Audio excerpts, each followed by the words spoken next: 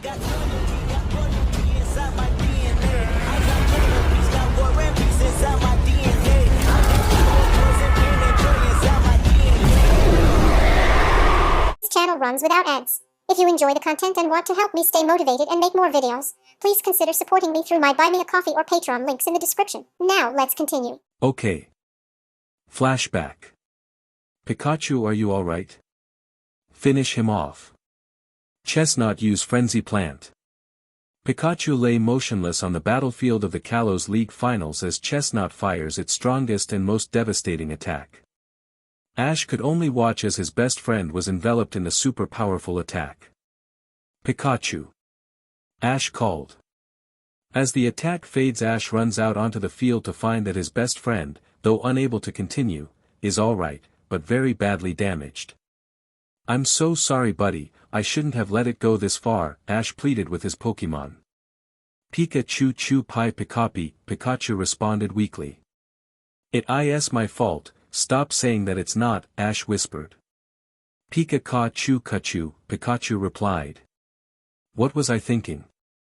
I should have forfeited the moment you were hit by his hyper beam. I knew it right then and there, I should have forfeited. Ash said angrily to himself. Chew, Pika Pie, Pikachu said, trying to soothe the guilt that his partner felt. Ash saw the look the electric mouse gave him and began to smile. We'll get stronger together, right buddy? Ash whispered back. Cha, Pikachu replied while nuzzling Ash's cheek. By now Ash's friends and his mother had made it onto the field. Is Pikachu alright? Bonnie asked meekly. He will be, Ash spoke softly. Promise? Bonnie asked until her brother placed his hand atop her shoulder. Pikachu will be fine, Clement said with an all-knowing glance. Bonnie nodded her head, understanding that her brother wanted to give Ash some alone time. Clement took his sister's hand and began to walk away, but he stopped and said, Serena, let's go. Are you okay though? The honey-haired teen asked while she completely ignored Clement. She looked at her childhood friend with a worried expression.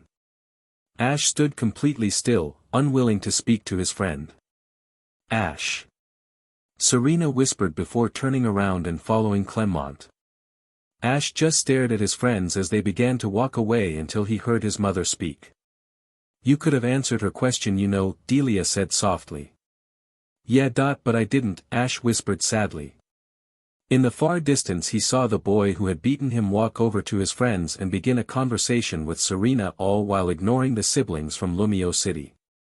He watched as Callum suddenly pulled Serena aside and talked to her privately. At the sight of this, Ash bit his lip nervously and turned the other way and began to walk out of the arena. That frown no longer remained on the raven-haired boy's face as he stood in a small clearing in Viridian Forest. The now 17-year-old boy was wearing a blue tank top with his blue jacket tossed against a tree stump. He yawned and then stretched his arms before kneeling down and collapsing on the grassy terrain, clearly exhausted. On the tree stump stood his faithful companion for the past 7 years as a trainer, Pikachu, number 25. The electric mouse was capable of using its tail to absorb electricity from a thunderbolt. That's what his Pokédex had once said during his first days as a trainer. Arceus, I am totally spent for today. What about you buddy? Ash asked. Pikachu yawned before shutting his eyes and falling asleep. Ash chuckled and looked towards the starry sky and felt his smile evaporated and became a frown. He reached into his pocket and pulled out a blue handkerchief that once belonged to someone he cared deeply about. For years. Hard to believe that I have been gone all this time, he whispered. He watched as a lone star traversed across the starry sky and felt his thoughts wander. I wonder how she is doing, he whispered sadly. Flashback, Kalos League Award Ceremony. Ash found himself staring into the stars that blanketed the sky as he was laying down on the grassy terrain. After he had left the arena, he had walked towards the lone hill that he currently was at. His backpack was placed against the trunk of a cherry blossom tree that was only a few yards away from him. He turned towards the tree and saw Pikachu snoozing with his hat atop his head. He felt himself smile as he turned his gaze back towards the star-filled sky and sighed. Why did I lose? He wondered out loud. This was it, I was so sure I would win this time. All that training we did, was it for nothing? The raven-haired boy quickly shook his head, feeling like he was acting like a sore loser. No, it was not for nothing. I was able to strengthen the bond between me and my Pokemon, and that's what matters. He felt his thoughts turn to what the outcome of the battle may have been. He pulled himself up into a sitting position and said, I promised myself that if I actually won this one, then I would tell her how I felt. He began to procrastinate as to if he should confront his childhood friend and reveal his feelings for her. Arceus, why do feelings have to be so confusing? He felt himself chuckle and said sadly, at least I don't have to tell her. Suddenly he heard the snapping of branches behind him and he spun around. Hello? Ash called into the darkness, hoping for a reply. Maybe I imagined Dash, he began to say until he heard the snapping sound once more. Who's there? Ash asked, becoming slightly agitated. Ash pulled himself to his feet and looked around the area for signs of movement. To his surprise he saw a flash of white quickly dash behind a small rock. Ash then quietly tiptoed his way over to the rock. He quietly climbed on top of it only to immediately leap off and exclaim, Gotcha. Much to Ash's surprise, however, instead of finding a human, he found a small bipedal Pokemon with a white body. Its body and legs seemed to resemble a nightgown or an oversized dress. It had green hair, resembles a bowl cut, which covered most of its face. Its hair was split by two flat red horns, a large one towards the front and a smaller one at the back. The Pokemon, startled by Ash's sudden appearance, quickly inches away until its back was hugging the rock. A Ralts. Ash said as he scratched his head with a look of confusion upon his face. He watched as the psychic fairy-type Pokemon wintered fearfully and grew concerned.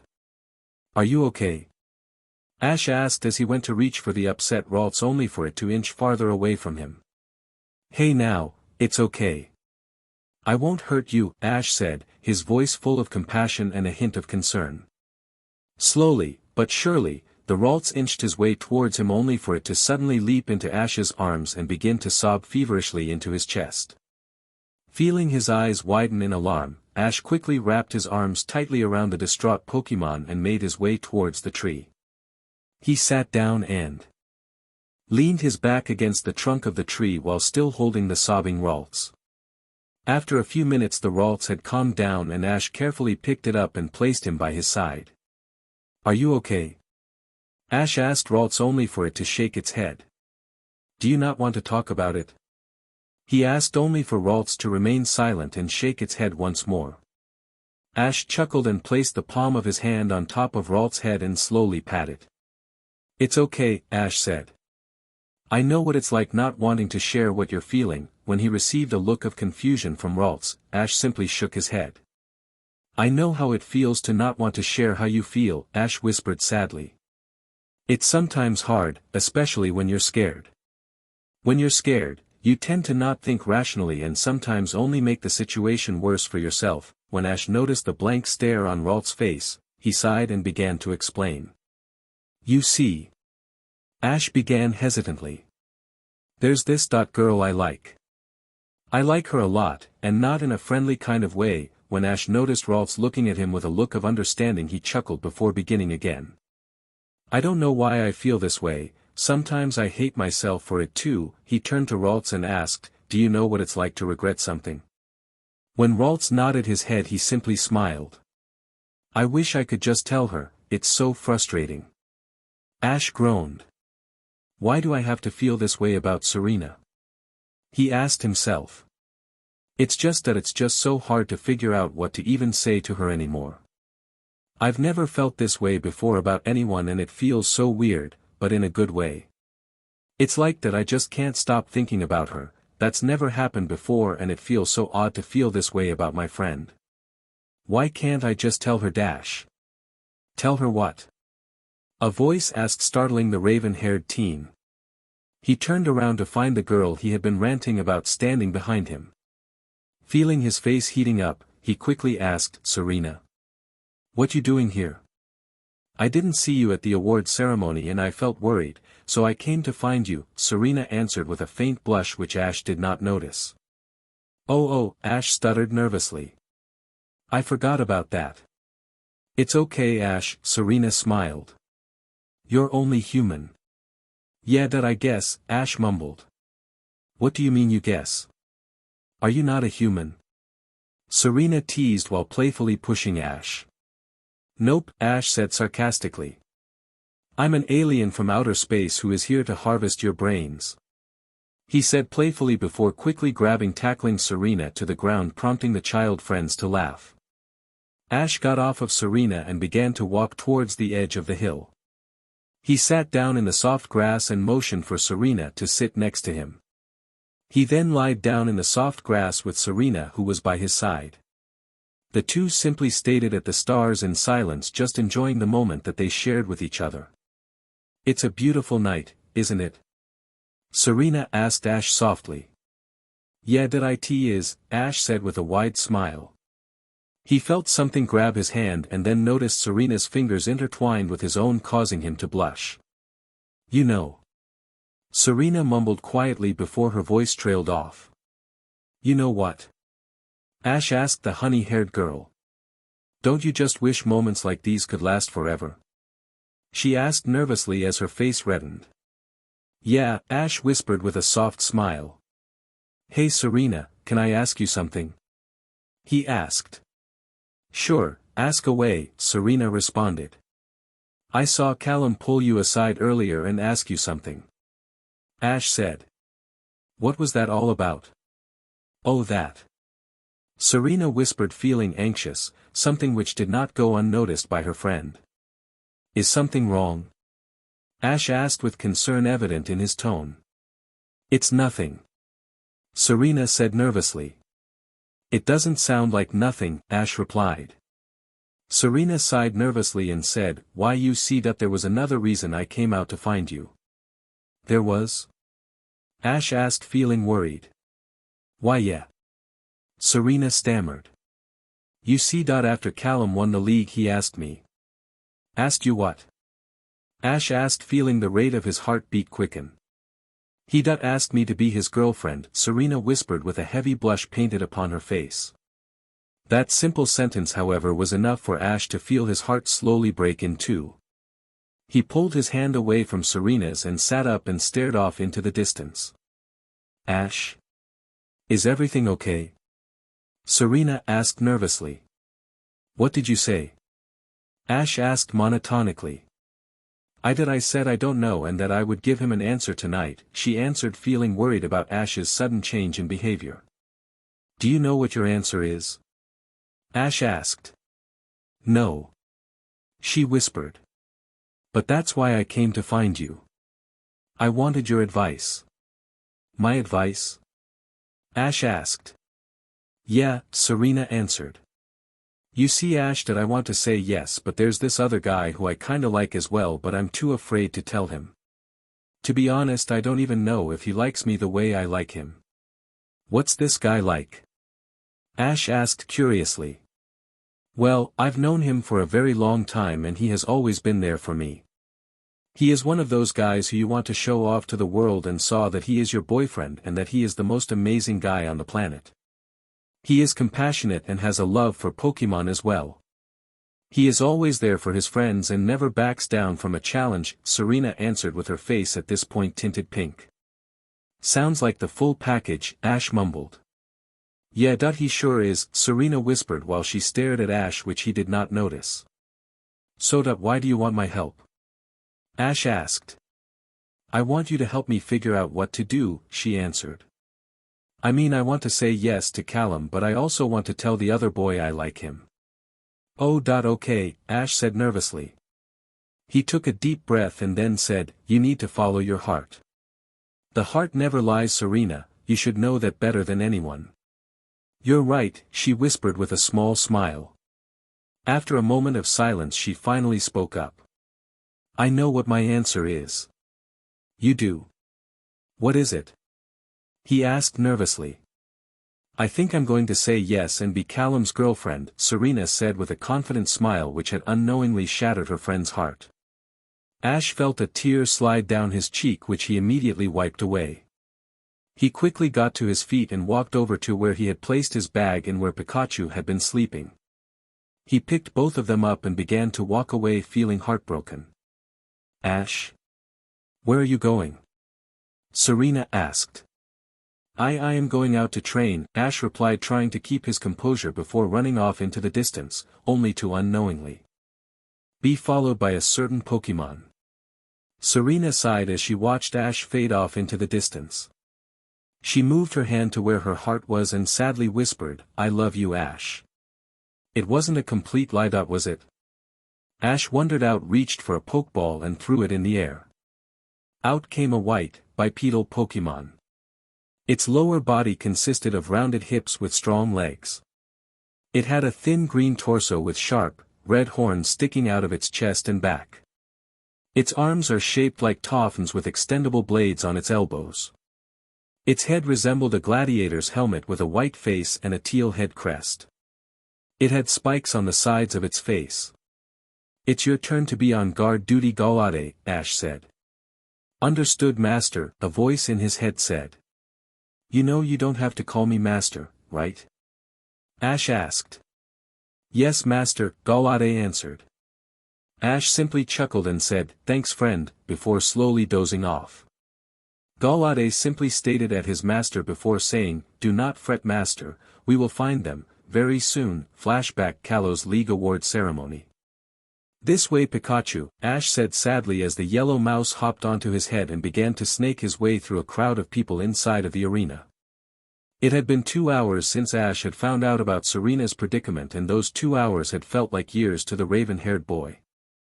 A requirement of the Kalos League was that the top 3 trainers were to be awarded for their strenuous efforts they had gone through to reach where they were now.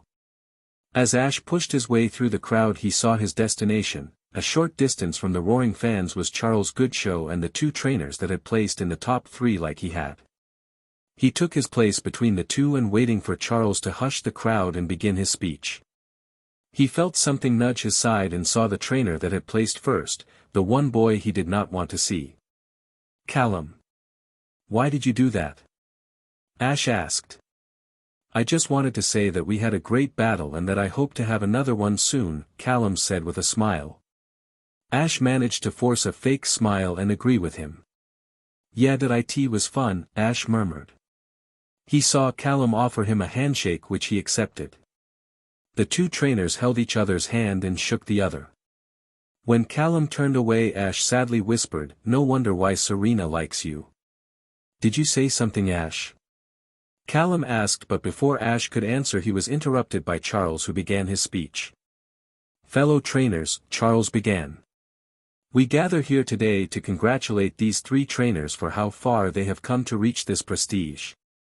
A Pokemon League is a way of filtering out the strongest trainers and allow them to show themselves off to the world along with their Pokemon. Though most of you didn't place, for did not make it past the first round, for those who may find their efforts to be fruitless, I would like to thank you. I see the potential that each trainer in front of me has, and maybe one day you too will be among these 3, he said as he pointed towards the trio. We are here to congratulate these 3. Ash just seemed to blankly stare at Goodshow, not hearing a word he said. He could feel his world slowly crumbling around him, and Pikachu noticed this as well.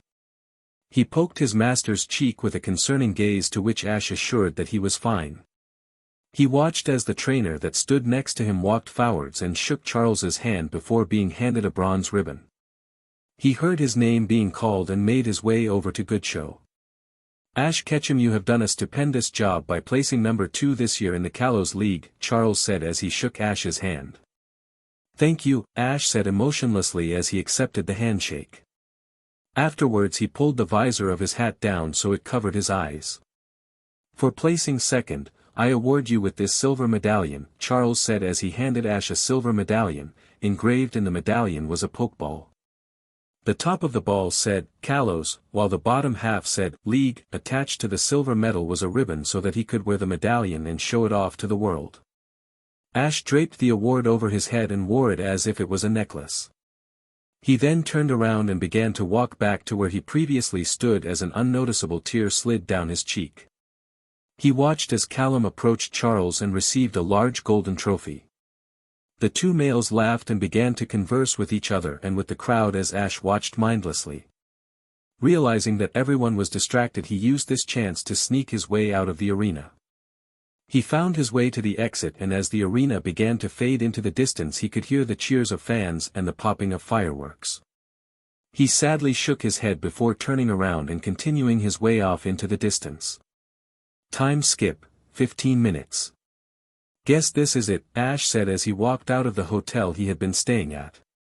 He turned one last time towards the arena and saw the fireworks still lighting up the sky. He turned towards his partner with a saddened look and was about to say something until he felt something wrap their small arms around his leg. He looked down and was surprised to find the Ralts he had met earlier. Ralts? What are you doing here? Ash asked the small Pokemon. Ralts? Ash asked when Ralts had not replied but was immediately shocked when Ralts did. I want to go with you, a voice said in Ash's head. Telepathy, Ash whispered as his eyes widened after understanding what had just happened. He looked towards Ralts and asked, why do you want to come with us? I have nowhere else to go, no one else to be with. I need a friend, and it looks like you do too, Ralts said. I see, Ash mumbled. Why are you dash? I don't want to talk about it, Ralts said, interrupting the Kanto native. Okay then, Ash said as he scratched his head. He pulled out a Pokeball and held it in front of Ralts. He watched as the Pokemon stared at the circular device nervously and sighed. Are you sure you want to do this? Ash asked. After a moment of silence, Ralts nodded his head and slowly reached its arm towards the button on the Pokeball. As Ralts' arm lightly brushed the button, he was absorbed by a bright red light and now resided in the Pokeball. It turned furiously in Ash's hand, but the raven-haired trainer did not let go of the device until the turning ceased before placing the ball onto his belt. He turned towards Pikachu and nodded his head, signaling the yellow mouse to scamper onto his shoulder as the duo ventured off onto the darkness to places unknown. Present time. Come on, Pikachu. I see Pallet town up ahead. Ash yelled enthusiastically as he ran down the dirt path that led to his childhood home. Ash could tell that his partner was excited as well due to the fact the yellow mouse ran faster than him and left him behind. Pikachu, wait up. Ash yelled as he began to run faster. As the duo ran down the path, a figure watched them through the shadows created by the trees that surrounded it. He's back, the figure whispered. The figure appeared to be wearing a brown hooded robe. The robe had two dark brown straps crossing over the figure's shoulders and chest, with 5 metal studs lining either strap. It's finally time, I have been waiting for this moment for a very long time, the figure said loudly and laughed loudly but in a childlike sort of fashion. The figure reached inside of the robe and pulled out a necklace with a Pokeball attached to it. You ready, Pi? 'Cause this battle is going to be fun. Gosh, Pikachu, would it have killed you to slow down a bit? Ash sarcastically asked the yellow mouse. Pika. Pikachu teased as he stuck his tongue out at the raven-haired trainer. Hey! Ash exclaimed angrily, causing Pikachu to break out into laughter. Ash simply sighed and looked at the destination they had went to. We back, buddy, we're home, Ash whispered. Pikachu scampered up onto his shoulder. The duo stared at a cute little white house that sat in front of them. As Ash walked through the gate, he noticed that the garden had grown larger in size compared to when he had seen it last. He walked up to the door and took a deep breath. He turned to Pikachu with a worried look, then back at the door. He then knocked on the door loudly and moments later was met by a Pokemon that he had not seen in years. In front of him stood a psychic-type Pokemon that closely resembled that of a clown or a jester, had a pink head with red cheeks and blue, frizzy hair, a round, white body with a red spot in the middle, light pink arms and legs that were connected to its body by red spheres, along with white, 5-fingered hands, and blue feet that curl upward at the tips. In the mime-like Pokemon's hands was a wooden broom which it had tightened its grip on since opening the door. Mime? The Pokemon exclaimed. It's nice to see you too, Mr. Mime, Ash said as he nervously scratched the back of his head. Mr. Mime then began to mentally freak out, from tightly gripping Ash's hand and firing him into a very cheerful handshake to giving Pikachu a bone-crunching hug. Mr. Mime continued to loudly hollow cheerfully until a sing-song voice from inside called, "Is everything okay, Mr. Mime? Mime! Mime, Mime, Mr. Mime!" Mr. Mime exclaimed and began to frantically flail his arms. A shuffling was heard from inside and footsteps could be heard approaching the door.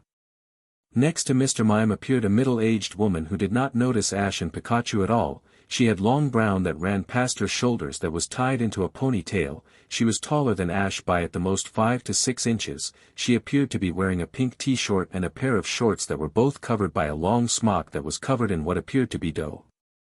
Pikachu suddenly leapt off of Ash's shoulder and ran towards the woman and jumped into her arms, briefly alarming her. "Pikachu?" the woman said curiously before her face paled. "If you're here then that means..." she exclaimed before whirling towards the open doorway and saw who stood in the doorway. "Aya, Ash," the woman stuttered happily as a quivering smile appeared on her face. A lone tear escaped from her eyes and slowly glided down her cheek. "Is that really you?" the woman asked as if the man in front of her was simply an illusion.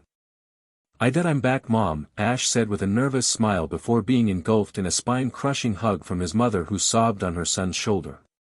She held her son there for a good 2 minutes of continuous sobbing before finally releasing the boy and wiped her eyes dry. "I can't believe that you're finally back, sweetie," Delia exclaimed. She quickly stood aside before saying, Please come in." "Thanks, Mom," Ash said gratefully before walking into the other room and plopping down onto the L-shaped couch. He gave a big yawn and stretched his arms. He chuckled as he watched the yellow mouse do the same as well. His mother entered the room with Mr. Mime, who carried a plate of freshly baked cookies. The Mime Pokemon placed the plate on the coffee table that rested in front of Ash before walking over to Delia, who sat on the short side of the couch.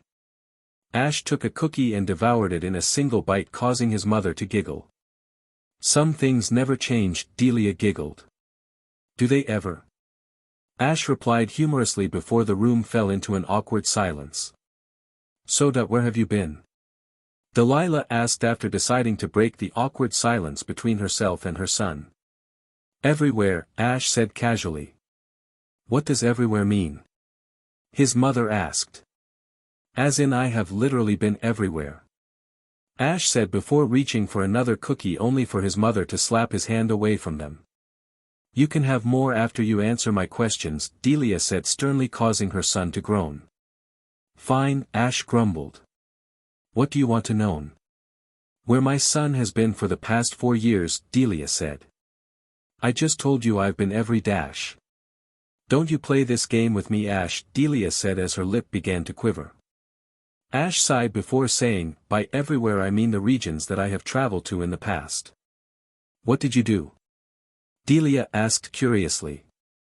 I wanted to become stronger, so I sought out the strongest trainers I could find. I wanted to hone my skills as a Pokemon trainer before returning home. Kalos was my year, Mom, it was my year and I blew it," Ash exclaimed, slightly frightening his mother. "Losing that battle really made me rethink my life," Ash said emotionlessly. "So many things occurred that day that aided in my departure. The first place I went to was Pallet Town. I wanted to get here before anybody noticed my absence. I went over to Professor Oak's lab and gathered all of my Pokemon, every single one. I grabbed all the TMs that I earned from gym leaders, also took a large sum of cash I won in the leagues to help me pay my way through these past 4 years, and I now have not a penny to my name. After this I went to Saffron City and took a one-way trip to Goldenrod City in the Johto region on the magnet train. In Johto I trained with many people including Lance. He was a big help," Ash said before taking a deep breath. "About 6 months after arriving in Johto I took a ship to Unova. There I embarked on a quest given to me by former champion Alder. The quest required me to a desert and locate a white spherical stone and bring it back to Alder. When I returned to Alder then had me go to Nakreen Town, bring the stone go Lenora, the town's gym leader, for inspection. A day after arriving in Nakreen Town, Lenora told me that she knew absolutely nothing about the stone and told me to go one of my friend's hometown, the Village of Dragons. I brought the stone to the elder of the village and she was wise enough to tell me that the stone had a powerful aura and it had chosen me as its bearer. She told me to bring the stone to the highest tier in Dragon Spiral Tower and awaken the stone, and when I did it I awoke the legendary dragon Pokemon Reshiram, the dragon of truth and ideals, Ash said before pulling out a mega ring from his bag as well as a small white stone. He held the stone near his eye and said, "This is a shard of what remained from the stone that had imprisoned Reshiram and went to the Kalos region once more. I brought this to Shalar City and had Coronis' grandfather, who is a Mega Evolution Guru, shape the stone so it would fit in my Mega Bracelet and now with this stone I can call Reshiram whenever I see fit." After noticing how engrossed his mother was with his story he decided continue. "While I was in Kalos I decided to train a little and I began to collect Mega Stones so that my Pokemon could Mega Evolve.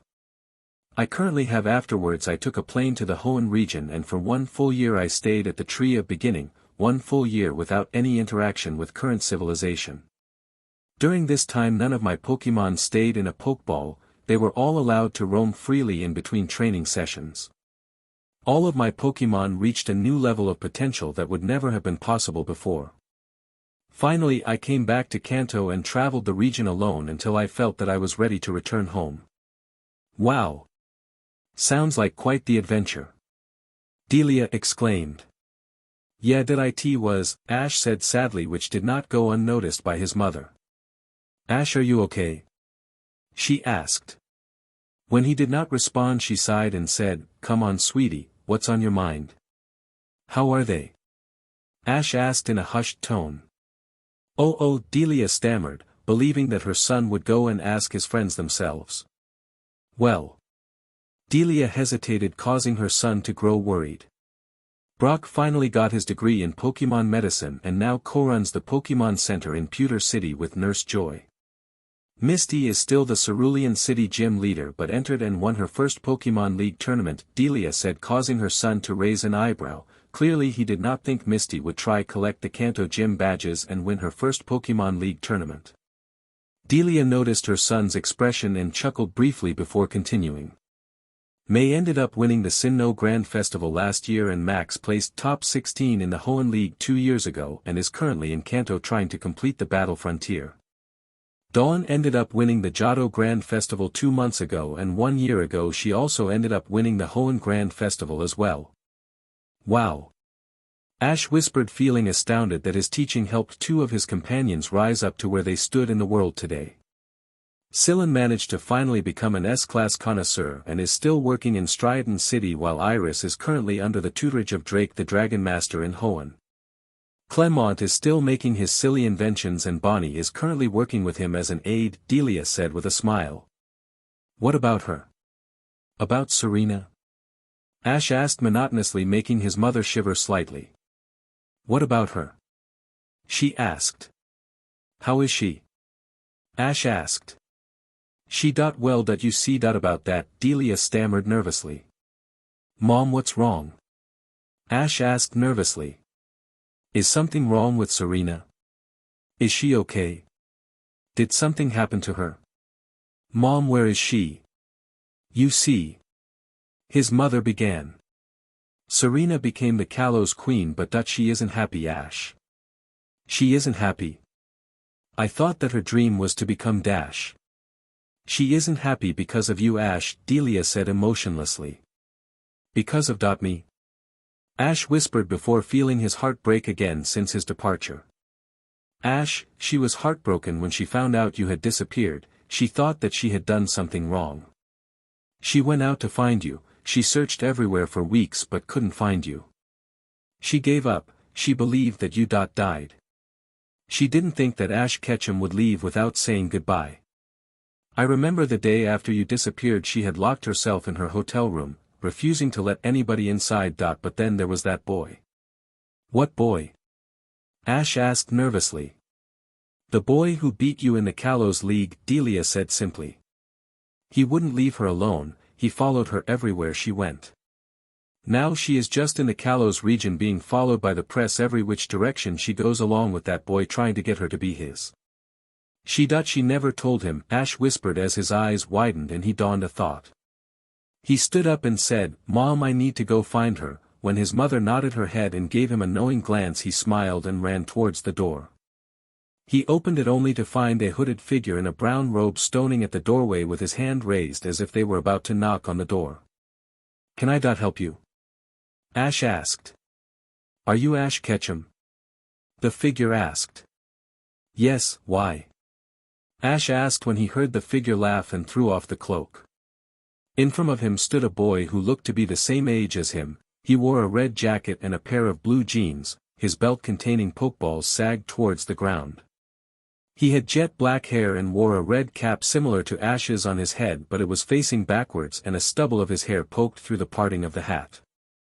A Pikachu then scampered up onto his shoulder and the boy proudly yelled, "My name is Red and I challenge you to a battle. Attention passengers, we will be landing in Lumio City within the hour." "We're almost there, Pikachu," Ash said with an enthusiastic smile. He turned his head towards the oval-shaped window and watched as the airplane flew past numerous flying-type Pokémon. He began to feel his stomach churn as he remembered why he was on the plane in the first place. Ash slowly sank into his seat and looked towards the boy next to him. The boy looked at Ash with a look of concern. "Maybe this wasn't such a good idea, Red." Ash mumbled to himself. "Bruh, chill out. I said that I wasn't going to dash. Not that, Red, this. Going to Kalos," Ash sighed. Red took notice in Ash's sudden change of emotions and frowned. "When I think of the name, Ash Ketchum, I picture this optimistic and headstrong kinda guy, defiantly not this sad sack in front of me," Red said. When Ash's facial expression had not changed, Red sighed. "This Serena chick dash. Serena. Her name is Serena," said Ash with a hint of agitation in his tone. "Close enough," Red pouted. "So this Serena chick that you seem to care about her a lot," Red said. "Yeah, that we go way back," Ash said as a smile formed on his face. "We met back when we were kids and back in the day we were inseparable. That was until she had to move," Ash said as his smile slightly faded before it returned seconds later. "We actually ended up meeting again by sheer luck back when I was competing in the Kalos League. During that time I traveled with her as well as two of my other friends, Clem and his little sister Bonnie. I actually didn't even remember her when we met each other again." "Smooth," Red said sarcastically while rolling his eyes. "Whatever," Ash grumbled. "After the league I was going to tell her how I felt but I choked. Turns out not only did the guy that beat me ask her out but she also liked another guy as well." "Ouch," Red said with an emphasis on the H. "You have no idea." Ash muttered. "Actually I do." Red sighed, causing Ash to turn his head and look at his new traveling companion in surprise. "Really?" Ash asked with an unreadable facial expression. "Yeah, but that's a story for another time," Red said before pointing towards the window. "Look!" he exclaimed. Ash turned his head towards the window to see a large tower off in the distance that was able to pierce the darkness. "Serena, that I'm coming," Ash whispered with a small smile. His thoughts however were interrupted by the backwards cap-wearing boy. "Now that we're here, now what? We gonna go and hunt this chick down?" Red asked. "No. There's someone I need to see first," Ash said. "What do you mean I can't come with you?" Red exclaimed. The Kanto duo found themselves standing at the base of the Lumio City Tower along with two siblings. "The first time you show up in 4 years and the first thing you do is dump this guy on us," one of the siblings exclaimed. She had grown a bit since Ash had seen the little sister of the Lumio City gym leader. To him she looked exactly the same, only just a tad taller. "Bonnie!" her older sibling scolded. Like his sister, he had not changed physically except that he had grown quite a bit since Ash had seen him last. "But Clement, dash." "No buts, Bonnie. That was very rude, apologize," Clement said, chiding his little sister. "Yeah. What he said?" Red said, jumping into the conversation with a smug look cast upon his face. "I'm sorry," Bonnie mumbled, only for a sinister smile to form on the boy's face. "I'm sorry, what was that?" Red asked sarcastically as he taunted the little girl by raising his hand to his ear. I said I was sorry. Bonnie yelled as her face grew red with anger, prompting Red to laugh. That's what I though, Red chuckled. Whatever, Bonnie pouted before Clement walked over to Ash and left Red and Bonnie to bicker with each other. So Ash, where have you been? Clement asked, causing Ash to groan loudly. I am not going to get into this again in less than a single day, he exclaimed until he noticed Clement giving him a cross look. Ash sighed as he began to tell the long story of his 4-year journey, but midway through his story Clement asked, so why is this Red character with you? Snore, use body slam. Dodge it and use water shuriken. Snore, use belly drum. Ash's mother sighed as she watched her son battle the stranger who had shown up at her door requesting demanding a battle with Ash. She found herself looking back and forth between the battling Pokemon as they have it their all and battled brilliantly and seemed evenly matched. Currently Red was down 2 Pokemon while Ash still had a full roster of 3 that were battle ready. Now Snore, use Mega Punch. Red commanded as the plump Pokemon raised its fist in the air before charging towards its opponent at a speed greater than that of an ordinary Snorlax. Before Ash could even give a command, he watched as his Pokemon take the attack head-on and sent flying in the air before plummeting back towards the earth. Who is this guy? Ash wondered as he watched Greninja leap to his feet seemingly unfazed by the powerful punch. He quickly directed his attention back to the battle and yelled, Greninja, use double team. He watched as the agile water-type Pokemon put its hands together before spreading his arms out and multiple copies of itself surrounded Snorlax. Dang it! Red exclaimed, feeling frustrated. Come on, think, Red. He thought to himself before his train of thought was interrupted by Ash commanding Greninja to use Nice Slash, sending his Pokemon a few feet backwards. Snore, no! Red yelled. Greninja, let's finish this. Ash yelled. Greninja, disperse your clones. Ash watched as the copies of Greninja suddenly vanished into thin air before the real one stood in front of Snorlax. Greninja, use your Shadow Shuriken combo. Shadow Shuriken combo. Red pondered aloud as he watched an arrogant smirk form on Ash's face. At first he was confused as he watched 2 of the throwing stars that were needed for Greninja's water shuriken attack form in both of Greninja's hands, but felt his eyes widen as a shadow ball attack engulfed the 2 throwing stars. It took a few seconds, but in a flash of purple light the throwing stars grew larger and larger until the throwing stars were now the size of chakrams. FYI, chakrams are the weapons Axel uses in Kingdom Hearts, laughing face. The chakrams were surrounded in a black aura and faint purple lines drifted off of them as the wind blew them away.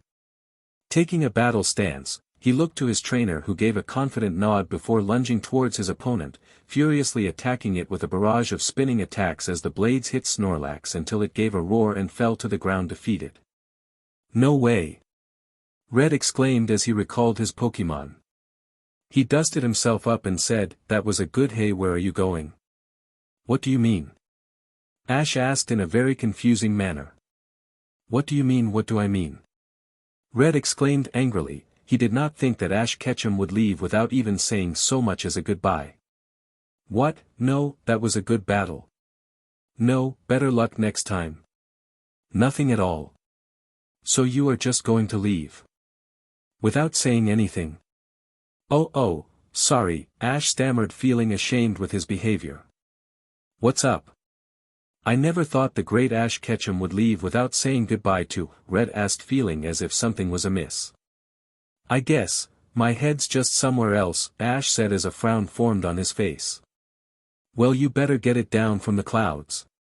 Red teased but gave Ash a worried look when he didn't crack even as much as a small chuckle. You okay, dude? Red asked. I know that I'm not okay, Ash said before turning around to walk away until he felt Red grab his arm. Where do you think you're going? Red asked with a confused look cast upon his face. Lumio City, Ash answered much to Red's surprise. The Kalos region? Red asked, scratching his head. Yeah, you ever been? Ash asked as the duo began to walk down a dirt path away from Ash's house, leaving his mother smiling at the sight of the 2 boys. Nope, but it looks like I am now, Red replied as he put his arms behind his head in a carefree manner. And why is that? Ash asked. 'Cause I'm going with you. Red answered with a toothy grin. Why? Ash asked, feeling lost. Because that battle was such a bore. You didn't even try. Till then I am gonna follow you till I get the rematch I deserve. I want to fight Ash Ketchum with no holes barred. Red exclaimed proudly. You know what? I'd like that, Ash smiled. This is the place, Ash muttered as he walked down a dark alley while he stared at the slip of paper that Clement had given him with the address of tavern where he would find Serena, or someone who would know where she was. This can't be right, Ash thought to himself as he entered the tavern. Please tell me she isn't in here. Ash whispered anxiously. Ash walked over to the bar and took a seat. He nervously looked back and forth between the two older men sitting next to him. He was so nervous he didn't notice the bartender talking to me. Kid, hey kid. The bartender said angrily. Who, me? Ash asked, pointing to himself. No, the other sheethead that I'm talking to, the bartender retorted, making Ash flinch due to his choice of words. What can I get ya? Gin? Scotch? Martini? Nah, that's a PP drink. You ain't no PP, are you, son? And no sir, Ash stuttered, feeling his face turn red. Well, good, 'cause a real man ain't drink no goddamn martinis. The bartender exclaimed, laughing loudly. Now this here son is a man's drink, he said as he pulled out 2 shot glasses and a large bottle out from under the counter. This here is the best bottle of rum Tool Gond in all of Lumios, no, the entire Kalos region. This bottle of perfection was locally brewed by yours truly. No thank you. Ash said as he watched the bartender fill the 2 shot glasses. No thank you. No thank you. The bartender yelled angrily. You better watch your mouth, boy, or you gonna get a butt kickin' you best not be forgetting. No. You don't understand. I'm only 17, a minor. Ash exclaimed. A minor, you say? The bartender said as a grim look appeared on his face. He leaned down on the bar and was now eye level with our raven-haired hero. Now you best be tellin' me why a FNG minor is in my bar. You tell me right now, you hear? I'm looking for a girl dash. Kid, I ain't playing no games. The bartender growled. I'm looking for a girl named Serena, Ash exclaimed, growing tired of the foul-mouthed barkeep and how poorly he was being treated. Serena, wait, you mean the Kalos Queen? The bartender exclaimed before laughing loudly, clearly hysterical by Ash's request. That's a good one, kid, why you looking for that there nice pair of melons? He said while wiping a tear from his eye. This comment made Ash clench his fists, and it took every ounce of self-control to not throw a fist into the bartender's face. No. I'm looking for my friend, Ash growled. Now why would the great and mighty Kalos Queen be friends with a scrub like yourself? He asked snidely. I'm not playing games, either you know where she is or you don't, Ash growled once again. Well, hate to burst your bubble, kid, but I don't know where she is dash. Oh. Ash sighed. Hey, shut up and let me finish. The bartender yelled.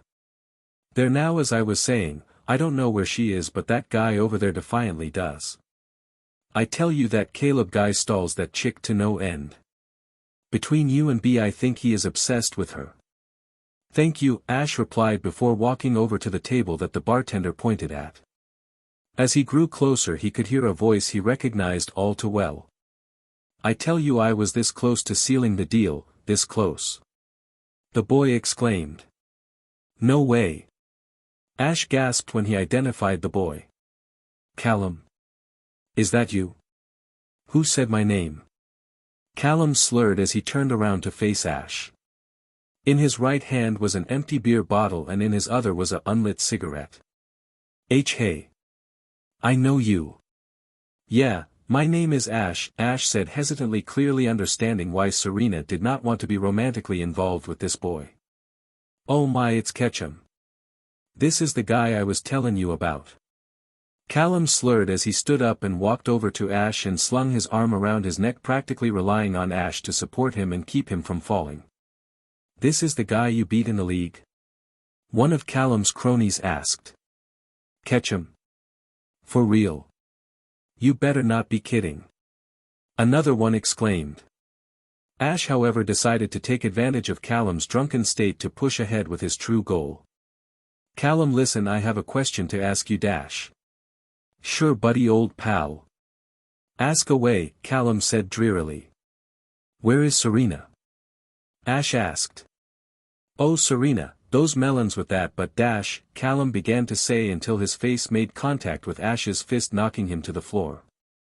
Clearly, while Ash had not wanted to fight the barkeep, he had no trouble punching the drunken slob that stood in front of him. Where is she? Ash bellowed. Chill dude, she is like at a performance right now. I think I'm gonna take a nap, Callum slurred before his head hit the ground. Serena, here I come, Ash whispered as he exited the tavern. Come on Serena, chin up. It's not that easy, Shauna. Of course it is. All you have to do is just tell yourself that you will do great and put on a big smile. Said a brunette girl with her hair styled in pigtails. She wore a purple t-shirt that was hidden under her black demon jacket. She also had a red skirt that draped down to her knees, and on her feet donned a pair of white trainers.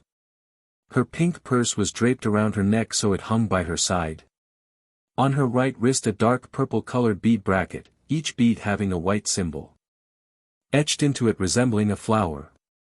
A frown had formed on her face. She was clearly worried about her friend. You don't understand what it's like, replied the honey-haired girl standing in front of Shauna. Her honey-colored hair was tied up in a ponytail and her sapphire eyes had lost the spark of happiness that had once shone once upon a time. Unlike Shauna, she wore a dark red dress with the edges outlined in black. The dress ran down to her knees, and inches below a pair of ruby heels had elevated her feet higher than usual. There was a small circular hole where her chest would be revealing a slight amount, but not a lot of cleavage. On her left shoulder a blue ribbon was stitched into the fabric that she cherished deeply. It had been given to her from someone that had a special place in her heart. Around her neck was a golden pendant with a ruby-encrusted heart in the middle. Shauna gave a frustrated with due to her friend's behavior. Lately Serena had become more withdrawn and acting depressed, the reason why. Today was the day Ash had disappeared. This is going to sound mean, Serena, just forget about him. Ash is gone and there is nothing you can do about it. Ash is not dead. Serena screamed loudly, causing her friend to yelp in surprise.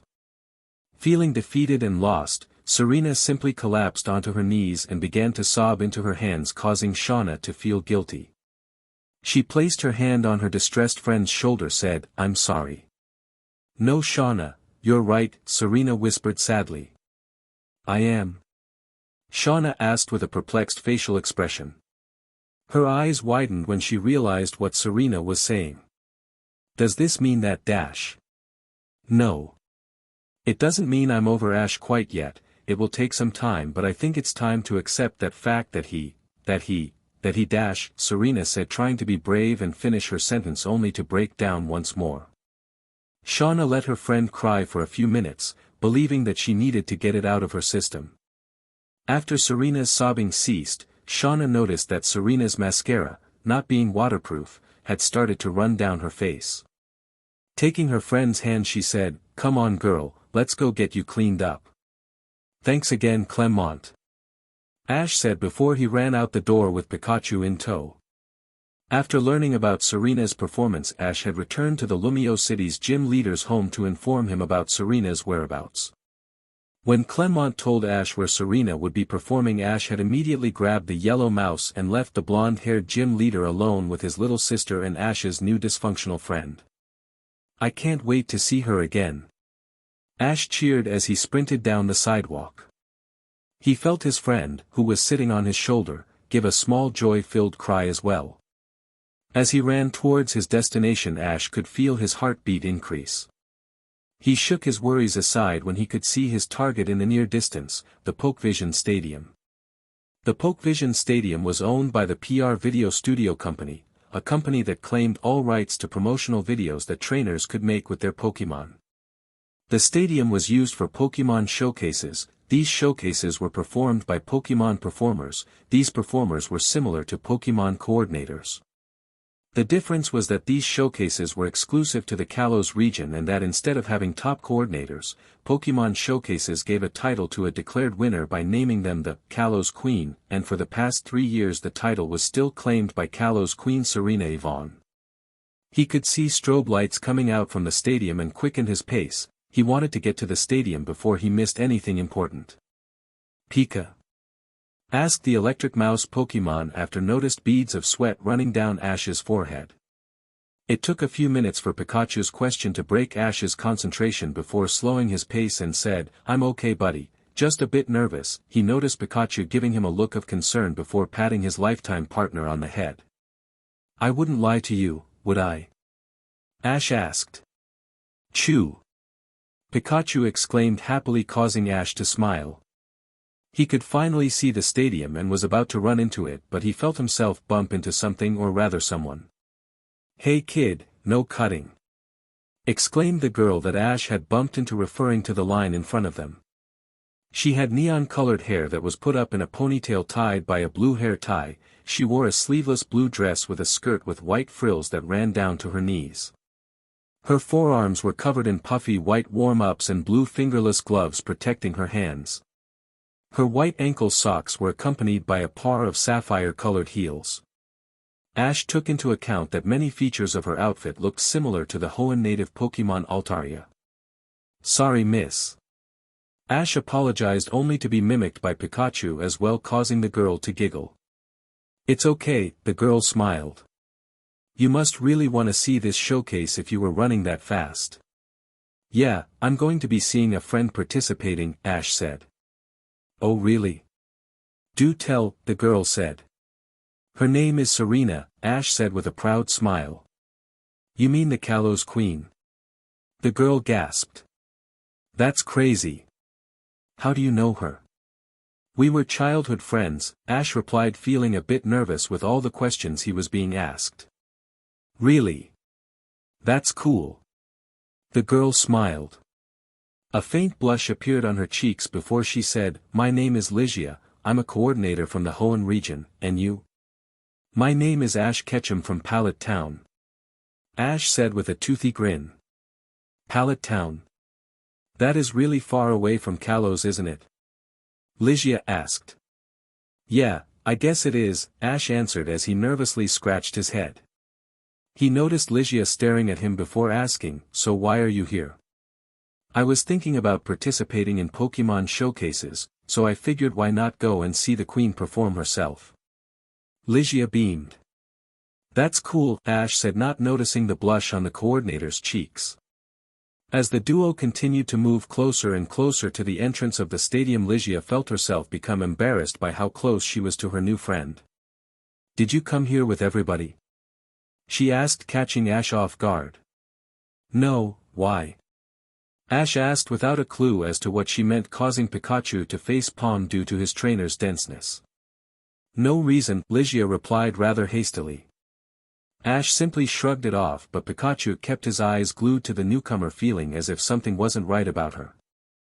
Moments later Ash found himself at the front of the line. Ligia had handed a burly man at the door a ticket before entering the stadium. Ash went to follow her but was stopped by the bouncer. "Ticket please," the bouncer said in a rather serious tone. "Ticket? I don't have a ticket," Ash said, feeling rather confused. "No ticket means no entry," the bouncer said. He was about to usher a heartbroken Ash away until someone stopped him. "Oh, there you are, Ash. I thought I lost you there for a minute," Ligia exclaimed as she walked over to the very confused Kanto native. "Do you know this boy Mayim?" the bouncer asked. "Of course I do. He's my boyfriend," Ligia said cheerfully before walking over to Ash and giving him a kiss on the cheek, causing both their faces to blush deeply. "Does he have a ticket, Mayim?" the bouncer asked. "Well, Funny story dash, Ligia said before she was interrupted by the bouncer. No ticket means no entry. I'm sorry miss, but you will be going to this performance alone, the bouncer said sternly, causing Ligia panic. She sighed knowing that there was only one way to convince the bouncer to let her in as well as Ash, and she did not like the method. Do you know who I am? Ligia asked cutely. Am I supposed to? The bouncer asked sternly. My name is Ligia Gray. Ligia said, striking a signature pose that Ash certainly did not recognize but one that the bouncer recognized. His eyes widened before his jaw dropped and exclaimed, Ligia Gray. As in the niece of world-renowned coordinator Wallace? The one and only, Ligia replied with a wink, causing the bouncer to drop to his knees and beg her for forgiveness. I'm so sorry for not recognizing the contest queen. Forgive me please. My daughter is a huge fan and she would hate him if she found out that I disrespected you in any way. It's okay. Ligia replied, clearly embarrassed by the grown man practically sobbing on the ground. Thank you, thank you, thank you. The bouncer exclaimed. Can I have an autograph for my daughter please? He asked eagerly while he pulled out a black pen and a used napkin. Sure. Ligia said hesitantly as she took the pen in one hand and took the used napkin in the other by holding only a corner of it with two of her fingers that she deemed was clean. Much to her dismay she wrote a small message and her signature on the napkin before handing back both the napkin and the pen to the bouncer. So, can me and my boyfriend leave now? She asked with a look of disgust as the bouncer rubbed the napkin against his cheek. She simply shrugged, not caring if he had said yes or no, and took Ash's hand and pulled him towards the entrance. What just happened? Ash asked as the duo sat down in the front seats of the stadium. Well, the cat's out of the bag now, so I guess I can tell you, Ligia sighed. My name is Ligia Gray. As I said before, I am a coordinator from the Hoenn region. Thing I left out was that I am the contest queen of Hoenn. Contest queen? What's that?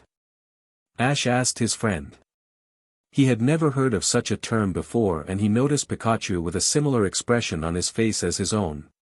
You know how someone becomes a top coordinator by winning the grand festival, right? She asked before Ash nodded his head. Well, a contest queen is someone who has risen above the title of top coordinator due to the fact that they have a relative of a higher title, and because Uncle Wallace is a world-famous coordinator and the former gym leader of Setopolis City, and the former Hoenn League champion. That kind of gives me a lot of expectations to live up to, so I was dubbed a contest queen, and seeing how I am the only one in the world at the given moment, people kind of make a big deal about it. I see, Ash replied before asking, but why did you say I was your boyfriend and kiss me? This question caused an awkward silence between the two before Ligia said, well, it was kind of one of those in the heat of the moment things. It was the first thing that I thought of to get you in here. Thank you, Ash said softly with a deep blush that was mutually shared with Ligia. It's fine, besides it is obvious that you care for Serena a lot and you of all people shouldn't miss this show just because you didn't have a ticket, she said with a deep blush before scooting a bit closer to Ash without him noticing. The lights suddenly darkened and Ligia screamed enthusiastically, it's starting. This is it, Serena, your time to shine. It's your time to start over and begin a new life, Shauna said as she looked her friend in the eyes and placed her hands on her shoulders. When she noticed the hesitation evident in Serena's facial expression, she tightened her grip on the Kalos Queen's shoulders. This is what he would want, Serena. Ash would want to do this. You that he would, right? Shauna asked nervously. I know, he would want me to be happy, Serena said sadly before Shauna released her from her grasp. When she could hear the crowd chanting her name in the near distance, Shauna gave her a tight hug and said, now get out there and give them a show they will never forget. Right, Serena nodded with a smile before her partner for the night, Braxian. As she walked closer and closer towards the runway, she stopped momentarily and sadly whispered, don't give up till it's over. Does this mean I just gave up? It's happening, Ash. It's really happening. Ligia squealed. She began to jump up and down enthusiastically, causing the Pallet town native to sweat drop due to his new friend's actions.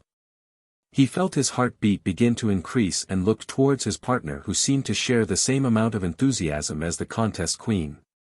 I can't believe after all these years I finally get to see her again. Ash whispered with a smile that he could not get rid of even if he wanted to. This is it, no turning back, Serena whispered nervously. She turned to Braxian who gave her a look of confidence. Her starter Pokemon knew how much pain that her trainer had endured after her crush's disappearance. She watched as the curtain opened and felt her eyes water briefly before immediately wiping the tears that threatened to ruin her debut. Forgive me, Ash. It's happening.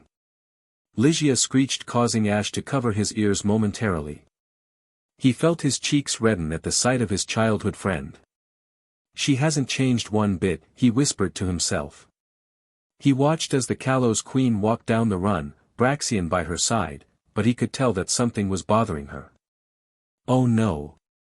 He whispered after remembering what his mother had told him. It's my fault. Serena continued to walk down the runway feeling her composure slowly evaporating with every passing second. She became overwhelmed with memories of him. He's the reason I am even standing here, the reason why I had a dream. She thought to herself as she closed her eyes trying to stop the tears that had began to flow down her cheeks.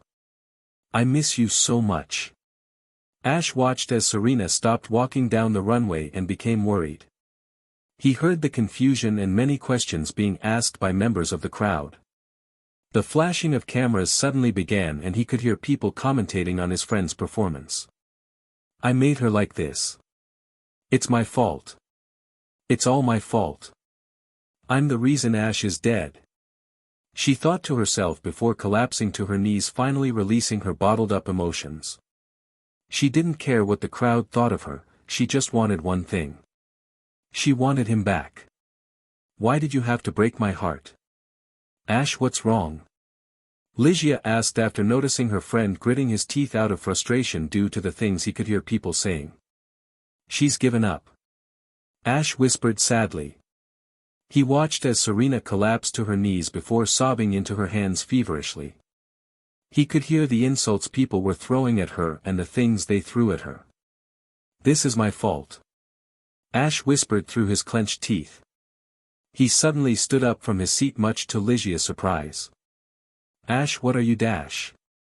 Serena. Never give up until it's over. Ash yelled loudly, trying to have his voice overpower the rest of the stadium. He felt Pikachu hop onto his shoulder and mimic his trainer. Pika Pie. Let me fix it then. Serena. Never give up until it's over. That voice. She whispered through her choked sobs. Believing it to be her imagination, she brushed away the thought of her friend being back and was about to break down once more until one thing sealed the deal. Pika Pie. This isn't real. Serena. Get up. Get up. Pika. When two lives meet another. It can't be, Ash, is that you? Serena whispered as she slowly looked towards where the voices were coming from. Something is born. Serena. Ash yelled enthusiastically when he saw Serena look his way. Our hearts rejoice. Ash. Serena screamed happily before leaping to her feet. She didn't care what happened from this point forwards, she wouldn't care if her career was ruined because of this, she just wanted to be with him. Two hearts. Ash felt a smile form on his face so large when he saw Serena running his way. That was until... Oh no! Ligia exclaimed. Ash watched in horror when he watched Serena's eyes become dilated and trip off of the runway. No!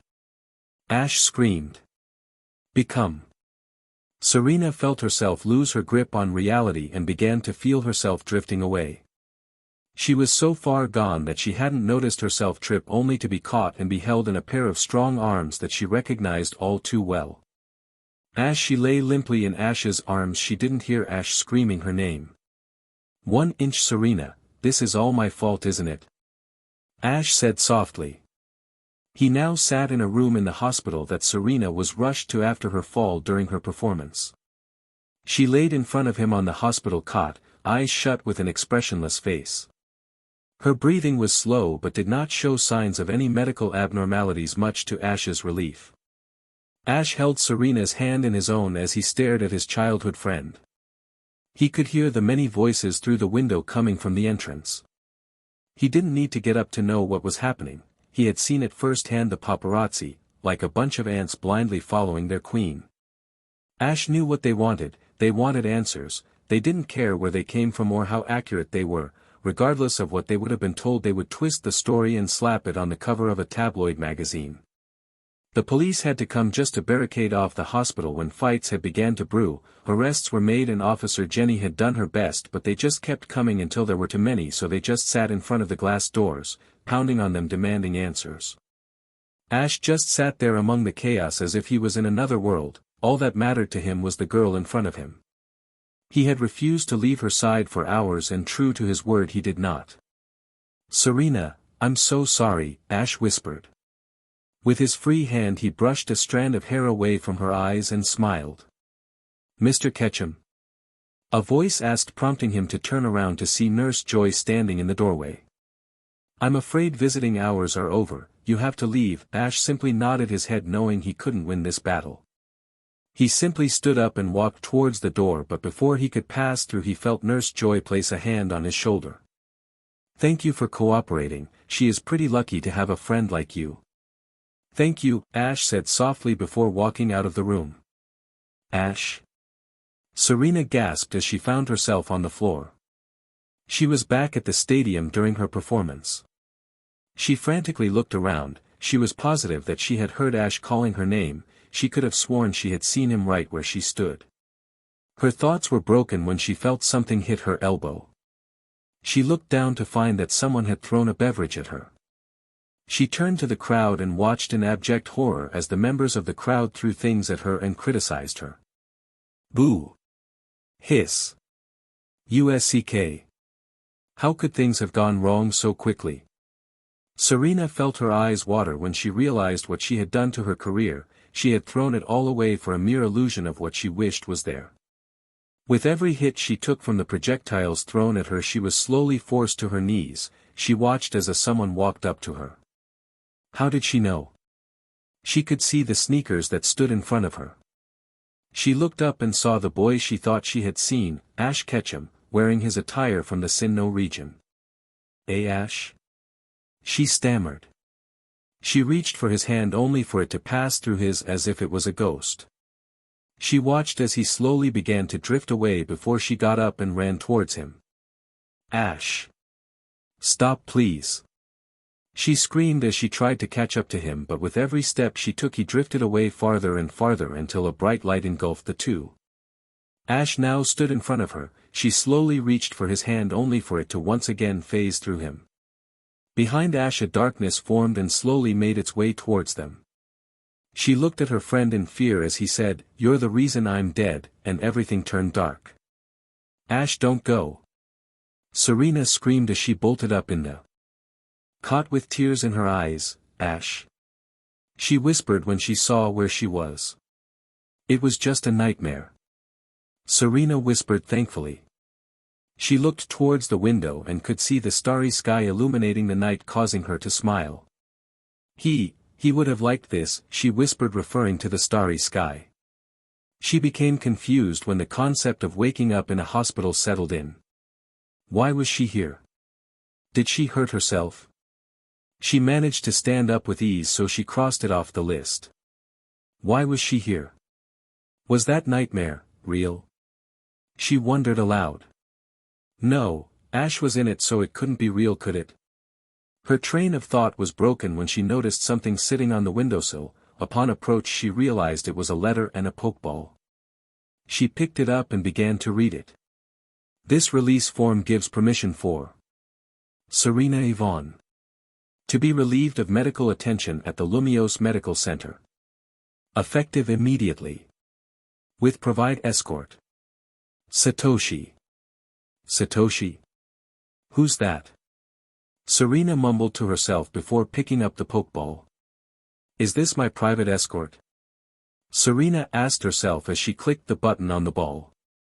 She felt her eyes widen at the Pokemon standing before her. She had never seen one like it before. Master awaits you. Master? Serena questioned nervously. Before she could continue her sentence, she felt the Pokemon grab her tightly. She screamed as they were absorbed in a bright light before disappearing into thin air. Pika. I'm sure it will work out, Pikachu, Ash said with a confident smile. The duo had traveled rather quickly to the Santalin forest, far away from Lumio City. Ash was sitting on a fallen log next to Pikachu as the only thing piercing the darkness of the night was the flickering flame of their campfire. The stars had slowly phased out of the sky, leaving only a few left to watch down upon the earth. Ash looked up briefly to see a shooting star, only to be reminded of the wish Pokemon Jirachi, a Pokemon said to wake up every millennium to grant wishes for only 1 week. He remembered meeting the Wish Pokemon and saving it from a wicked magician who was content of resurrecting Groudon from an odd fossil, but it didn't exactly work the way he thought it would.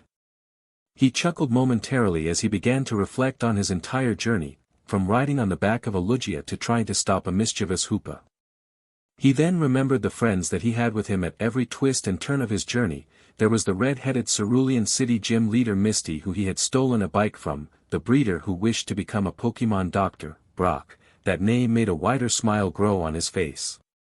The dark-skinned man had traveled with him the longest out of every single one of his friends. He had followed Ash from the Indigo League all the way to the Lily of the Valley Conference. Ash silently thanked the Pokemon breeder, knowing that he wouldn't be here without his help.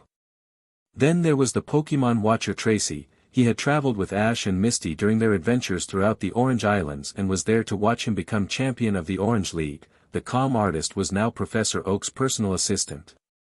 He then thought of May. She was an interesting character. May was the only one to match his appetite, and that was defiantly something that hadn't been done before or ever since. She wanted to become a top coordinator, and with Ash's guidance she did, though he wasn't there in person to see it. Her little brother Max saw Ash as his idol and strived to be the trainer he was and beat him in a Pokemon battle. Then there was Dawn, the brunette with the Piplup. Whenever she said no need to worry, that's when Ash worried the most. Then there was Iris, his least favorite companion, though he would never say that to her face, and Celian, who was defiantly something else. He then remembered the last league he had participated in, the Kalos League. He felt a small frown appear on his face, remembering that he had unknowingly caused the one person he cared about the most so much pain. He began to think about her, about Serena, until his thoughts were interrupted by a flash of light. He and Pikachu both shielded their eyes, not wanting to be blinded by the light. As the light began to fade, he could hear a voice he reorganized all too well, her voice. "Let me go. Someone help." The girl screamed as Ash's Pokemon held her in front of him with her back turned to Ash. "Thank you, Galade," Ash said. "You are very welcome, Master," Galade said telepathically. He however still held Serena, so her back was turned to Ash. Serena however became aware of Ash's presence but did not recognize it due to the fact she was still blinded by fear. "I don't know who you are, Satoshi, but you let me go right now." Serena screeched, still unable to see his face. Ash simply chuckled before walking closer to Serena. "Satoshi?" Ash asked playfully. "I don't know anyone with that name. Let me go." "Stop lying!" Serena yelled angrily. Her cries for help were however interrupted when Ash spoke again. "I do know one Satoshi though, Ash Satoshi Ketchum." "How dare you say such a thing?" Serena exclaimed angrily before finally breaking free of Galad's grip. She angrily turned around and was about to yell at her kidnapper, only for her anger to suddenly evaporate. She felt her eyes widen like saucers when she saw the boy standing in front of her. It was too good to be true. It couldn't be another nightmare, could it? Ash? Serena stammered as her eyes began to water. She slightly moved forward and said, "This can't be happening, he's dead." This simple phrase caused Ash to frown momentarily. He suddenly gave her a toothy grin and playfully asked, "Whatever happened to never giving up until it's over?" He felt a new force ram into him and felt hair brush his cheek briefly. He felt a pair of arms wrapped tightly around his back and could hear the feverish sobbing of the one he held closest to his heart. He simply smiled and returned the gesture by wrapping his arms around her waist. He suddenly felt Serena tighten her grip on him, causing him to smile. He moved his lips towards her ears and whispered, "I'm back," though Serena did not give him any sort of reply. He had expected this sort of reaction. Ash moved one of his arms onto her back and gently rubbed it, trying to calm down his friend. I missed you so much." Serena managed to choke out as her feverish crying continued, and much to Ash's enjoyment she had not lessened her grip on him, for she was afraid that if she did then the boy she loved would slip away. While Ash held her in his arms she felt overjoyed, an emotion she had not had in a very long time. Memories flew through her mind about the utter internal turmoil she had gone through since his disappearance. She just couldn't believe that after all this time Ash had finally returned. He had returned to her, and this was a moment she wished to never forget. She could feel her heart beating out of her chest, blood racing through her veins, and the love she had for this boy. Throughout her sobbing Ash could hear her trying to form incoherent sentences and phrases but was unable to which made his smile grow. "You can let go now, Serena," Ash said softly, and with much hesitation, she reluctantly released him after a few minutes. She stared into Ash's eyes and a quivering smile formed on her face. Much to Ash's surprise, Serena had once again pulled him into another tight embrace. "Ash, is this?" she asked, feeling unwilling to finish her sentence. "This is real, Serena, I'm here to stay," Ash replied softly as she released him from her grasp. Much to Serena's horror, Ash began to walk away from her. "Don't go!" she exclaimed, causing Ash to turn around. Ash simply sat down on the log by the fire and made a gesture suggesting that he wanted her to sit next to him. Relief washed over her as she made her way over to the raven-haired boy and sat next to him, though both of them refused to look at each other and instead both stared into the fire as if this was all a dream, with both of them sharing the similar thought of not wanting to be woken if it truly was just a silly dream. After a moment of silence Ash decided to speak up. "So you're the Kalos Queen now?" Ash asked, only for Serena to not reply, worrying the boy from Pallet Town. "Serena?" Ash asked nervously. "Where were you?" she asked monotonically, making Ash cringe.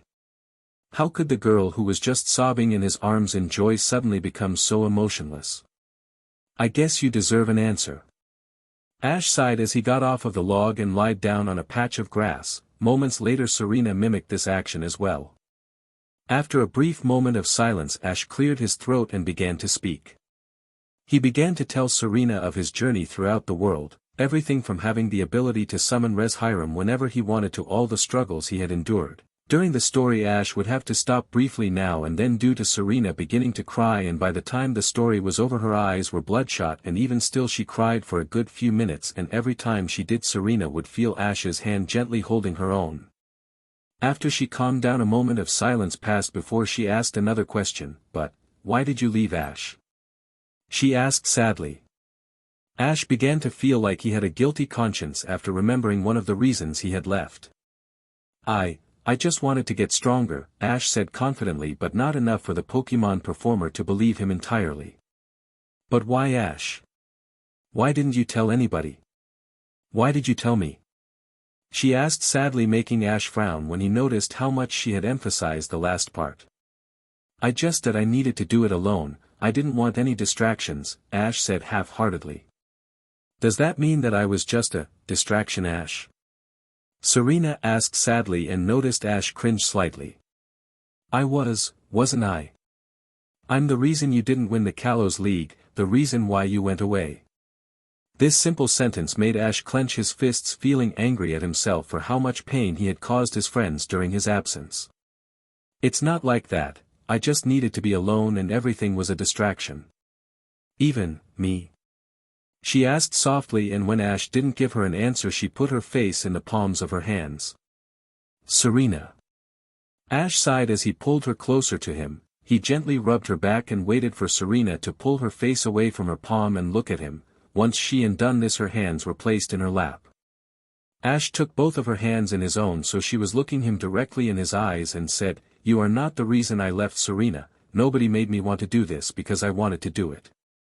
I have tried so many times and come so close to achieving my dream, but setback after setback I would find myself simply repeating the same steps just in another region only to meet the same end results. I needed to go out there and find out what I am going to do during my life. I bonded with every single one of my Pokemon and they have reached levels of potential that I would never have seen had I not done this. Doing this made me stronger, and I know that wherever I go next will be when I complete phase 1 of my dream.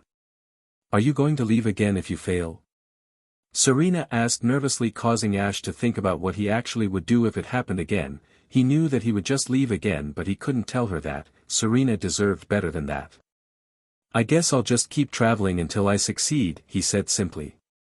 He watched Serena shift, uncomfortable. It seemed to be that she was suppressing something. Is everything okay? He asked. Can I go with you again? Serena asked as her cheeks turned to a light shade of pink, which Ash did not notice, much to her relief. Of course, Ash said with a smile. He once again felt Serena wrap her arms around him and rest her head on his shoulder. She felt overjoyed that the boy she loved so much was finally back, the boy that had made her feel so good about life. She felt safe as Ash wrapped his arms around her tight, and she quietly sighed. Thank you, Ash, she whispered into his ear.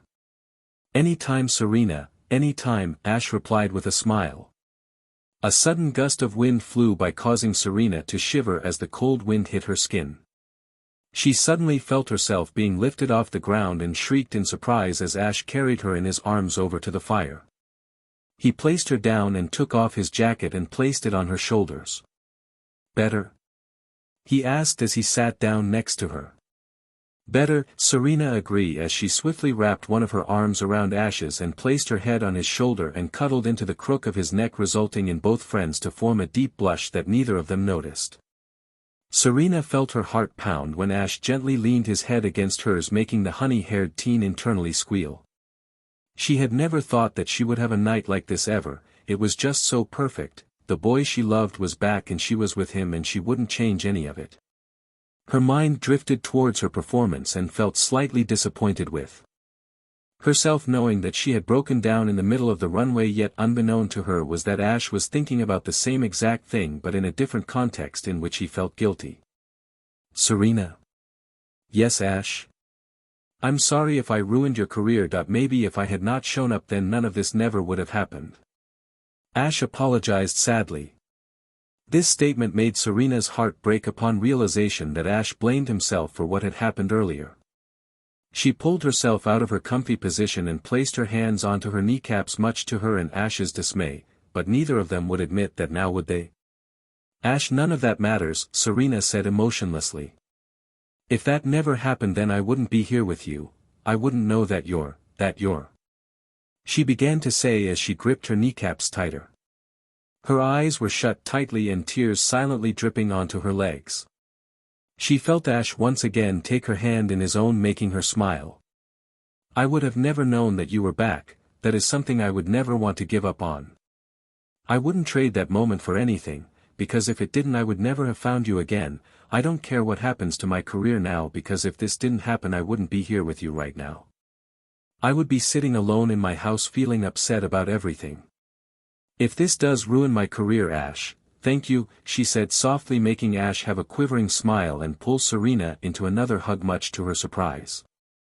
I'll make this right, I promise, Ash said soothingly as he gently ran his hand through her hair, making Serena blush at how close she was to him. She wrapped her arms around him once again and placed her head on his chest and felt Ash return the gesture. She had not been as happy at any point during her life than she did now. She simply snuggled him, making him blush. As much as they both enjoyed the moment, all good things must come to an end, as Serena gave a cute yawn, making Ash smile. He moved his head and placed it above her own and said, I think somebody is tired. I'm not tired, Serena pouted cutely, not wanting to move from the warming embrace she was receiving. Much to her dismay she yawned again and felt herself lighten her grip on Ash and heard him chuckle. She felt herself beginning to space out and felt something lift her into the air. Ash carried her over to a nearby tree and placed her down against it, due that her back was leaning on the trunk. He turned around and quickly walked over to his backpack and pulled out a blanket and placed it on her. She could feel herself drifting away, but she refused to. Not yet. She had one more question to ask as the raven-haired boy walked away. "Where are you going?" She yawned and Ash gave her a quizzical look. "I'm going to sleep over here," he said. "You're going to get cold without a blanket, Ash," Serena said with a concerned look on her face. An idea came to mind as she wrapped the blanket around her and walked over to the tree where Ash had planned on going to sleep by. "Serena, what are you?" Ash asked, only for Serena to put her finger on his lips and effectively shut the Kanto native up. She sat down next to him and wrapped the blanket around them both. "I can have you playing hero all the time, Ash," she smiled as she placed her head onto his shoulder and felt Ash flinch. Did he not like that she was doing this? She began to pull her head off of his shoulder only to feel Ash take her hand once more.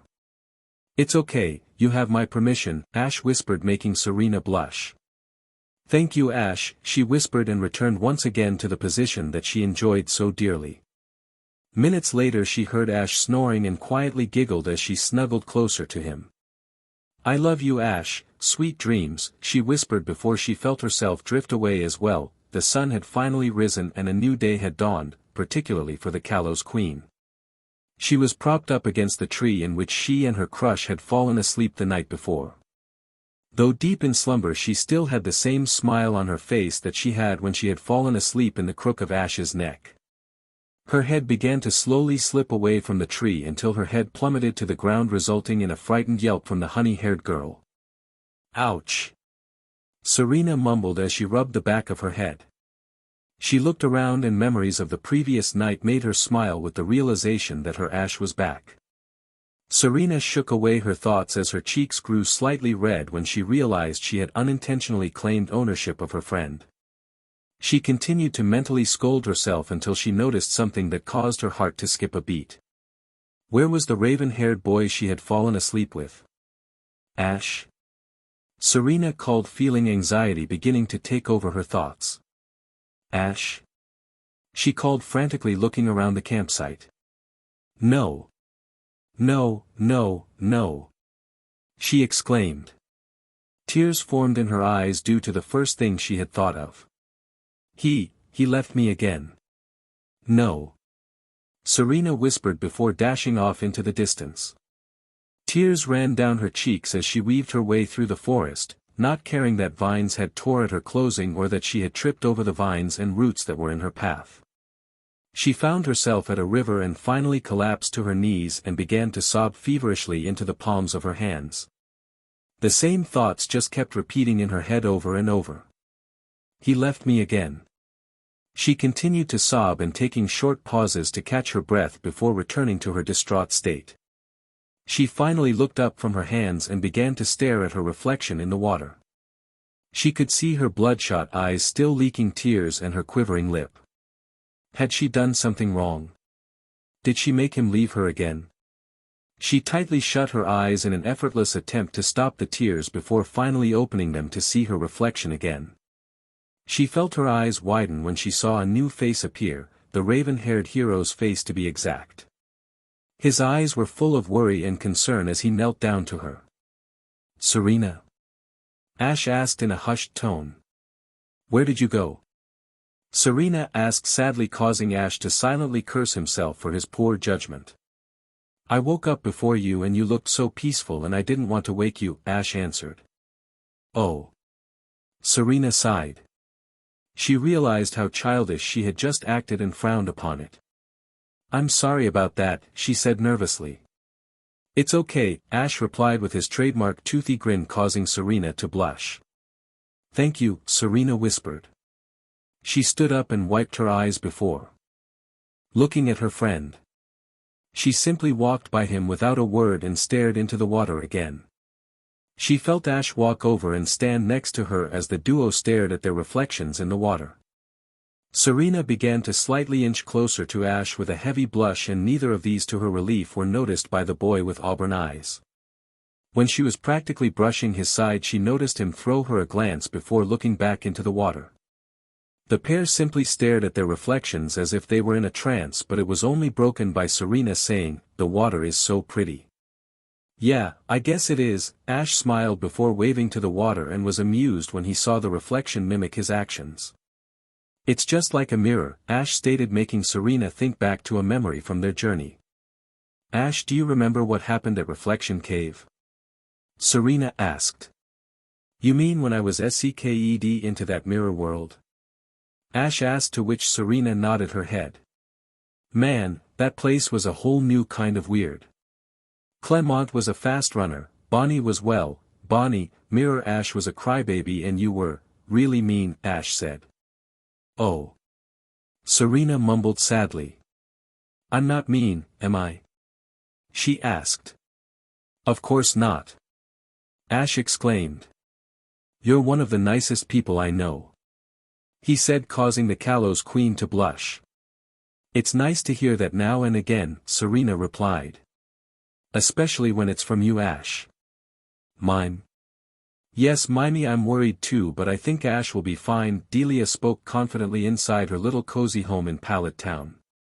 She sat on the sofa with a bowl of popcorn and was watching Triple C's cooking show, also known as the CCC cooking show. The 3 C's stood for Cillian, Cress, and Chili. The 3 former Stryden City gym leaders now simply ran their 5-star restaurant and their own television show. On the coffee table in front of her she had placed a small notebook and a pencil to write down any recipes that she found interesting. Mimey, it's happening. Delia squealed as the opening credits appeared on the screen. Today we will be making a dish that is exclusive to the Unova region. Well, more exclusive to Castelia City rather than the entire region. Chili. What's that supposed to mean, Cress? Now brothers, let's relax for a moment. Today we will be preparing a dozen of Castelia City's finest Castelia cones. That's right, Cillian. First we need a mixing bowl, a gallon of moo milk. At this point Delia had began to frantically scribble down ingredients in a rather excited manner. She had remembered Ash telling her about the delicious ice cream treat from the Unova region and was excited to try one from her own home. Mr. Mime, do you know if we have any milk left in the fridge? Delia asked the Mime Pokemon. Mr. Mime shook his head sadly, causing Delia to sigh. She pulled out the remote and paused the program and walked over to Mr. Mime. I'm going to go out and get some of the ingredients, can you finish writing down the instructions, Mimey? She asked. Mime, Mr. Mime. The psychic type nodded his head enthusiastically before scrambling over to the sofa and unpaused the TV and began to work on Delia's request. Thank you, Mimey. Delia said happily as she pulled out her purse and made her way over to the door. I'll be back in a bit, huh? Delia stated when she heard a knocking on the door. She worked over and opened the door to find a girl she had never seen before. Is this the Ketchum residence? The girl asked. Yes, can I help you with something? Delia asked in a cheerful manner. Is Ash home right now? The girl asked excitedly. No, I'm sorry. He went out to go find a friend, Delia said while sadly shaking her head. Oh. The girl sighed sadly and Delia began to chuckle. Have you ever had a Castelia cone before? Delia asked. No, why? The girl asked. Well, if you help me go to the store and pick up a few things, I will give Ash a call and tell him to come home because there is a cute girl looking for him, Delia said with a wink, causing the girl to blush. Sure, Mrs. Ketchum, the girl said with a deep blush on her face. No need to be so formal, just call me Delia. She chuckled. And you are? Oh, that. My name is. Hey, Serena. Yes, Ash? Can I ask you a question? Ash asked nervously with a minor blush which Serena took notice of but thought nothing of it. Sure. What's on your mind? Serena asked as she slowly scooted closer to Ash as the duo walked down the stream. Pikachu was sitting on top of Serena's head, making the Kalos Queen smile. Why did you never tell Callum that, you know? Ash said awkwardly, causing a moment of utter silence between the duo. Well, you see. Serena said while she began to nervously twiddle her fingers. I liked the other boy more and I just couldn't tell him because of a situation he put himself into, she said with a deep blush. She knew she was throwing Ash a big hint that he was that boy without directly saying it to his face, but much to her disappointment Ash did not catch wind of this. I see. Ash said as he began to ponder who Serena was crushing on. Who was the boy anyways? He asked, making Serena's eyes widen like saucers. She had really been hoping he would not ask her that question. Well. Serena said nervously as she put her hands behind her back. It's a secret, she said after deciding it was for the best not to tell Ash yet. Fine, Ash grumbled, causing Serena to giggle cutely. Why do you want to know so badly? She asked. And no reason, Ash stammered with a deep blush. That one simple detail was enough to throw her game off. He is blushing that I've never seen him blush like this before, Serena thought to herself, wondering why Ash had suddenly become so flustered. Quickly trying to change the subject, she decided to turn Ash's thoughts into another direction. Ash? Where are we? She asked. Don't know, Ash said with a childish smile. What do you mean you don't know? Do you not know where we are going? Serena exclaimed, feeling slightly agitated. Nope, but if we go this way long enough we will eventually find something, right? Ash explained. Your logic is flawed, Ash, Serena grumbled, causing Ash to playfully roll his eyes. Well, do you have a better plan in mind, Mrs. Yvonne?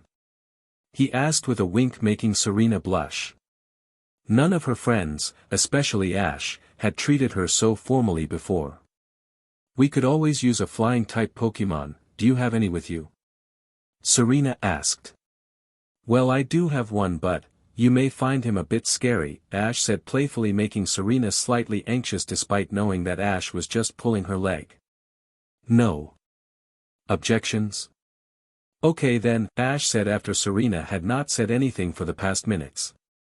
He then reached for his belt and threw a Pokeball in the air, releasing a Pokemon Serena had never seen before.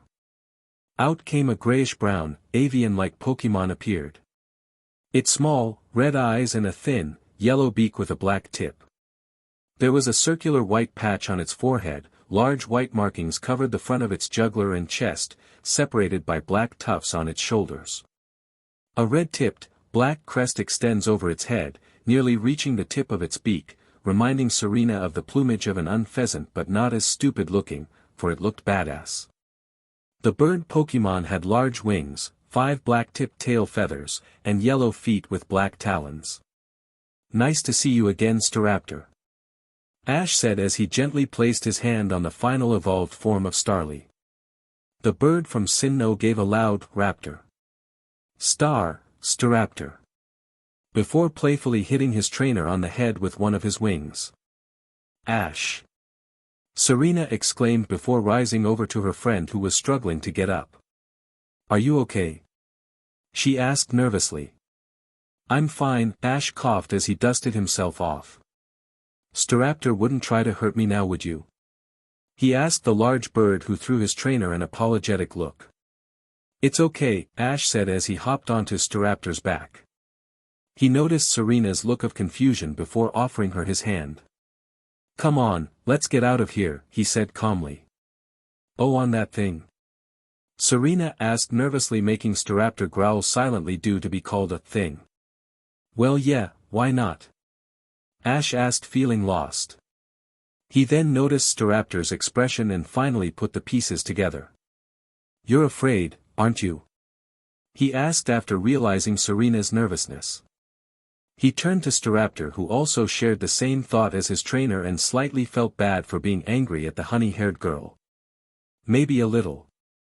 Serena said softly with a slight blush. How come? Ash asked kindly. I'm afraid of falling off, Serena confessed, making Ash smile before briefly blushing. In one swift movement he had grabbed one of Serena's arms and pulled her up behind him and told Staraptor to take to the skies. Staraptor nodded and leapt off of the ground and started to ascend to heights Serena had not been to in her entire life. Ash! What are you doing? Serena frantically screamed as she tightly wrapped her arms around his stomach. Ash chose not to answer her, hoping that the silence would help her move on and forget about her fears. When Ash didn't answer, Serena only tightened her grasp around the raven-haired boy and burrows her head in his back with her eyes shut tight. After a few minutes she loosened her grip and opened her eyes, realizing how close she had been to Ash, resulting in a deep blush.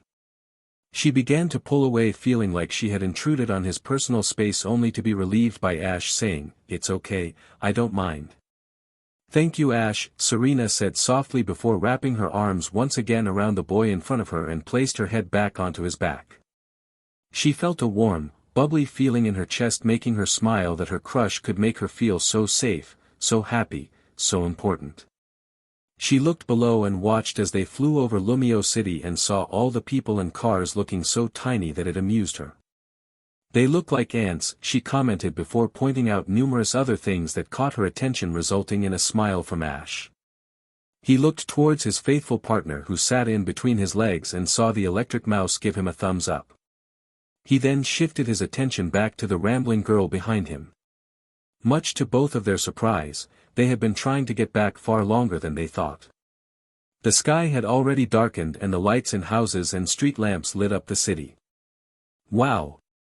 This is amazing!" Serena exclaimed with stars in her eyes. Suddenly an idea dawned on Ash, prompting him to whisper something into Staraptor's ear. Serena felt herself shriek cutely when the bird Pokemon took a sharp turn. "Ash, where are we going?" she asked. Ash simply pointed ahead and Serena could see the Prism Tower.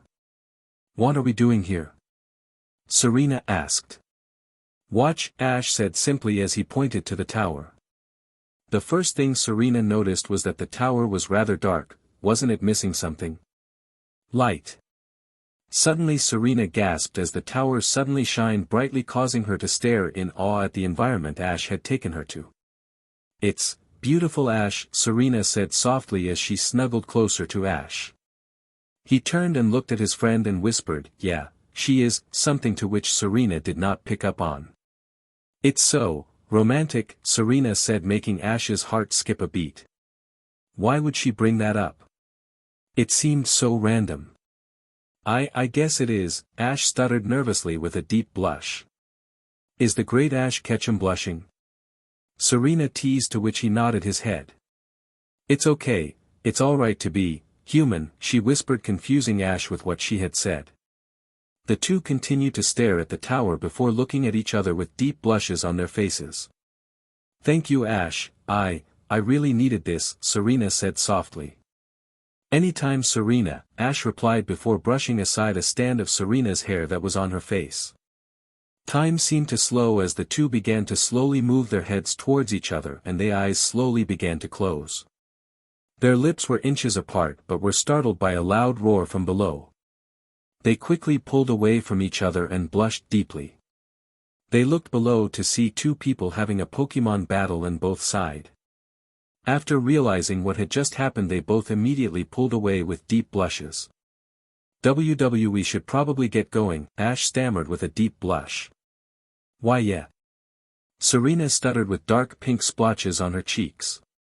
The duo landed on the balcony of the tower and Ash called Staraptor back to its Pokeball. The two looked over the railing and felt themselves internally scold themselves for what had almost happened. "I had a great time tonight," Serena whispered sadly. "Yeah, me too," Ash replied. Ash began to walk back towards the staircase before feeling Serena grab his hand. "Thank you, for everything," she said with a deep blush. "Anytime, Serena, anytime." "So how do you know my son?" "Why do you ask?" "Well, if there is a girl who has a crush on my little Ash, then I feel that I deserve to hear it from you rather than him," Delia teased with a smile after noticing the girl's red cheeks form across the room. The two of them had become quite close, after the two girls had gone grocery shopping. Her visitor offered to help her make the Castilla cone that Delia desired so much to try.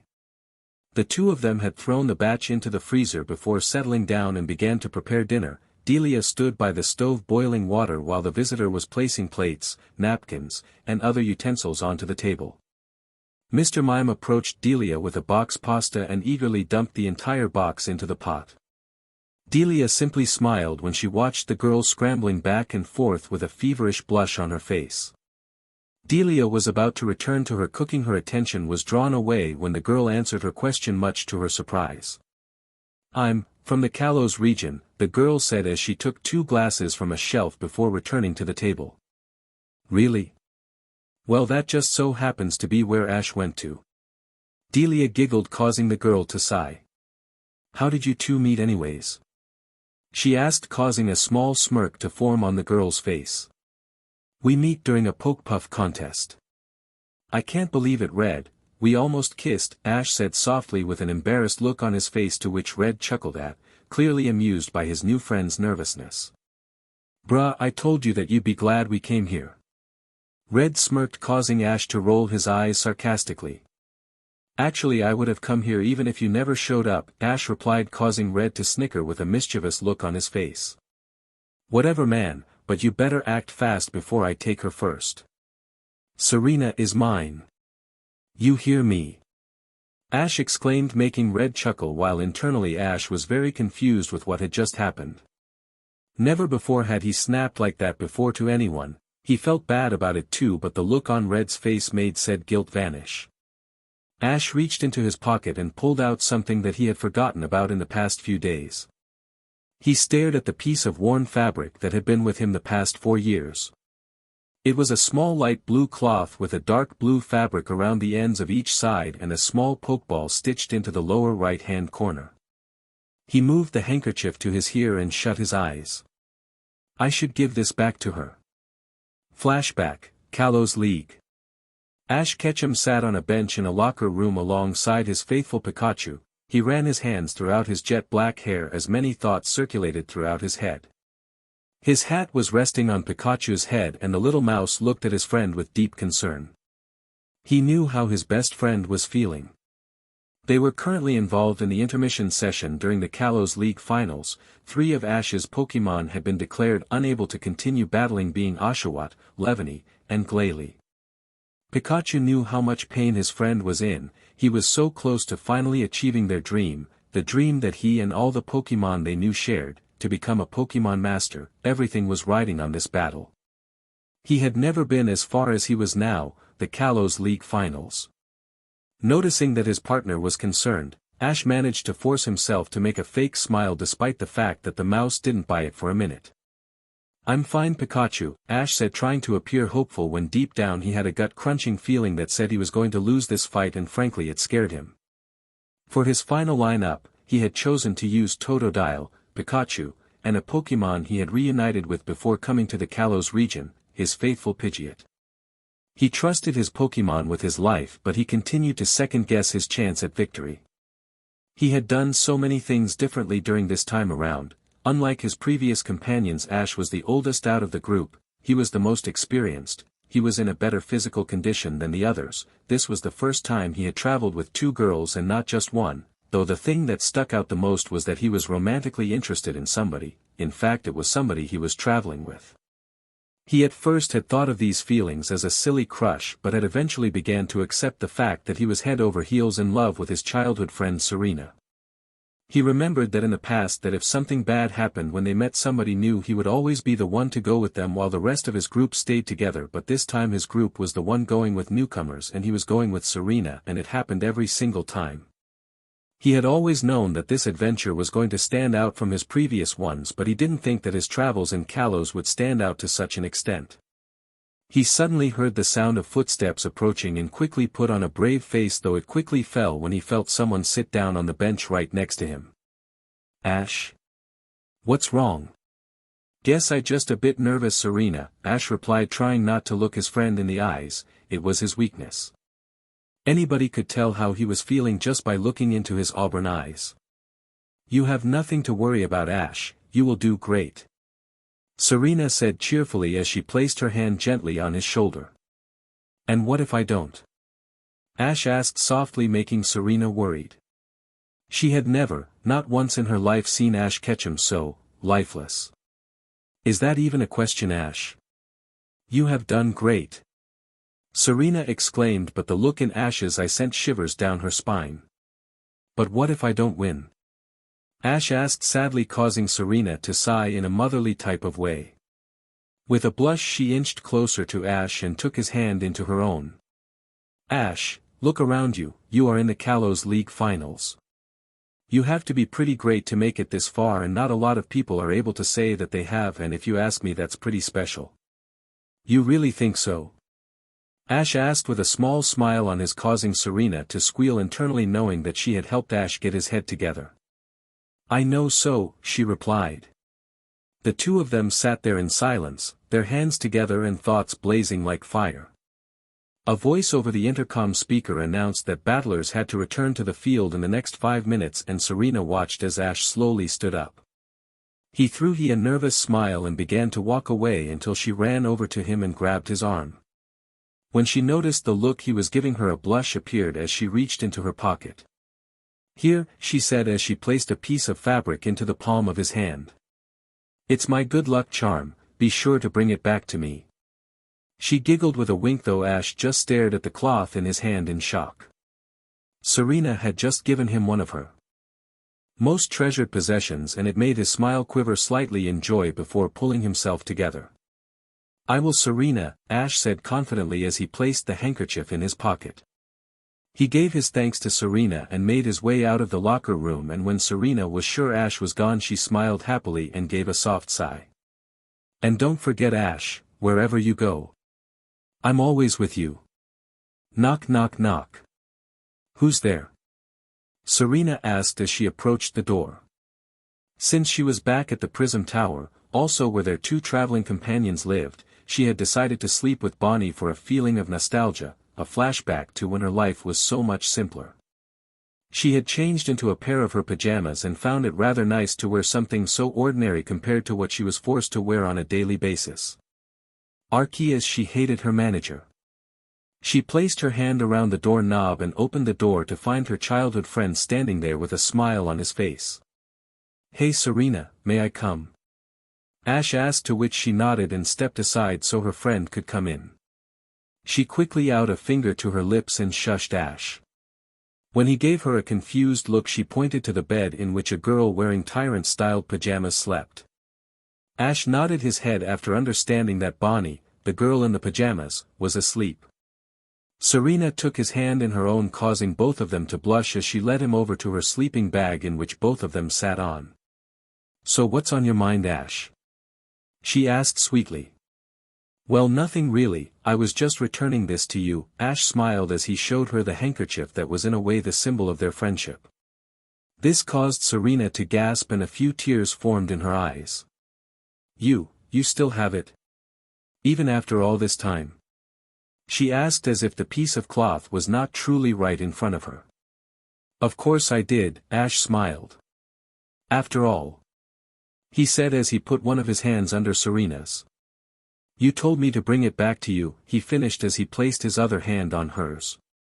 Serena's lip began to quiver after being so moved by Ash's simple gesture, resulting in him receiving a tight embrace from her. This behavior startled Ash. He wrapped his arms around her and was about to ask what was wrong, but she beat him to it. Thank you, Ash, for everything, she whispered into his ear, making the boy smile softly. Anytime, Serena, anytime, he whispered back as the two held each other while they sat on top of her sleeping bag. To Serena, the rest of the world ceased to exist. All that mattered to her was the boy she cherished so dearly. Her thoughts shifted to a topic she had not pondered about until this very moment, and it resulted in her cheeks becoming a light shade of pink. Hey Ash, have you ever liked somebody before? She asked sadly, causing Ash's eyes to become the size of saucers. Though the raven-haired boy was dense, he had learned a thing or two during his absence and was shocked that Serena had asked him such a question. You see. Ash tried to say, though he continued to stumble over his words and form incoherent sentences, making Serena internally sigh. Just forget I mentioned it, she said, to which Ash simply nodded his head. Ash pulled out his poke gear and checked the time. It was 12:01 in the morning. It's really late, Serena, I think I better go now, Ash said, causing Serena's face to go from a smile to a confused frown. She had mixed feelings occurring within her at once. Though she wanted him to stay, she also knew that he was right. She just couldn't get over the feeling that she did something wrong. Had she made him uncomfortable? Was asking Ash if he ever liked a girl out of line? She watched as he got up and made his way to the door, and she reached her hand towards the boy as he walked away. Guilt overcame her as she began to mentally scold herself for pushing Ash out of his comfort zone, though she could not see the hidden smile on the boy when he opened the door. "And Serena," he said hesitantly, making sure that he had gotten Serena's attention, and when he knew that she was focused on him and only him, a playful smirk formed on his face as he said, "The answer to your question? It's a yes," and with that he walked into the hall and shut the door gently behind him, leaving a wide-eyed Serena stunned by what she had heard. "What was I thinking?" Ash asked himself as he stared at the ceiling. He was laying on his bed in the dark. He knew he had taken a very ballsy move when answering Serena's question, and frankly he wished he didn't. "She is going to badger me until she finds out, but when she does, she won't want to see me again," Ash sighed sadly as he turned on his side and was facing the wall. Pikachu was laying at the foot of the bed, curled up in a small blanket, sleeping quietly, and Ash smiled at the sight of his best friend. Lately the only thing that could get his mind off of Serena, or anything for that matter, was Pikachu. Then again, it always has been. Ash pulled himself up into a sitting position and stared at the yellow mouse, smiled when noticing Pikachu stirring in his sleep, and turned to face him with a very drowsy facial expression. "I didn't mean to wake you, buddy," Ash apologized. Pikachu said as he crawled over to Ash and licked his cheek, causing Ash to giggle like a child. "Pikachu, cut it out, that tickles," Ash exclaimed. He tried to pry the electric-type Pokemon off of his body, but it seemed that this action agitated Pikachu, resulting in a weak shock to circulate through his body. "You didn't have to do that, you know," Ash grumbled as he fell onto his back in a comical-like fashion. Much to Ash's dismay, the shock had returned his thoughts to Serena. Why was it that she was the only one that was not electrocuted by Pikachu? In some way, everywhere he went he had a knack for unintentionally frying people's bikes, specifically Misty's, May's, and Dawn's. When he met Iris, she was shocked directly since a bike was absent, and when he ran into Clement and Bonnie had hugged Pikachu tightly, resulting in the electric mouse using its famous thunderbolt attack, but Serena was never harmed by Pikachu.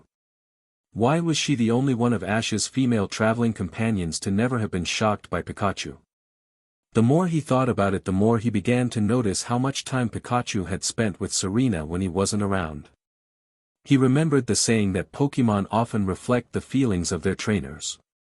Serena's Pokemon had never been super friendly to him or his other Pokemon like Pikachu had. Ash felt his face pale briefly when a thought crossed his mind. Had Serena known the whole time about his crush on her? He knew that she was very smart and it wouldn't take that much effort to piece everything together. He felt his chest tighten at the thought that Serena may not return the feelings he had for her. If she had known the whole time, then why didn't she say anything? Was that why she asked that question tonight? Why did she ask him if he had ever liked a girl before? Serena usually never hid things from him and was always honest, so he eventually dismissed this theory before his head hit the pillow below him. "Pikachu, why were you always so comfortable around Serena?" Ash asked his faithful partner after looking at him. Pikachu gave his friend a confused look, causing Ash to sign.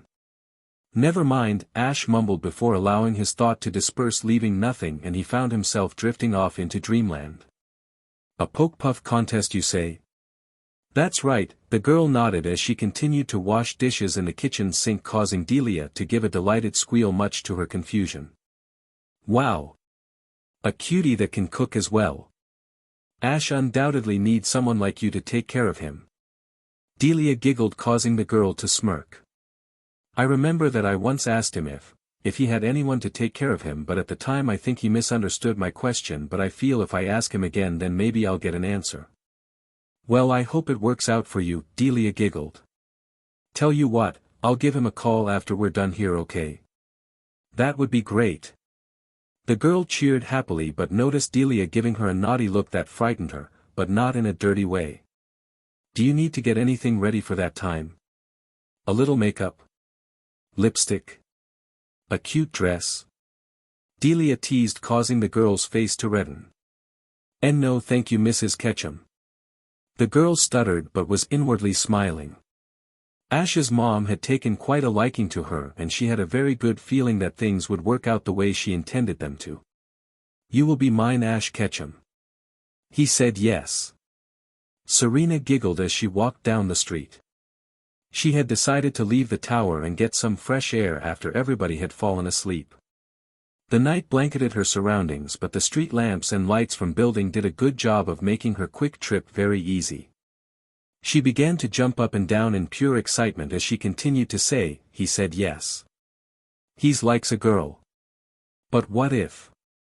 Her voice began to trail off and turn to a much somber tone. "It isn't me?"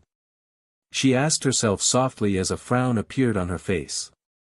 She continued to walk down the street and began to pass by all sorts of shops along the way. What if she wasn't the one Ash liked? What if he liked one of his other companions? She remembered visiting his mother in Pallet town and expressed her concerns to her, and the brown-haired mother comforted her many times during the past 4 years. One day she found a photo album and began to flip through the pages. She remembered seeing many photographs from his travels. She remembered seeing his female traveling companions and she remembered them very well. There was an orange-haired girl. What was her name again? Her name was Missy? Blissey? Serena suddenly face-palmed after realizing she thought the girl's name was one of a Pokemon. She quickly snapped her fingers and said, "Misty." That was her name. She remembered seeing a picture of her and a boy in a green t-shirt with their arms around Ash's shoulder while he held the trophy he had won in the Orange League above his head while Pikachu sat at his feet. She remembered Delia saying that Ash had traveled with Misty the longest out of his other female companions. Then there was a brunette girl that she knew the name of, May Maple. She had ran into her once and the two of them had hit it off quite well, but Serena thought that May was much prettier than her. Why would Ash want her if she could have all of that? What about that Berlitz girls? She believed that her name was Dawn Berlitz. The brunette with the piplup seemed to be exceptionally close to Ash and he had many pictures of the two from their journey, more than he had of anybody else including her. She noticed that Dawn's cheeks were occasionally red in some photos and the picture that really sent shivers down her spine was a picture of the two of them holding hands during the grand festival in the Sinnoh region. Then there was this Iris girl and she didn't even want to get into that. She met her and immediately did not like her. She had referred to Ash as a kid many times and it frustrated her to no end. There was a picture of a girl playing a poke flute-like object and another one of the girl kissing him on the cheek which really made her stomach churn. She also noticed the angry expression the orange-haired girl had as well. She believed that the caption of the image stated that the girl's name was Melody. Then there was this Casey girl. She remembered Ash expressing the girl's infatuation with him and it sickened her, but it was clear that Ash did not return her feelings. Could it be somebody else? She remembered their childhood friend Leaf. She wasn't sure if Ash had ever seen her since he started his journey, but remembered the framed pictures of the two hanging around his house, respectively of Leaf and herself, but one picture hung on a wall that she did not remember at all. It was a picture of her kissing Ash on the cheek before she moved away. Why would she have forgotten about that one? A memory as significant as that should never be forgotten. Who could it be? She whispered. She suddenly found herself slip on something and fell to the ground. Ouch!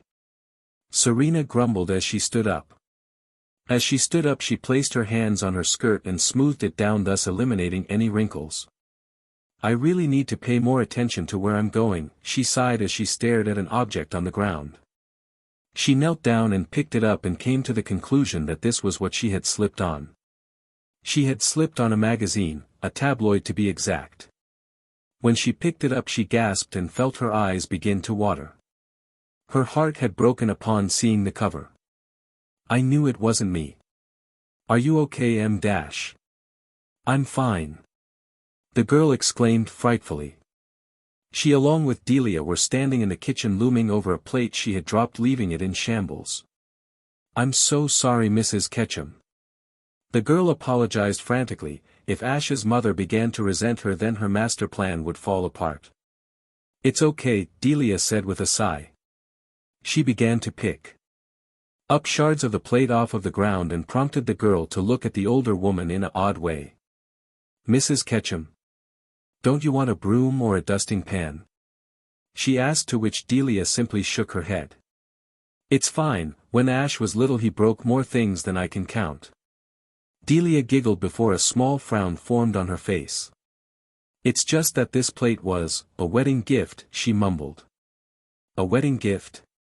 The girl asked as she began to put pieces together, and more questions formed in her head. Where was Ash's father? Delia's husband? Who on earth was Mr. Ketchum? Where is your husband anyways, Mrs. Ketchum? The girl asked curiously, but immediately regretted asking this question after she saw Delia's cheerful face fall into a sad frown with quivering lips. He's. Delia mumbled, causing the girl to feel guilty. I shouldn't have asked, I'm sorry for your loss, the girl apologized, causing Delia to chuckle much to her surprise. Mrs. Ketchum? The girl asked in a hesitant tone. She began to feel frightened when a smile formed on the elderly lady's face. Oh heavens no. He's just on a journey, Delia chuckled. Ash is a lot like his father actually, both have a sense of adventure and share the same dream of being a Pokemon master too. Ash however never got to meet him because he left to go on a journey shortly after he was born. Sometimes I try to hate him, but I remember that stupid smile and my heart just melts like butter. It does? The girl asked, to which Delia nodded her head. It's been 17 years since he left us, and I still love that fool, she whispered happily, but the girl threw her a look of disappointment. How do you know he is coming back, Mrs. Ketchum? It's been 17 years and there has been no sign of him. What if he just left you and Ash and is with another girl, maybe even another wife dash? Silver would never cheat on me. Delia screamed angrily, frightening the Kalos native, and Delia noticed this. She moved her hand to her mouth in shock at what she had done. I'm so sorry. It's just, people have said the same thing, but it anger me. Not just that people say this is a possibility, but that it may be true. I trust my husband, he would never be unfaithful, she whispered sadly. Silver, where are you? Ash Ketchum was found wide awake sitting on a bench at the base of Prism Tower. He was experiencing the same case of insomnia that Serena was, but he was much more mellowed out. Next to him sat one of his strongest and most trusted Pokemon, Gallade. Though the psychic fighting type Pokemon had not been with Ash as long as his other Pokemon, he had quickly become Ash's go-to Pokemon on the same level as Pikachu. Gallade had yet to forgotten his horrendous past before meeting his raven-haired friend, but was much better with coping with the memories of what had happened. Gallade grimaced as memories began to come to mind and his muscles tensed, but when he felt a hand on his shoulder the memory faded and Gallade relaxed his shoulders. Did it happen again? Ash asked, to which Gallade sadly shook his head, causing Ash to sign. Gallade, you can't blame yourself for what happened, the situation was out of your control, he said as he threw his Pokemon a look of understanding. If I wasn't so afraid, if I wasn't so weak, maybe things would have been different, Gallade mumbled and was able to sense a small surge of anger within his friend. Gallade, stop this right now, Ash said sternly. Never. Ever. Call yourself weak, it's not only an insult to yourself but to me, and I won't let you think of yourself that way. But Master Dash. No, Gallade. It ends here, the past is the past and there is nothing we can do about it. Ash exclaimed, causing Gallade to stand up and glare angrily at his trainer. The two of them, trainer and Pokemon, were glaring daggers at each other. This wasn't the first time that Ash and Gallade had butted heads before. Many times the two had lashed out at each other during the past 4 years, some were Gallade's fault and some were Ash's fault. As usual, the stare down ended in the same way as the others had, with Ash's eyes softening and the two of them embracing each other, venting the frustration both of them felt. Master, I'm sorry, Gallade apologized after releasing his trainer from the embrace. No, Gallade, we both had ownership of what just happened. You just have to learn to cope with what happened. I know it's just. Gallade began to say before jumping to his feet and stood in front of Ash. He took a defensive stance and the blades on his arms began to glow. Something is watching us, Master, Gallade said before unleashing a Psycho Cut attack towards a nearby bush. In swift movement Galade had propelled a non-physical form of energy shaped like an arc-shaped blade into the bushes, resulting in a loud shrill of terror.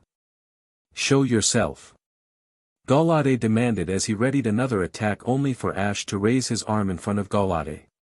"That is enough, Galade," Ash said before approaching the bushes. He moved the branches and found what he believed to be fast asleep at this hour. "Serena? What are you doing up this late?" Ash asked the honey-haired girl. He offered her his hand only for her to smack it away with what appeared to be a rolled-up magazine. Ash noticed her bloodshot eyes and the tears that continued to run down her cheeks and immediately grew concerned. "Serena, what's wrong?" Ash asked as he quickly pulled her to her feet. Though she reluctantly looked at the ground, she was surprised when she had somehow managed to say nothing, but this statement only worried Ash. "Serena, you don't have to lie, I'm here for you," Ash said happily as he tried to grab Serena's hand only for her to recoil at his attempt and took a step back. Ash could now see not just sadness in her eyes but anger and betrayal as well. "Oh, you're here for me, are you?" Serena yelled sarcastically. "Well, last I checked I've been needing you for the past 4 years, but you were most defiantly not there for me." What are you talking about?" Ash asked, beginning to feel hurt not only by Serena's tone but the words she had said to him. "Yeah, while you claimed that you had been away training, it looks to me that you are lying," she yelled angrily. "Serena, what are you talking about?" Ash asked as he began to feel slightly angered at the honey-haired girl. "Why would I lie to my friends? To you? Why would I want to hurt the people I care about the most?" He yelled angrily and noticed Serena cringe at his sudden change of posture and attitude. "You never went training. You were just with her." Serena yelled, causing Ash's anger to immediately vanish and turn to confusion. Serena had said he was with her. Who was she talking about? "What are you talking about?" "I wasn't with anybody, much less a female," Ash asked, but felt something being shoved into his chest. "Well then explain what this is," Serena yelled as she shoved a crumpled-up magazine into his chest. Ash took the magazine in his hands and looked at the cover and felt himself pale. The magazine was a tabloid and he most defiantly did not like what was on the cover page. It was titled, "Who is Lygia's New Boyfriend? Contest Queen Finds Love in the Form of Ash Ketchum," and smack dab in the middle was an image of him and Lygia, the girl that had helped him get into the stadium earlier today and see Serena's performance, kissing him on the cheek. Ash was both shocked and not shocked at the same time. It sounded strange, but he was shocked that someone had managed to get a picture of this, but at the same time expected this scum from the paparazzi. The image was clearly edited as it showed both of them blushing and hearts were surrounding them. "Stupid paparazzi," Ash grumbled, but this was heard by Serena. "What was that, Ash? I couldn't hear you." "Serena, stop it," Ash yelled as he threw the magazine to the ground. "Let me explain, Dash," he said as his tone softened only to feel Serena's hand come in contact with his cheek. "Explain what?" "Your secret relationship. The lie you told me. That you weren't out training but skiing face with this girl," she yelled as tears streamed down her cheeks. Her composure had long ago been lost and she began to sob. She felt somebody wrap their arms around her, and though she desperately wanted nothing to do with the boy, she found herself return the embrace and sob on his shoulder. During her sobbing she could hear a voice, Ash's voice. "I'm hurt, Serena, how could you be fooled into thinking I would lie to you? When has the paparazzi ever told the DMN truth about anything?" he asked softly. "It wasn't like that at all. I returned to Pallet town yesterday and told my mom about what had happened. She told me what my friends, including you, had been up to in the past 4 years. When she told me what had happened to you I was heartbroken. It was my fault you had fallen into the state you were. I met Red on my way out of the house and we had a battle but tagged along afterwards and we took a plane to Lumio City. After some searching I found out about your performance and I immediately ran to the stadium and that's where I bumped into Lygia at a line to get in. At the time I didn't know about her celebrity status and we talked for a while until she was able to get inside. That's when, the bouncer wouldn't let me in, I didn't have a ticket and the only reason I was allowed to get inside was because Ligia overheard what was happening and came back. She claimed that I was her boyfriend and kissed me on the cheek. When the bouncer wouldn't let her in, she revealed who she was, and the bouncer fanboyed more than I have ever seen Brock when he saw a pretty girl. We used that as a chance to get inside. I haven't been sking faces with her. I am not her boyfriend. I'm simply a boy from Pallet town looking for something I lost long ago. Do you really mean that, Ash? Serena whispered, to which Ash nodded his head, prompting her to once again sob feverishly on his shoulder. I am so sorry, Ash. She said through choked sobs as Ash simply rubbed her back and tried to calm her down.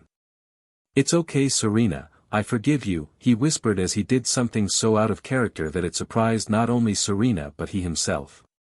While he held her in his arms, he moved his lips to her forehead for a brief second, but no matter how brief the kiss was, it was something neither of them would forget.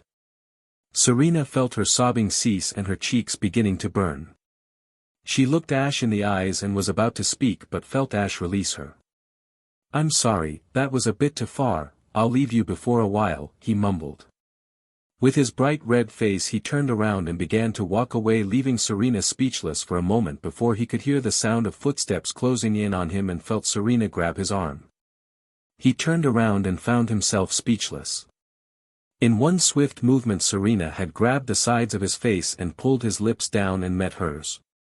Both of the childhood friends' eyes widened, they both eventually shut their eyes and felt an odd shock coursing through their bodies.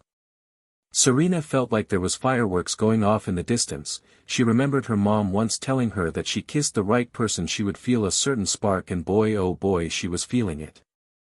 The kiss was only brief, very brief, but it was enough to leave the two speechless upon pulling their lips apart. Ash felt like he had been shocked by Pikachu, as if it was the first time he stared at the girl who was shorter than him, and felt himself quickly pull her in for a tight hug. He felt her rest her head in the crook of his neck, and the surprise he felt was equally shared by Serena. They stood in silence, both trying to get over what had just occurred, and Ash finally mustered up courage and asked, What was that for? It took Serena a moment to reply, as she was trying to plan out exactly what she wanted to say. Though fearful, she whispered, I don't know, I just kind of did it mindlessly. Oh, Ash whispered. Both teens' minds had dozens upon dozens of thoughts and questions they wanted to ask, but neither of them could muster the courage to actually do so. While Ash was too nervous to say anything, Serena, however, found herself asking Ash a question that resulted in an equally shared blush between the two. Was that your first kiss, Ash? She asked in a hushed tone. Unable to answer right away, he was silent for a few minutes until he found himself able to whisper, Why yes, and felt himself asking her a question as well. Was that your first kiss as well, Serena? He asked nervously, and like Ash had been only moments before, Serena found herself unable to give an answer right away until she was finally able to whisper, It was my fist kiss too. The two had yet to release each other from their warm embrace. They felt that they were physically unable to. Ash simply stared at the girl in his arms and came to a conclusion that Serena had as well. Nothing would be the same between the two ever again. So, where do we go from here? Serena asked, her head still rested in the crook of his neck and her hot breath touching his skin sent shivers down his back. What do you mean? Ash asked nervously, to which Serena internally sighed sadly. I mean, we can't just forget what just happened. Right. Ash mumbled, and the girl in his arms felt tears welling up in her eyes. Guilt had begun to take a firm grip on her heart, and many fearful thoughts began to enter her mind. She had changed the relationship between her and her childhood friend and crush forever. Had her doing this possibly ruined their friendship? She felt herself trying very hard to hold back fearful tears and was able to mutter in a very choppy tone, I am so sorry, Ash. I've ruined everything. She had unknowingly deeply upset the auburn-eyed boy holding her and made his heart break. He hated seeing his friend like this, and he found the feelings he had suppressed for so long suddenly blow up in his face. He grabbed Serena's shoulders and yanked her away so her head was no longer on his shoulder. Serena immediately knew that she had upset him. She had ruined their friendship, or had she? She suddenly experienced something she had never fathomed happening ever occur for the second time in a single night. She felt Ash lift her chin with his fingers so that she was looking him directly in the eyes. He had, without warning, placed his lips on her own once more. This time it was him making the first move, something that made her internally squeal. Unlike the previous time they had locked lips with each other, Ash was far more relaxed than he had been minutes before. He moved his arms down to her waist and Serena found herself returning the kiss and wrapping her arms around Ash's neck. The entire world ceased to exist around them, their thoughts and judgment had metaphorically flown out the window as they continued to kiss each other, each releasing the feelings they had felt for a very long time. They slowly separated and stared into each other's eyes. As the two stared at each other, the lights of the tower had begun to shine brighter and stars peppered the night sky. Both of them knew that the past hour had forever changed their lives. Ash felt like there was no better time than now to come clean. "Serena, there's something I need to tell you," Ash said softly as he stared into Serena's eyes. "Yes, Ash?" Serena asked hopefully. "There's no way." "Serena, I love you," Ash said in a hushed tone but had unknowingly made Serena's night one to remember. She pulled him into another hug and once again rested her head on his shoulder and said softly, "I've waited so long to hear those words, I love you, Ash Satoshi Ketchum." Ash found himself walking back to Prism Tower side by side with Serena, who like he, was very confused about what had happened less than 30 minutes ago. The two had revealed their feelings to each other without any rational thought. The concept of being in a relationship was something brand new to both of them and it was scary. Both knew that their friendship had changed, it evolved into something new and beautiful, yet as they walked with their hands held neither one of the teens dared to speak to one another. Heck, they wouldn't even look each other in the eyes, they would just steal nervous glances when the other wasn't looking. Both their fears of the other being attracted to somebody else had evaporated, but their fears, their new fears, were simply about each other. Though one of the two could not accept this, the other could, much to her dismay. "Ash?" Serena asked nervously with a heavy blush, something which Ash noticed though he didn't blame her for he had one of his own. "Yes, Serena?" Ash asked as he turned his head to the tower in the distance. He knew what Serena was going to ask, the fact that he couldn't ask himself made him frown. He should be able to hold up a conversation with his friend, but it was so hard to now. Were they even friends anymore? Did I do something wrong?" she asked as she stopped walking and released her hand from Ash's, though it took a moment for him to stop walking away. He turned around to the Kalos Queen and for the first time since their confession looked each other in the eyes. He frowned and tilted his head with a perplexed look before asking, "No, why do you ask?" "It's just that since what happened we just..." Serena rambled, finding herself incapable of completing her thought. She knew what she wanted to say but the words just wouldn't leave her lips, but luckily the raven-haired boy finished her thought. "We haven't been able to speak to each other. Much less make eye contact," Serena nodded sadly. She moved her hand to her elbow and bit her lip nervously while she stared at the boy and said boy knew that something had to be done. "What is this about, Serena?" Ash asked, making Serena sigh internally in relief that she wouldn't have to force Ash into such an awkward conversation. "Why is it so hard to be around you all of the sudden?" she asked, making Ash take a step back, feeling dark thoughts plaguing his head. Did she change her mind? Did she want him to leave? What had he done wrong? Did I upset you?" Ash asked sadly as he turned his back to her. He clenched his fists and began to blame himself for whatever was happening between him and his closest friend. "No, it's not like that at all, Ash," Serena exclaimed upon realizing that her friend from Pallet had taken her words the wrong way. She groaned in frustration before exclaiming in a childlike manner, "This is so frustrating." "What's frustrating?" Ash asked, noticing the turmoil that the girl was experiencing. "You and me. Why is it so hard all of a sudden to be around each other?" she said loudly before feeling somebody's arms wrapped tightly around her, though she knew who they belonged to. "Are things ever going to be the same?" she asked softly. "No, and they never will," Ash said as he released her. "What happened has changed our friendship forever, Serena, nothing will ever be the same." What we said back there, what we did, there is no changing it. I know. Serena sighed as she took a step away from Ash. I just wish things could go back to the way they used to be, Ash mumbled, and Serena nodded her head, but inside she felt her heart slowly crumbling. Do you want that? She asked, causing Ash to throw her an odd glance. What do you mean? He asked. I mean, we can just forget all about what happened and go back to the way we used to be. I'm so sorry, Ash, Serena said, though her words sounded simple. Both knew how complicated that would be. I'm not sorry for what I said, I'm sorry for not saying it sooner, Ash said as he looked Serena in the eyes. You weren't ready, I wasn't ready, but we need to be ready, we have to be ready right now. We can't ignore what happened earlier, if we do it will only ruin whatever we had between each other. If we forget this, things still won't be the same, things will be worse. But Dash.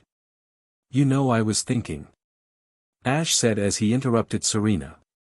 I was thinking, how many days had I been gone, and during that time how many days had you not been in my thoughts? None. You were always there, and though I could push you to the back of my thoughts, you were still there.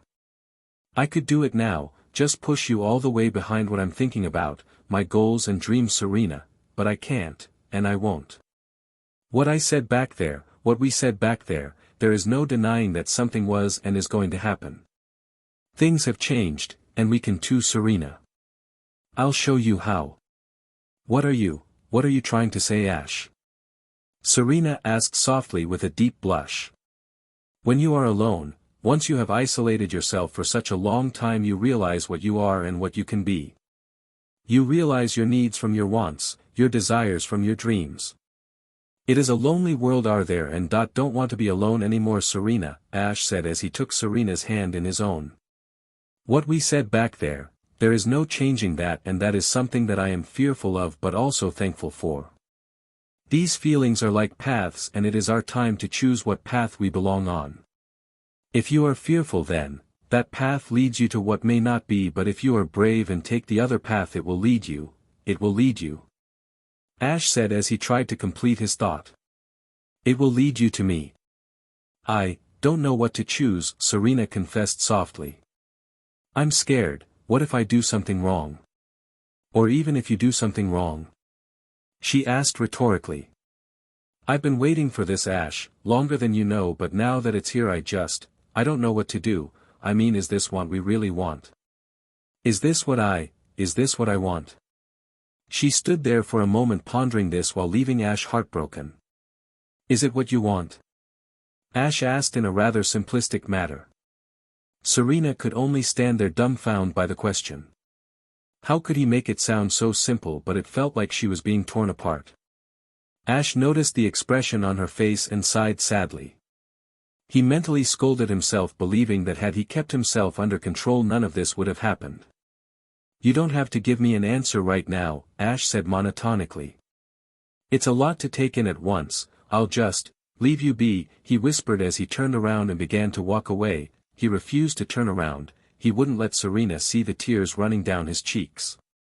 He stopped momentarily before reaching for his belt and pulled out a Pokeball. In a flash of light, Gallade appeared and could tell something was wrong. Master? What is bothering you? Gallade asked. I don't want to talk about it right now, Gallade, just use teleport, Ash whispered sadly, causing Gallade to look behind him and saw the honey-haired girl he had taken from the hospital.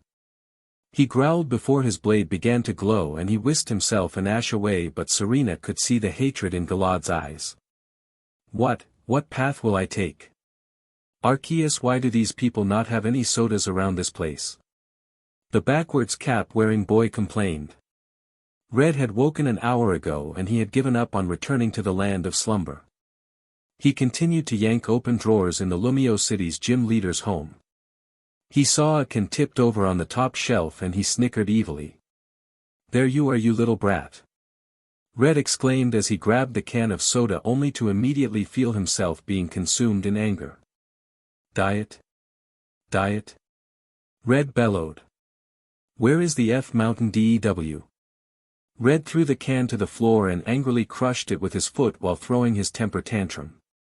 How on earth could a gym leader not have any soda in his home? Red thought to himself before shaking his head and correcting himself. Any good soda. He watched as liquid slowly leaked out of the crushed can and onto the floor, causing Red to run his hands through his hair in frustration. Now I have to clean up this mess. Red grumbled but took a step back when a flash of light occurred and he found Ash standing in front of him. Ash tilted his head and threw Red an odd look before looking to the ground and realized he was stepping in something very sticky. Really, Red? Ash asked sarcastically, only to be interrupted by Red's outburst. Arceus, damn it, Ash. Now you're going to track this crap all over the floor. Red growled furiously, causing Ash to take a step back nervously. Chill out, dude. Ash said as he raised his hands in the air. Red simply sighed and asked something Ash had forgotten about, well, almost forgot about. Yo Holmes, why you up so late?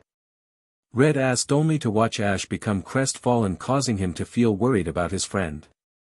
Ash, what's wrong? He asked, but was met only by a sigh. After Ash stood there for a few moments, he gathered the courage he needed to speak. Serena and me, I mean we confessed that we love each other, Ash whispered, causing Red to jump in the air happily, but when his feet hit the ground he felt his joy all but vanish. If they told each other, then why was Ash upset? What did she say? Red asked. She can't give me an answer if she wants to be in a relationship with me even though she said she loves me, Ash mumbled, causing Red to become rather confused. If that chick said she loves you but she doesn't know if she wants to date you, then she's got some issues, man, Red stated, making Ash chuckle sadly. Maybe she does, Red, or maybe she doesn't. I don't think I should stay in Kalos any longer, I'm going home. Home? You mean Pallet Town? Red asked, to which Ash nodded his head, causing Red to clench his fists. So you're just going to leave, is that it? Give up everything you have done so far and just run away? It's not like that, Dash. Oh really, then tell me how it is, Ketchum. Red snapped. I told her I would leave her alone, Red. Ash countered, feeling frustrated. I told her she didn't need to give me an answer now, but if I stay here then I'm only going to get hurt. I'm going home. Ash yelled, causing Red to shake his head in disappointment. Don't give up yet, bro, Dash. No, Red, Ash said sternly. I'm going to go back home, nothing is going to change my mind. You are to stay here, do you understand? Don't tell me what to do, Red growled, causing Ash to sigh. Red, I'm asking you, as a friend. Just, respect my decision, Ash said sadly, causing Red's eyes to water. How could the great Ash Ketchum be broken so easily by a single girl? Not that he thought girls were weaker than men or anything, just that it took one person to break his friend like this. Fine, Red replied as he turned around as a lone tear slid down his cheek. I'm going to bed, do what you want, Ash, Red mumbled before walking away from him. Ash looked at Galade for a moment and asked, am I making the right choice? Any choice you make, master, is the one I will follow, Galade replied, causing Ash to smile. He walked over to the room he was staying in and found Pikachu laying on his back sound asleep. Ash took his partner in his arms and Pikachu suddenly stirred, though he could not tell what was happening due to the fact half of him was still in dreamland. Galade, let's go home, Ash whispered before being engulfed in a bright light, and as it faded he was nowhere to be found, but he never noticed the cap-wearing boy looking into his room through a crack in the door. This Serena chick, she's broke him.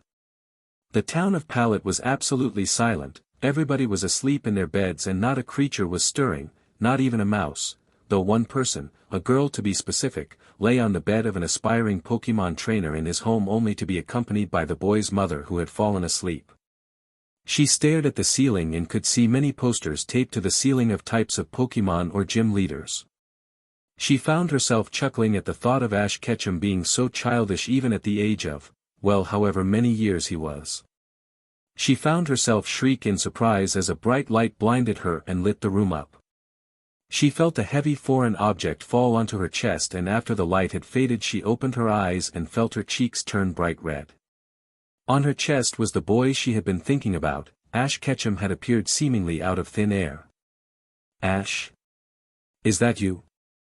The girl asked, finally snapping the trainer out of his daze due to being blinded still by the bright light created by Galad's teleport attack. When he opened his eyes he felt his heartbeat increase dramatically when he found himself on top of a girl he had met a long time ago. Miette? What are you doing here? He had said that she didn't have to give him her answer yet, but how long until he wouldn't care anymore? Serena thought to herself and sighed sadly. After Ash had left her to be alone she returned back to Prism Tower and once again sat in Bonnie's room.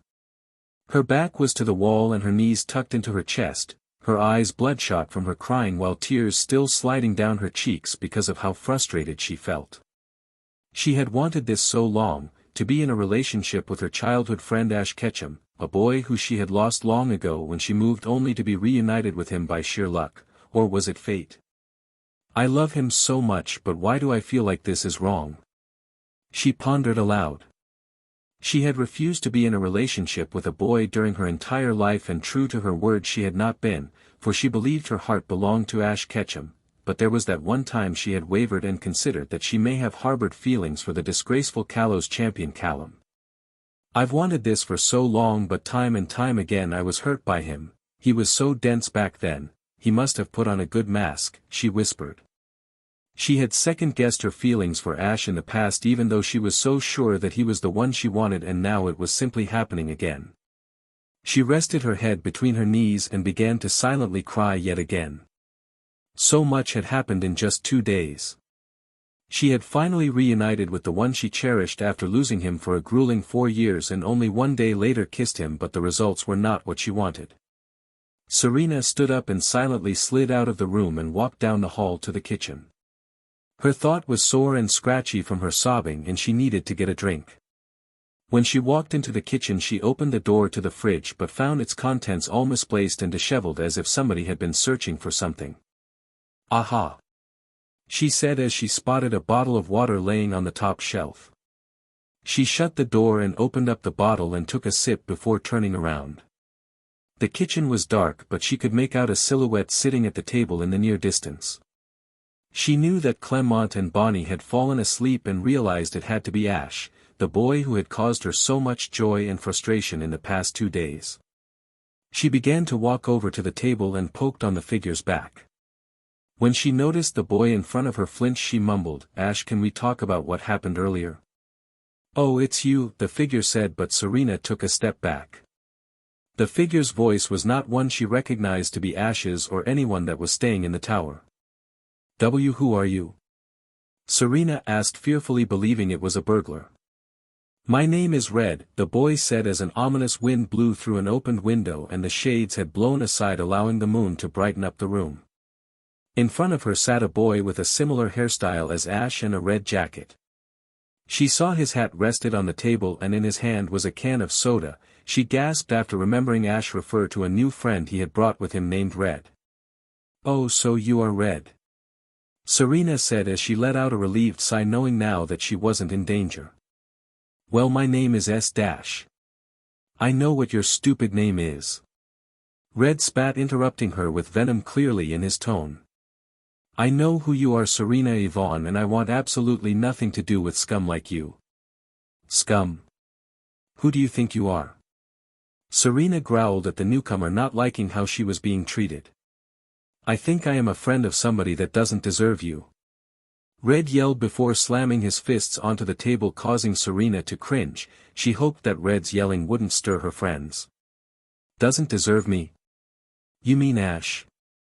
Serena asked quizzically, feeling alarmed by the boy who was now breathing heavily as if he was an enraged Tauros. He stood up with his hands balled up into fists and turned around to face the girl who he had begun to despise. Serena was surprised when she saw tears in Red's eyes and became very confused as to if Ash's friend was either angry or sad. She felt herself cringe at Red's words. You broke him, you broke him." Red yelled furiously as he swung his right arm to his side. "He trusted you, he loved you, he believed in you, and what does he get?" "Well, do you know, little Serena?" I don't know," Serena whimpered, feeling threatened by the boy's presence. "He left because of you," Red said in a low voice before pointing his finger and exclaiming, "He left because of you." He left, because of me. Serena gasped, feeling her heart slowly break in two. The boy who she had cared so much about, that had returned her feelings, had left because of her. Yes, he left because of some stupid girl he had fallen for long ago. Red growled. He loved you, Serena, he loved you, and you broke him, Serena. Not that shitty champion, not all the things his friends accomplished while he was gone, because of you and only you. Red seethed. He believed in you, and when you two confessed to each other, that should have been it, but no, you had to break him yet again. You had to second guess your feelings for him after telling him you loved him. Do you know what that feels like? To have someone tell you they love you, but only for them to second guess those feelings in a matter of minutes? Well, Ash does. I do. So many people have, and you just hurt people like Ash. I don't understand why he was so obsessed with finding you, but I wish he had changed his mind. He regrets coming here. Did he tell you that? Did he tell you that he regrets telling you he loved you? Did he tell you that he was going to go back to Kanto all because of you? I didn't mean for this to happen. Serena exclaimed as she failed to fight back the red-hot tears that slid down her cheeks. Well, too bad. I bet Ash is going to do the same exact thing that I did. He is going to disappear again, but this time he isn't coming back. Red yelled before walking by Serena while purposely bumping into her. He looked at the girl behind him, and Serena could see the hatred and anger in his eyes. You don't deserve Ash, and you never will, and with that he walked out of the room, leaving Serena heartbroken. Red was right, she didn't deserve Ash Ketchum. What have I done? Morning, sweetie. Greeted the brown-haired woman. Morning, Mom, Ash said groggily to his mother as he took a wobbly step out of his bed. His sheets lay scattered across the floor, and his pillow was on the opposite end of the bed with a now wide-awake Pikachu plopped on top of it. Delia walked over to her son's best friend and gave him a gentle scratch behind the ear, resulting in an affectionate coo from the yellow mouse. She turned to her son and saw his sad eyes directed to the floor, causing her usual cheery smile to fade and be replaced with a frown. She walked over to her son and knelt down so she was eye level with the depressed boy. She didn't say no, Delia said with a sad smile, only to be met with a monotonic, but she didn't say yes either, from her son. Delia sighed, knowing that Ash was most likely going to be experiencing his first heartbreak, and this is something every person must go through. But she didn't say no. Ash, don't give up till it's over, isn't that what you told her back then? She asked. You don't get it, Mom. It is over and I have given up. Ash exclaimed, causing Delia to chuckle. I was a teen once upon a time as well, Ash, and it is perfectly normal to feel the way you do right now. So it's good that I feel crummy? Ash asked in a sad tone, causing Delia to shake her head. You know what I mean, Ash, Delia replied, running her fingers through her son's wild hair. Everybody experiences heartbreak at some point during their lifetime, maybe even more than once. When she didn't see Ash's mood lighten, she sighed before asking, if you have given up, then why not give that girl here a try? You mean Miette? Ash asked before shaking his head in defiance. I don't like her that way, Mom.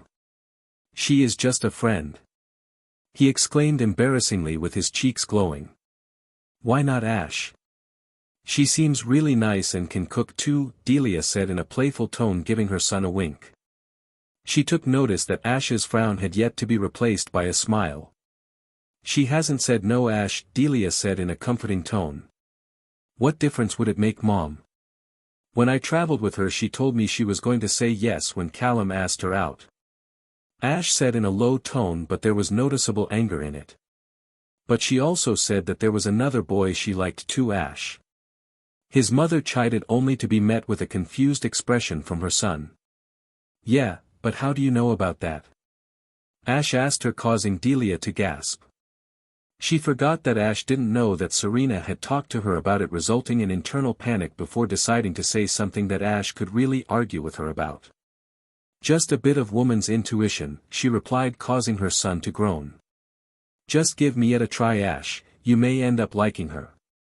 I don't know, I'll think about it if that's what you really want, Ash sighed. That's all I am asking, Delia replied as she gave her son a quick hug before leaving the room. Ash stood still in the same place he had been moments before. He noticed Pikachu giving him a worried glare and Ash sighed sadly. Serena. He whispered softly. My hurting will be ended when you return to end it. The sun shined through the blinds of the sibling of the Lumio City's gym leader's home. Though both siblings had gone out to eat breakfast, Serena had been left behind with no one to vent to. She, as well as her friends, did not know where Red had disappeared off to. His room was a mess and there was no sign of his Pokeballs, and much to Clement's surprise all of the soda that he had kept in the fridge. Serena could only assume that Red had done the same as Ash had done the previous night, leave because of her presence. She was sitting on the table with head in her hands. After much thought and consideration, Serena had come to believe that Ash was undoubtedly the boy she wanted to spend the rest of her life with, or at least a good portion of it. She didn't know why she said the things she had last night, but it terrified her. She couldn't stand the thought of Ash leaving again. If he left and didn't come back this time, she didn't know what she would do. How could I have done this? How could I have broken his heart? She asked herself sadly. The boy that had cared for her may ultimately despise her now, and that thought made her stomach churn in disgust. The tears had not stopped dripping down her cheeks since her encounter with Red. She hadn't gotten any sleep either. Her hair was messy and her eyes devoid of their usual optimism, being bloodshot. I've betrayed him, I've broken him, he loved me and I unknowingly turned him down. She whispered before breaking down into tears once more. Everything she had accomplished was now meaningless to her, because without Ash she would have accomplished anything. Without Ash, she was nothing. I can't let this happen again. Serena whispered sadly before her eyebrows narrowed as she stood up. She knew what she needed to do. She needed him, she needed Ash Ketchum back in her life. She walked over to Clement's room and slowly peeked through a crack in the door. She felt her heart racing at the thought of going into a boy's room, a friend's room for that matter. The only time she had been in a boy's room was Ash's, when he had disappeared for 4 years all because of me. She slowly slipped into the room with her cheeks ablaze. One would think that an inventor would be organized, but all Serena saw were pieces and scraps of metal strewn across the floor, blueprints laying on desks, models of various things hanging from the ceiling. To her it was a big mess, but for Clement she could only assume that it was a paradise. She looked around and eventually found what she had been seeking, a video phone, but this one looked as if it had been taken apart and put back together. She walked over to the screen and shakily moved her hand to the keypad and typed in the number of the Ketchum household, a number that she had memorized long ago, and reached for the phone and pulled it to her ear. The screen lit up, but she felt her hope slowly crumble when she saw only static on the screen. She dropped the phone and it would have hit the floor if not for the extension cord connected to it and the video screen. Tears began to well up in her eyes as she began to sob silently into her hands. She had ruined everything she had strived for since she had met the boy she had fallen for, and no one was to blame but her and only her. She had single-handedly not only unintentionally get rid of any chance of a relationship with the boy she loved, but also had ruined the friendship they had once shared. I am so sorry, Ash, she whispered through choked sobs as if he was right next to her. She wished he was, but he wasn't. All hope had been lost, she would never see him again. The boy she loved so much would never be able to return the feelings he had confessed to, but when every life meets another, something is born. Ring ring ring, ring ring ring, phone call ring ring. Hello? Asked an auburn-eyed boy as he picked up the phone. The screen portrayed an image of a crying girl that the boy knew all too well. SS Serena? The boy stuttered. Serena continued to sob into her hands, releasing all the bottled-up feelings she had come to have for Ash Ketchum, the boy she loved who she would never see again. The screen was still static and she had given up all. Her sobbing was interrupted however when she thought she heard a voice. It was faint but it was defiantly there. She knew that Bonnie and Clement wouldn't have returned yet and Red had fled to Arceus knows where, but she was positive that there was a voice. But where was it? Serena? Serena, what's wrong? Ash asked, frightened by the image of her crying. She refused to answer him and there was no sound, and Ash began to grit his teeth in anger. Is this supposed to a joke, Serena? 'Cause I'm not laughing. Serena. Serena. There was that voice again, but this time it was noticeably louder and undoubtedly closer. It sounded so small, but she knew it was there. A sudden thought dawned on her as she moved her hands from her face. No longer was there static on the screen, but an image of a face, a boy's face, his face, was there. Serena gasped at the sight and immediately grabbed the dangling phone. Ash. Ash. That wasn't funny, Serena, Ash said angrily to the girl on the screen. Why would you do that? You had me worried. Ash, I'm so sorry. The screen was all static when I called and I didn't know you were there. Serena pleaded. How do I know that? How do I know if you are telling the truth? Ash asked monotonically, causing Serena's eyes to water. Ash would never lie to you. Serena exclaimed. You said you loved me. Ash yelled, causing his friend to cringe. You second-guessed your feelings. You lied to me. I wasn't lying, Ash. Serena screeched, causing Ash to take a step back, surprised by her sudden outburst. You wanted an answer, Ash Ketchum, and do you know what it is? I love you. She yelled emotionally over the phone, but her heart began to shatter when Ash's face fell. What's wrong? Isn't this what you wanted? Serena asked softly. It was, no. Is what I want, Ash replied, but his expression did not change. You just what? Serena asked fearfully. I don't know if I want to be in a relationship with somebody who isn't sure about their feelings, Ash said sadly, causing Serena's lip to quiver. But I am sure, Ash. I've never been so sure of what I've wanted in my life than right now.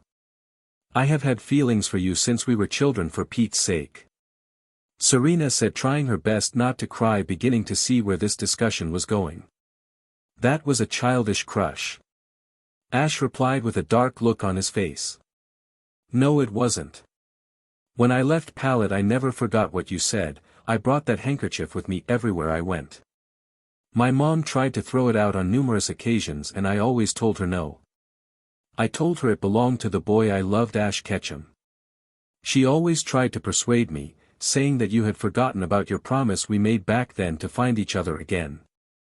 That you had forgotten about me, but I never believed her.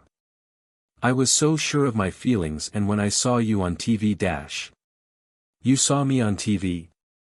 Ash asked with a perplexed look on his face. Yeah, I did. The only reason I knew you were in Kalos was because they broadcasted the Garchomp incident. And when I saw that, I went to go find you. I knew it was you from the moment I saw your face. You didn't even remember me. My mom was right, but I didn't care, and I still don't care. I knew that deep down you remembered me, and I stayed there with you, Ash, because I liked you. That childish crush lasted very long time and morphed into something beautiful during our journey, and I have never been so sure about anything before. I loved you, Ash. When you disappeared, I was broken. I was nothing, but you found me again, and I don't care if my title of Kalos Queen is tarnished because of what happened, because you came back. When you told me you loved me, I was so happy that you had came back to my life. I was scared, Ash. I was scared that I would screw up. I was afraid I would ruin our friendship, and look at what I've done, Ash. I've screwed up and ruined everything. Serena said through her choked and feverish sobbing. You're right, Serena, you ruined our friendships, Ash said sternly, causing Serena to cry harder than she had ever before. But that single word was enough to make her look at his distorted face on the screen. But what? Serena asked. But you made something better than friendship, Ash said with a smile that he had not had since the night before. Something better than friendship? Serena whispered questionably. That's right, Ash nodded his head in confirmation. You wrote a new chapter in my life, Serena, and there is nobody I would rather spend it with than with you. Serena, did her ears deceive her? Did Ash say what she thought he said? I love you Ash Ketchum, Serena said with a smile. I love you too Sir Dash. Ash, who are you talking to? A voice asked off screen, a female voice, one that made Serena cringe. Ash? Who is that? Serena asked anxiously. It's complicated, Ash replied with a straight face. I would love it if you could come and visit Dash. Ash, answer me when I'm talking to you. The girl said as she approached the screen, and Serena's eye widened as she moved her hands to her mouth. Miet? Serena stammered, causing the purple-haired girl on the screen turn her head towards the camera, and a snarky smile formed on her lips. Oh why hello Serena. Miet sneered, causing the honey-haired girl to ball her hands up into fists. Why was SHE with Ash? Did Ash and Miet become an item? Was Ash just playing with her feelings? He wouldn't do that, would he? Ash? Serena stuttered in a questioning tone, causing Ash to scowl, and this action only frightened her more. Why is Miet at your house? Because we are dating, silly. Miet exclaimed, giving Ash a kiss in the cheek, causing the raven-haired boy's cheeks to redden. Ash turned toward Serena and saw the broken expression plastered upon her face, and he began to panic. Serena, it isn't what it looks like. Ash exclaimed nervously, but his fears only grew at the expression on Serena's face. It's okay Ash, I understand how it is, Serena said softly, trying to hold back tears. Serena, wait. Ash said loudly, fearing the worst. He had learned about Serena's feelings towards Miet from his mother the night before, and he knew exactly how things would end unless he turned the tables quickly. Red was right, I don't deserve you, Serena said with her lips quivering. She now understood what Red meant by being broken. She felt the same pain that Ash had felt during their previous situation. I'm so sorry Ash. Serena whispered, causing Ash to groan in frustration, and shoved the girl clinging to his side like glue away and slammed his hands onto the table in front of the camera. Serena, listen to me. It isn't true, I love you. Ash pleaded, but watched as Serena took a step back. You don't have to lie anymore. I'll leave you be so I don't hurt you anymore, Serena stammered, trying her best to stop the tears that threatened to escape from her blue eyes. Serena, wait Dash, Ash yelled, but watched as the screen turned black. He felt a single tear slide down his cheek before turning towards Miet, who was staring at him with an innocent look. Why was she freak out like that Ash? She asked as if she was clueless as to what she had just done, but this only made Ash grit his teeth in frustration. Cut the act Miet, Ash said in a lethal tone before pointing to the door. I want you to leave my home now. Go away. Ash said angrily as Miet sadly complied with her head hung low as she walked out of the door. After she had left, Ash sighed sadly and put his hands against his face sadly. He was so close to being happy again, so close.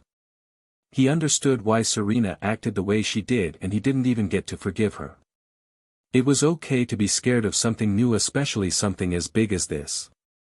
He dashed quickly over to the phone and tried to call Serena back, but it was hopeless. She did pick up, why would she? Her heart had just been broken. Ash slammed his fist into the screen, but not hard enough to crack the screen. He shut his eyes and began to cry. Even if this was his first crush, his first love, his feelings for Serena were stronger than most people his age would have in regards to a relationship. She had ruined everything, Miet had ruined everything.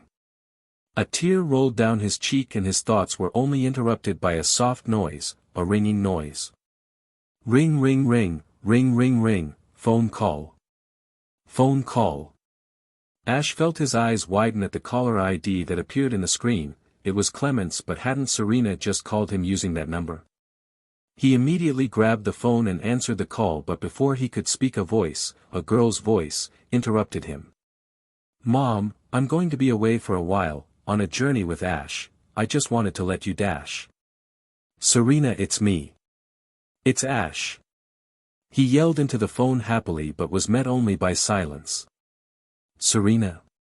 Ash asked, hoping she hadn't hung up. Serena, please be there. Ash pleaded softly into the phone. I don't love me yet, I love you. He said in an alarmed tone as if he would never be able to say those words again. He felt himself frown when the line was still silent and felt himself bite his lip. I'm so sorry Serena, I guess you aren't there. He said softly and was about to hang up but a voice made him freeze in his tracks.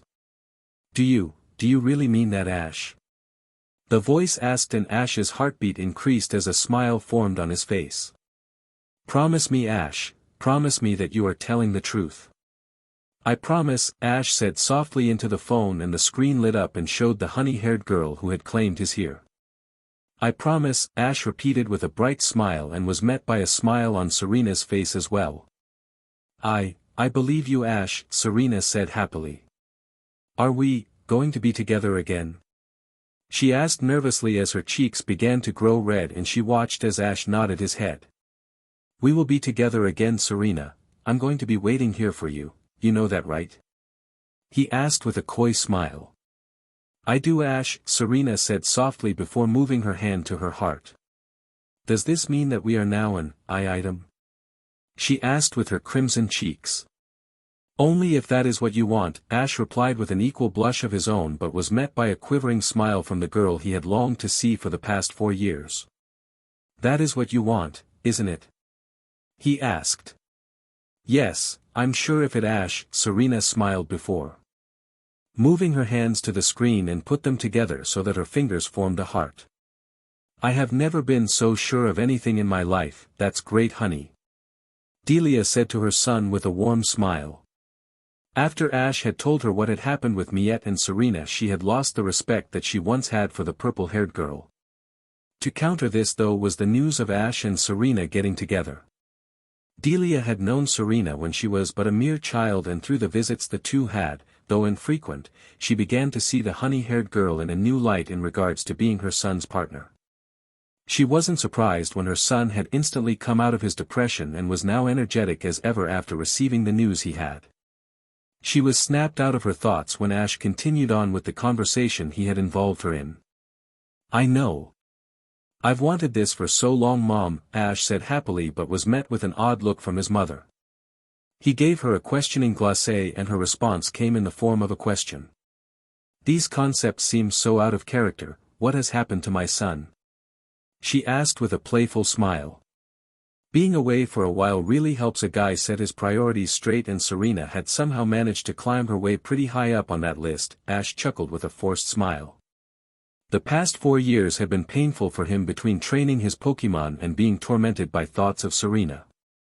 His training originally suffered setback after setback until he was able to move on from his depression and the end result was his Pokemon being stronger than ever.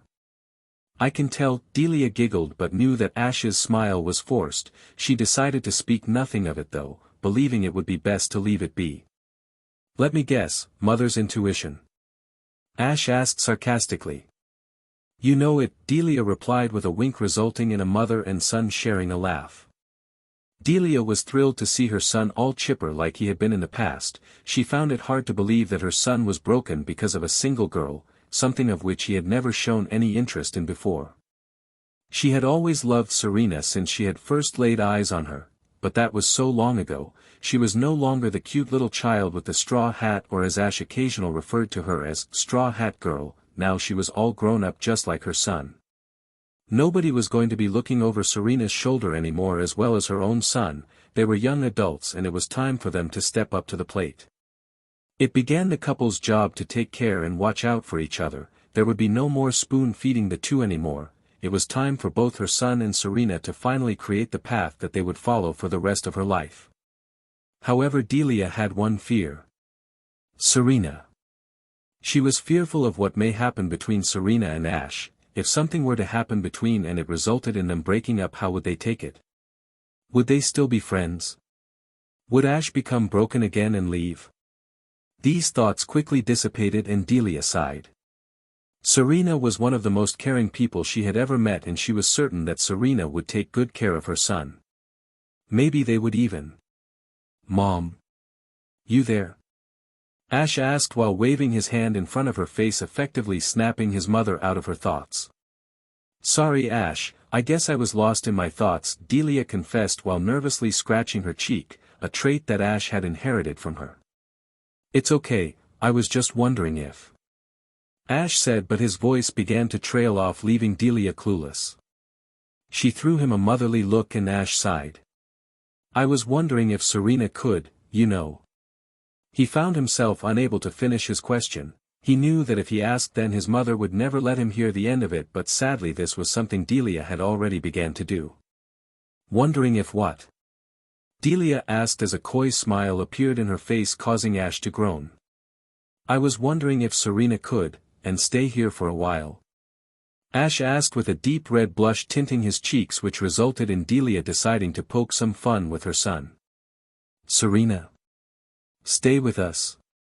Such a bold move, Ash, but I don't think you should be engaging in dash. Stop. It isn't like that. Ash yelled, causing Delia to laugh hysterically at her son's outburst. I'm just teasing, Ash, his mother replied after she had calmed herself down before laughing again due to the face Ash was making. Though she was halfway across the world from her childhood home, Serena found herself in a similar situation as Ash had been in with his mother. My little girl is growing up. This is just too precious. Grace squealed enthusiastically while internally snickering at the blush that had made its way onto her daughter's face. Mom, could you stop? Serena pleaded with an annoyed tone. Since she had returned home to Vanderbilt town and told her mom the news, which she regretted almost immediately, she had not heard the end of it from her mother. But why, Serena? Isn't this what you've wanted for a long time? To have your Prince Charming? Grace teased with a wink, causing her daughter to blush. Mom! Serena shouted out of embarrassment. Okay, I'm done now, sweetie, Grace sighed before giving an inaudible chuckle. Good. Serena pouted before turning her back to her mother. That wasn't funny, you know, she grumbled before feeling her mother place a hand on her shoulder. I'm sorry, Serena, I guess I got a little carried away, Grace apologized with a smirk Serena could not see. She lowered her head to her daughter's ear and whispered, you better not get carried away either. Mom! Serena shouted as her face became beet red. She had never expected her mother to make a comment as such. Serena nervously bit her lip before quickly running away from her mother, up the stairs, and slammed the door to her room after she was safely inside. This behavior only made Grace laugh harder.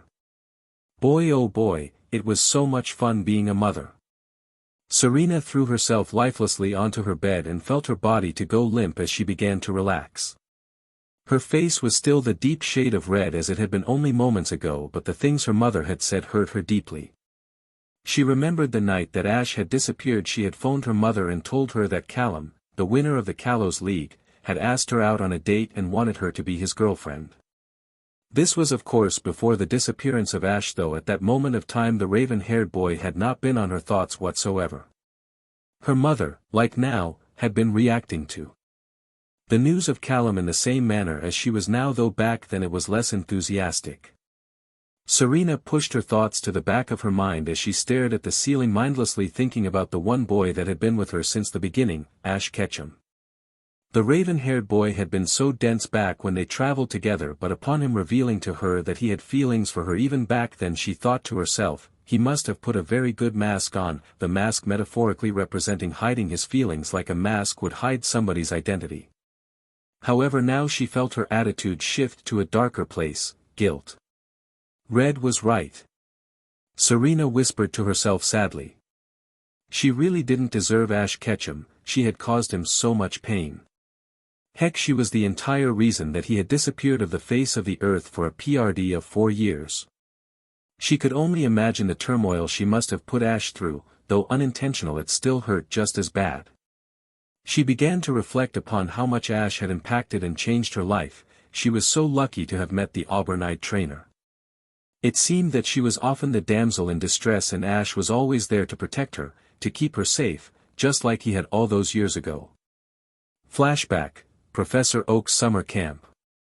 An 8-year-old Serena was walking through the forest beside the camp by herself. She sighed sadly as she trudged her way along. She didn't even want to come here, her mother forced her to go against her will. The excuse? Her mother had said that she needed to make new friends. Though she had lived in Pallet Town her entire life, she was so quiet and shy she had yet to make even a single friend during the 8 years of life she had lived. She then heard a rustling in the bush. She stopped and eyed the bush. Hello. Is anybody in there? She asked timidly. There was no response.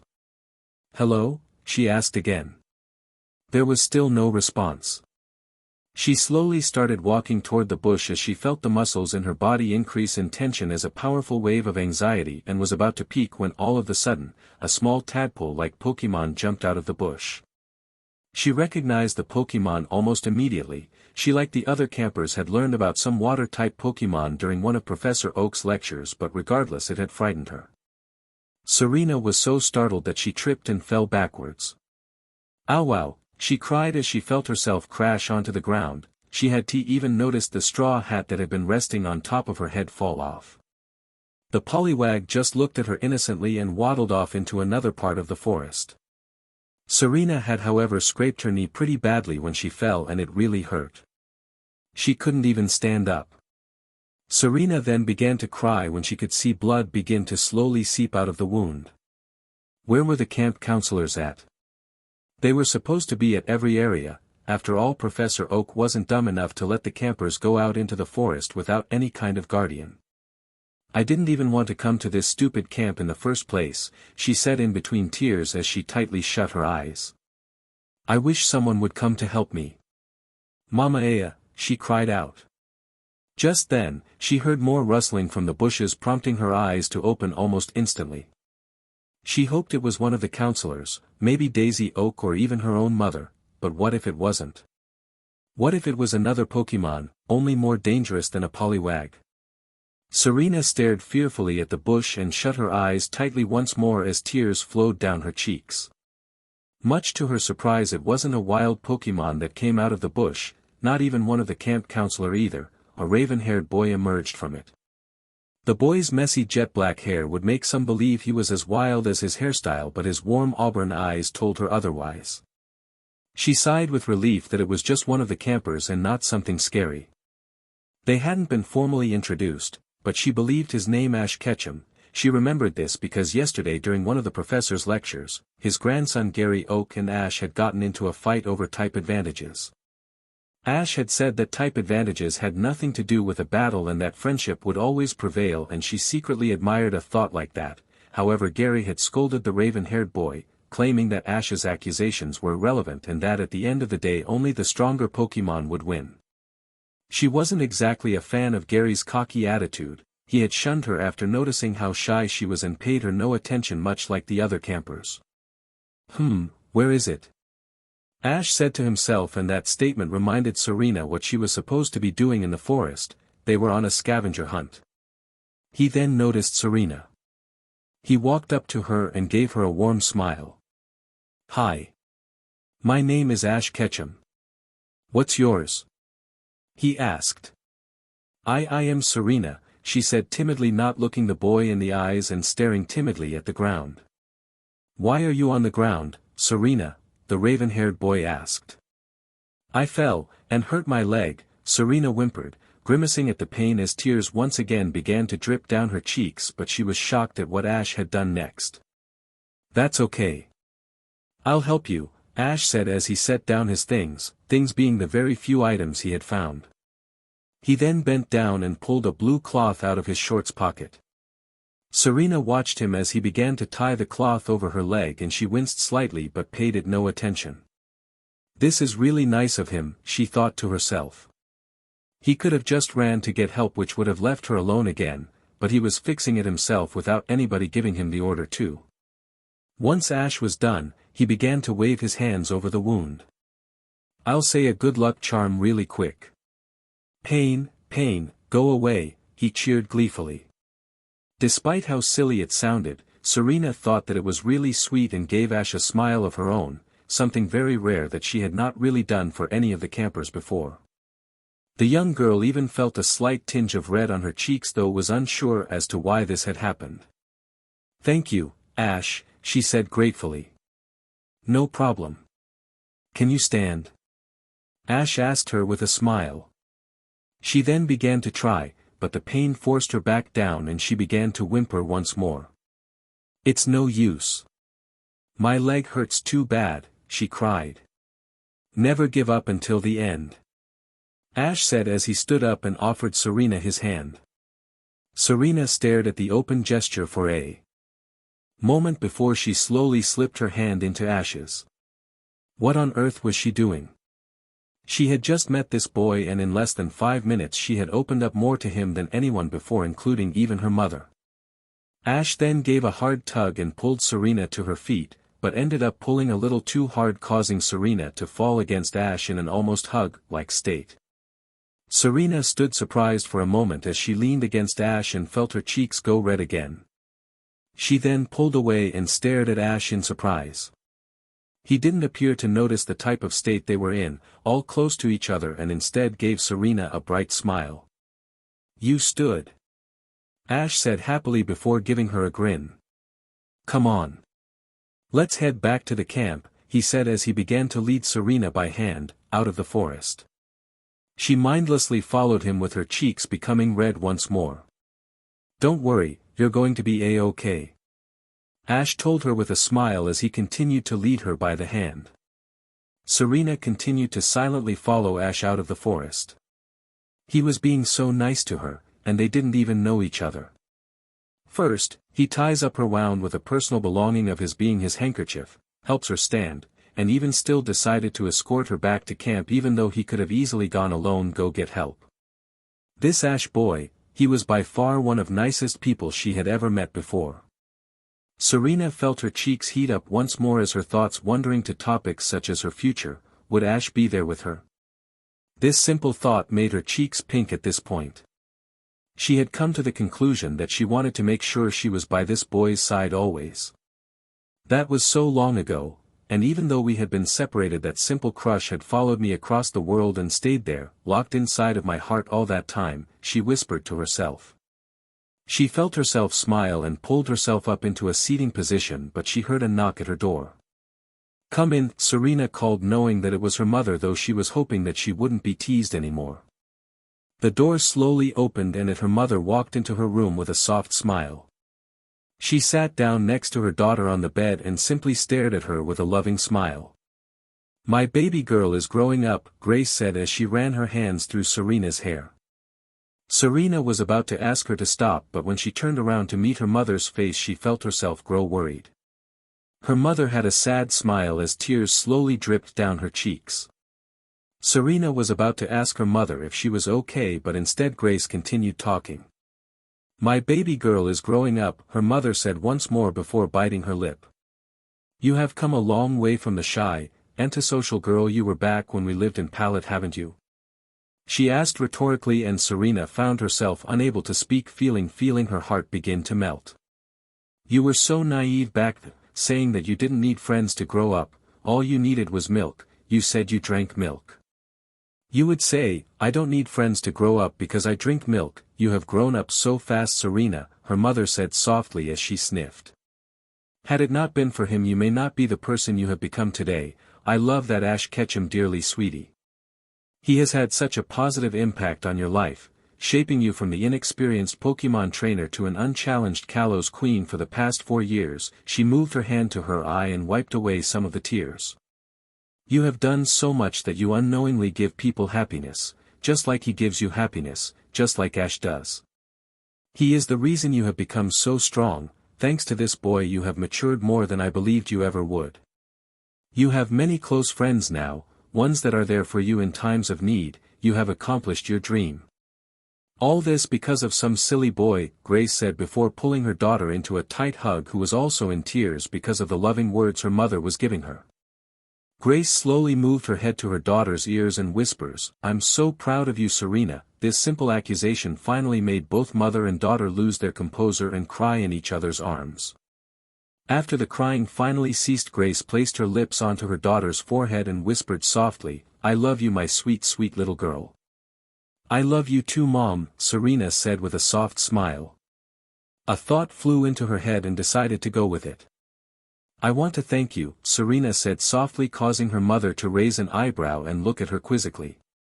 Taking the hint, Serena continued. I didn't even want to go to that stupid summer camp, but you made me, and I hated. No, hated is a strong word. I was upset with you, but had you not done that I would never have met Ash.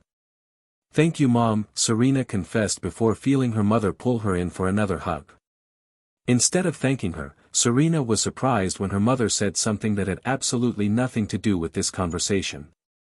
Ash called earlier for you, Grace whispered, causing Serena's heart to beat faster. What did he want?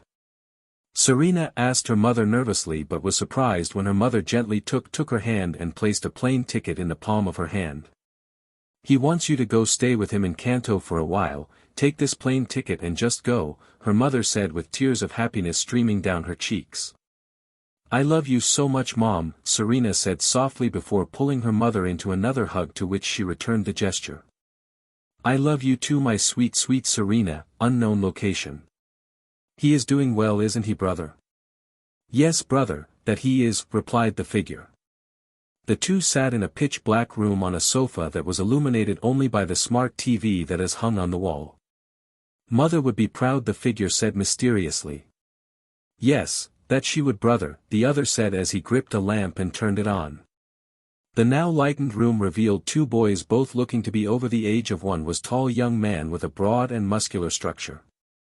He had black hair slicked back except for the two bangs on each side of his face.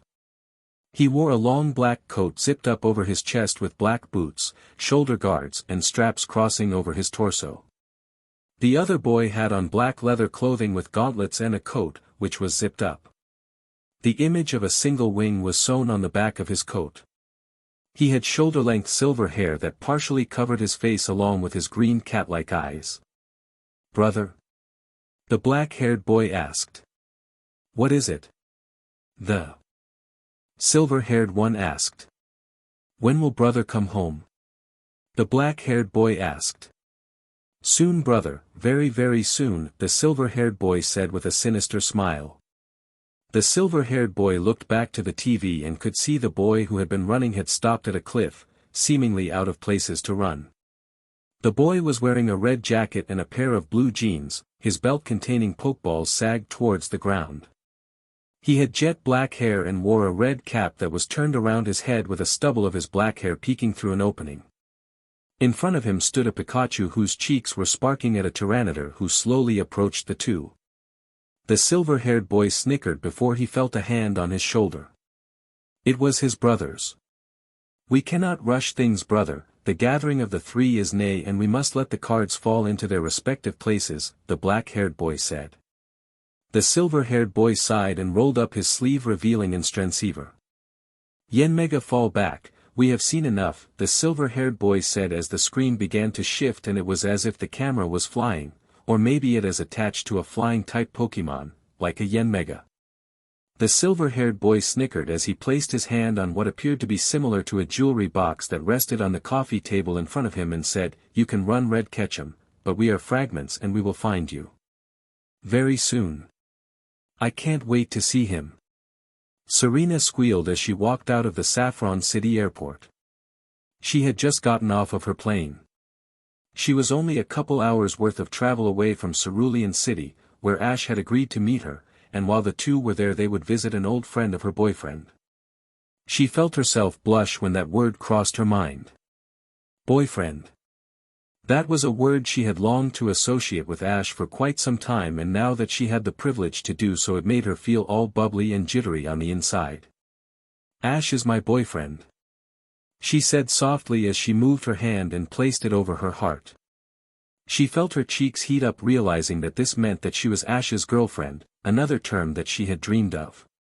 I can't believe this is happening.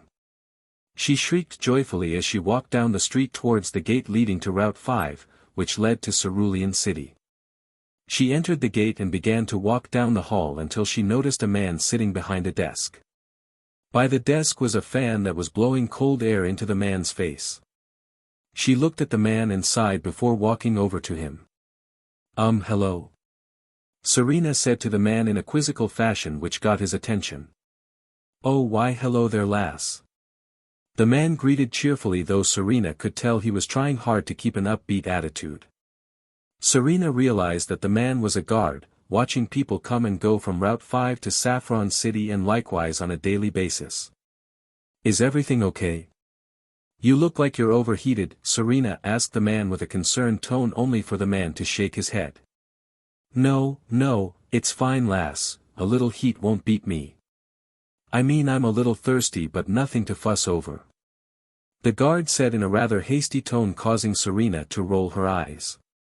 She reached into her bag and pulled out a bottle of water and placed it on the guard's desk. "Take it," Serena said with a cheerful smile as she began to walk away, leaving the guard dumbfounded. "Thank you," he called from afar, making Serena smile proudly as she walked out of the gate and found herself stunned by the scenery of Route 5. Flowers and trees were everywhere, with branches dancing in the wind. Serena suddenly wished that she could have gone with Ash on his original journey and see things like this. She slowly walked down the cobblestone path, admiring everything she saw, from the Pidgeys sitting on the branches to the Nidorans hiding in the grass. It was stunning. She found herself slow her pace and ended up standing in the middle of the path. "This is beautiful," she said softly before continuing her journey to Cerulean City. Time skip, 2.5 hours later. "I probably should have asked Ash where we should have gone to meet up," Serena grumbled as she trudged down the Nugget Bride. She had arrived in Cerulean City 90 minutes ago, and an hour of searching later she found herself in quite the pickle. She couldn't find Ash. She had gone to many places she believed he may be. She checked the Pokemon Center, the Pokemart, heck, she had even left the city and ventured north to the house of a boy named Bill who was a genius when it came to technology, but Ash was nowhere to be found. Her thoughts drifted back to Bill, and she then thought of Clement. The blonde gym leader had been with her during her Kalos journey, and whenever Ash wasn't there, it was him who aided her in whatever situation she was in. He tried to fix these issues with his inventions, which often ended up exploding in their faces and ruining her hair. Maybe I should get Bill to give Clement some tips, she thought to herself, and giggled cutely. Though the inventor had ruined her hair more than once, she loved him nonetheless, in a friendly way of course. Her brain suddenly switched gears and her thoughts turned towards a different subject. She had recently been thinking a lot about her first journey, but what about his first journey? What about Ash? He had told her stories quite often, but the more she thought about it, she really didn't know a whole lot about his travels until Kalos. "Definitely a conversation I can have with him later," Serena said to no one in particular as she walked back into the city.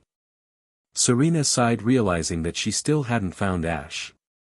Where could he be? Serena pondered aloud before her eyes widened and she face-palmed. How did I not think to check there? Serena asked herself before smiling. Some things never changed. The Pokemon Gym. They should be on there because like they are having a battle or like something, a pink-haired girl said with a grumpy tone. Just like hurry up because like we have a show to do in a few hours, said another girl with blue hair. Like let's go girls, a girl with golden hair said. The three girls were about to walk out before one said, have fun with your boyfriend, with a playful wink causing Serena to blush. Thanks, Serena said nervously as the trio left the room. Serena sighed before facing the doors leading to the pool. The three girls were known as the Sensational Sisters and their names were Lily, Daisy, and Violet. The sisters were initially shocked when Serena had told them that. She didn't know who they were, which resulted in the trio treating Serena in a less than desirable way. They had told her that Ash was currently at the pool with their fourth sister Misty. She remembered Ash talking about her quite often, saying things about how she was one of his first really good friends he made during his journey. With a deep breath she placed her hands on the double doors and made her way into the pool and felt her eyes widen. There was Misty and her Ash having one of the most intense battles she had ever seen before blushing at the realization that she had once again called her boyfriend, her Ash. The two did not notice her enter, so she silently made her way over to the bleachers so that she could watch the battle. Starmie use rapid spin. A girl with orange hair exclaimed. Starmie, or Gem of the Sea, had a geometric body type with a red jewel encrusted in the center of its body. The star-shaped Pokemon made a grunting noise before it began to spin around quickly like a top and began to charge towards its opponent. Its opponent was a slender orange sea otter with a pale belly spot. The orange-colored sea otter's head had two fluffs of fur, both pointing high up. Its nose was small and beady and it appeared to have stripes on its face. There were fins on its arms that were colored blue and its feet are flat and oval-shaped, and behind them, there are two tails that spun like propellers. Bizel used Aqua Jet to dodge. Called the raven-haired trainer. Bizel's body was suddenly surrounded in gravity-defying water and spun his tail and propelled himself to the skies using the water surrounding him like a torpedo and was able to effectively evade the rapid spin attack. The orange-haired girl smiled and said, "It's nice having a challenge for once." "Yeah, and I'm going to beat you, Misty, just like I did back in the day." Ash replied to his friend. Misty, bring the girl with orange hair, had grown significantly taller and towered a good few inches over Ash. She wore her two-piece due to the fact she was training with her Pokemon in the pool prior to her friend's arrival. "That was just a fluke, Ash," Misty teased as she playfully stuck her tongue out at him. "Had Team Rocket not interfered, I would have wiped the floor with you." "As if." Ash smirked before turning his head to his water-type Pokemon he had received from a good friend in a trade. He suddenly moved his head towards Misty and yelled, "Bizel, use Aqua Tail." Bizel's tail began to spin quickly as it became engulfed in a large whirlpool. He then pushed all his weight down towards Starmie and began to spin forwards as he descended from the air. With every spin the sea otter took, a wave of water was expelled from the tail at incredible speeds and each made direct contact with the star-shaped Pokemon. Bizel quickly closed in on his target and is only a matter of feet away and quickly took one final tumble before his attack would make contact. However, Misty had other ideas. "Starmie, intercept with your psychic attack," Misty exclaimed as the gem on her Pokemon's body began to flow and the star-shaped tips on its body began to spin. It grunted loudly as Bizel's attack dispersed before causing any damage and the sea otter was now suspended in mid-air clutching its head. "Bizel, no!" Ash exclaimed as Misty smirked. Her Pokemon turned towards her and she gave a nod. "Checkmate," Misty said as she snapped her fingers. Starmie slightly tilted its body up before making a sharp jerking motion towards the left side of the gym and sent Bizel flying until making a body-shaped indent in the wall. "Bizel, no!" Ash yelled as his Pokemon slowly slipped off the wall in a comical manner as if it was somebody had thrown a sticky and soggy piece of meat at the wall and began to slowly slide down it. Ash watched as his Pokemon slowly slipped off of the wall and fell limply back into the pool. "You did good, Ash, just not good enough," Misty called as she began to chuckle. However, her laughter ceased upon noticing the smirk plastered on her friend's lips and her face paled.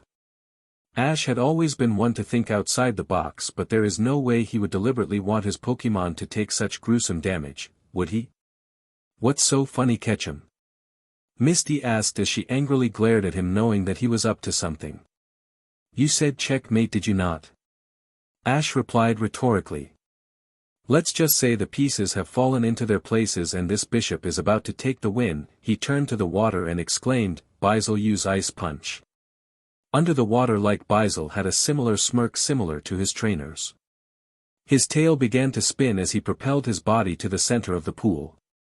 His fist began to glow with a light blue tint before being engulfed with a spark-like animation. His fist made contact with the bottom of the floor and ice began to quickly freeze the remainder of the pool. "Quick, Starmie, jump in the air," Misty commanded as her Pokemon left the water and floated mid-air just in the nick of time.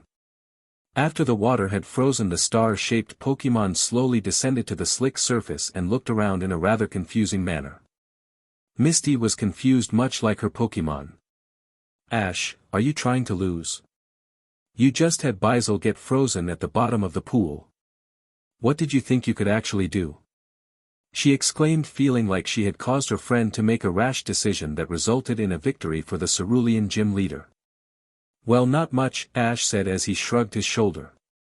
"But you have forgotten that I have some surprising tricks up my sleeve, like this technique." "Technique? Technique? Technique?"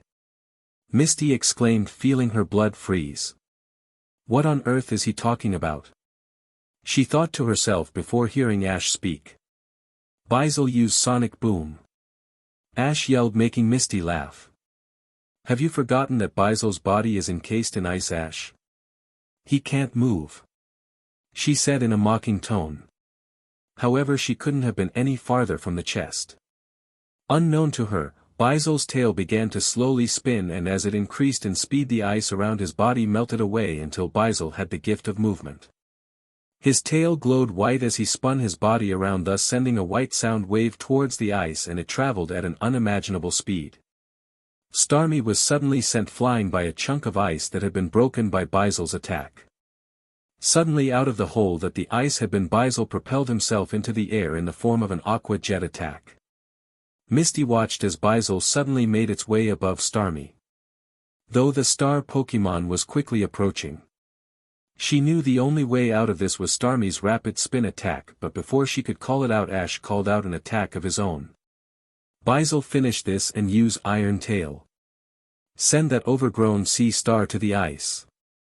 Ash yelled as his Pokemon's tail began a steel type of color and the flesh became as hard as steel beams. He quickly spun his body around one final time, and after shifting all his weight towards the ground he slapped his opponent with his tail and watched as it was sent propelling to the ground. Starmie, no! Misty exclaimed as she watched her Pokemon slam into the ice, and the impact of the fall had broken it. Starmie now laid in a crater of broken ice and was clearly unable to battle. Checkmate! Ash chuckled before feeling a pair of arms wrap around his neck and was initially shocked but almost immediately recognized the scent of flowers. Hey stranger, Ash chuckled as he felt the pair of arms withdraw themselves. He turned around and saw none other than his new girlfriend Serena. Referring to her as his girlfriend made him blush momentarily before shaking it off. It's just one of the things I have to get used to, Ash thought to himself before hearing a certain honey-colored hair speak. Stranger. Oh Ash Ketchum, you better not have forgotten who I am again. Serena giggled cutely, causing Ash to groan.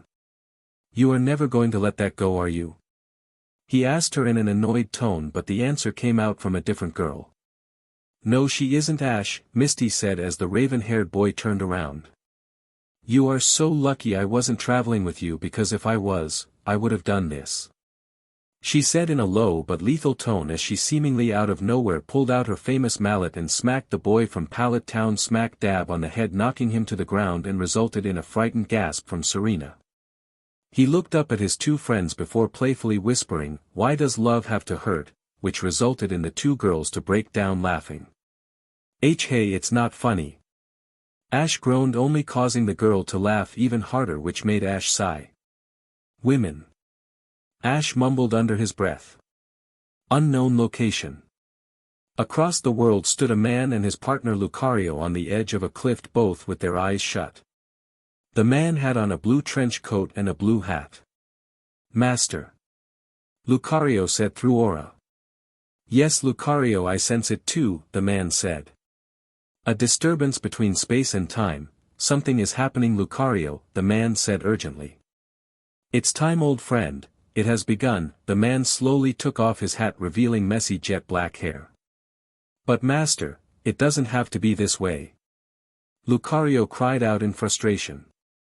My decision has been made and I will not waver, the man said sternly. We cannot forestall the approaching conflict, my good friend. We are puppets that must simply play their part, the passing must be done. But master. If you do this then you will dash. It's okay, Lucario, the man said as a lone tear slid down his cheek. My time is up and I have no regrets. The world needs a new aura guardian, a guardian like Ash Ketchum, master. Asked the jackal-like Pokemon said. Yes, Lucario. How are we going to find Ash Ketchum? We don't even know where he is or where to start looking. Lucario asked curiously. The raven-haired guardian sighed sadly before turning to his partner and said, You know as well as I do that we can use aura to find him. He looked at Lucario's saddened facial expression and placed his hand on his shoulder. I know you're scared, Lucario, and I am too, but this needs to be done, the man mumbled. I'm not scared, Master, Lucario said in a strained tone as he moved his paw to the spike on his chest. You don't need to do this, let me help you, Dash. Lucario, just stop, the man snapped. Sharing your aura would only destroy you. Lucario, you have no clue how lucky you are to have been able to come back from the dead. I used my own aura to do that, and we both know I'm not even a whole person. Don't say that. Lucario shouted angrily as he shrugged his master's hand off of his shoulder. You have the power of aura. Aura means you are alive. He shouted, causing his master to shake his head sadly. Lucario, we both know that we were revived for only one reason. 2 people gave up their lives for us, and I plan on playing my part, the man said sadly. Master. Lucario whispered softly as he looked his partner in the eyes. I won't let this happen, you will live. Nobody has to die, we can do this ourselves. He exclaimed. Master Riley gave up his life to save us. He and Lucario took our place as the tree's heart. He wanted us to do this, and I will not waver, the man snapped.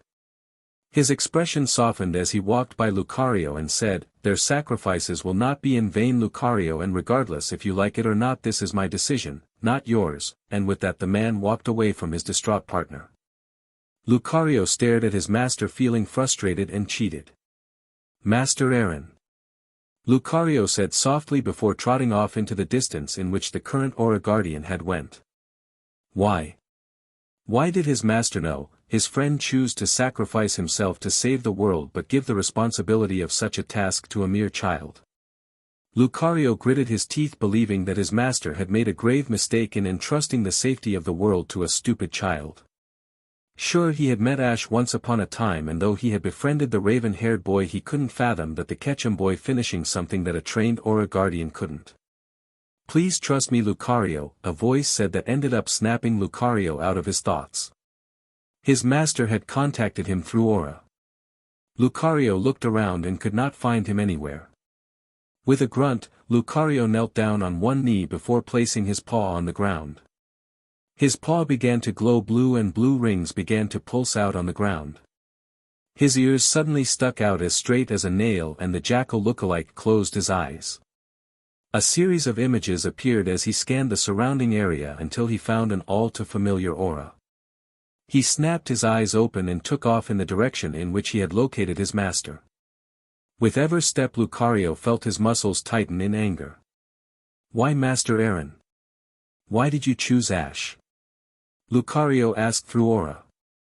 He continued to run after his friend after not receiving a response for a matter of seconds, but he heard his master's voice moments later.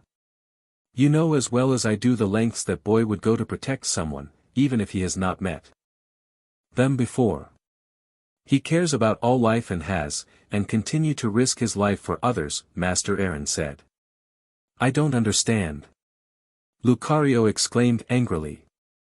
Why can't it be you? Why do you choose to leave the fate of the world in the hands of a child? Even if I did have a choice, it wouldn't matter, Lucario, you know I am on a timer, Master Aaron replied. I will only exist in the physical world for so long before I fade away, my friend. You, however, have all the time you want. Master Riley knew that you and only you would be capable of training the next Aura Guardian to reach his maximum potential. Why can't we just try to beat the clock? Lucario asked. Because we can't, Lucario, my existence will not last long enough for us to finish the approaching conflict, and we must be ready, he must be ready, his friend replied.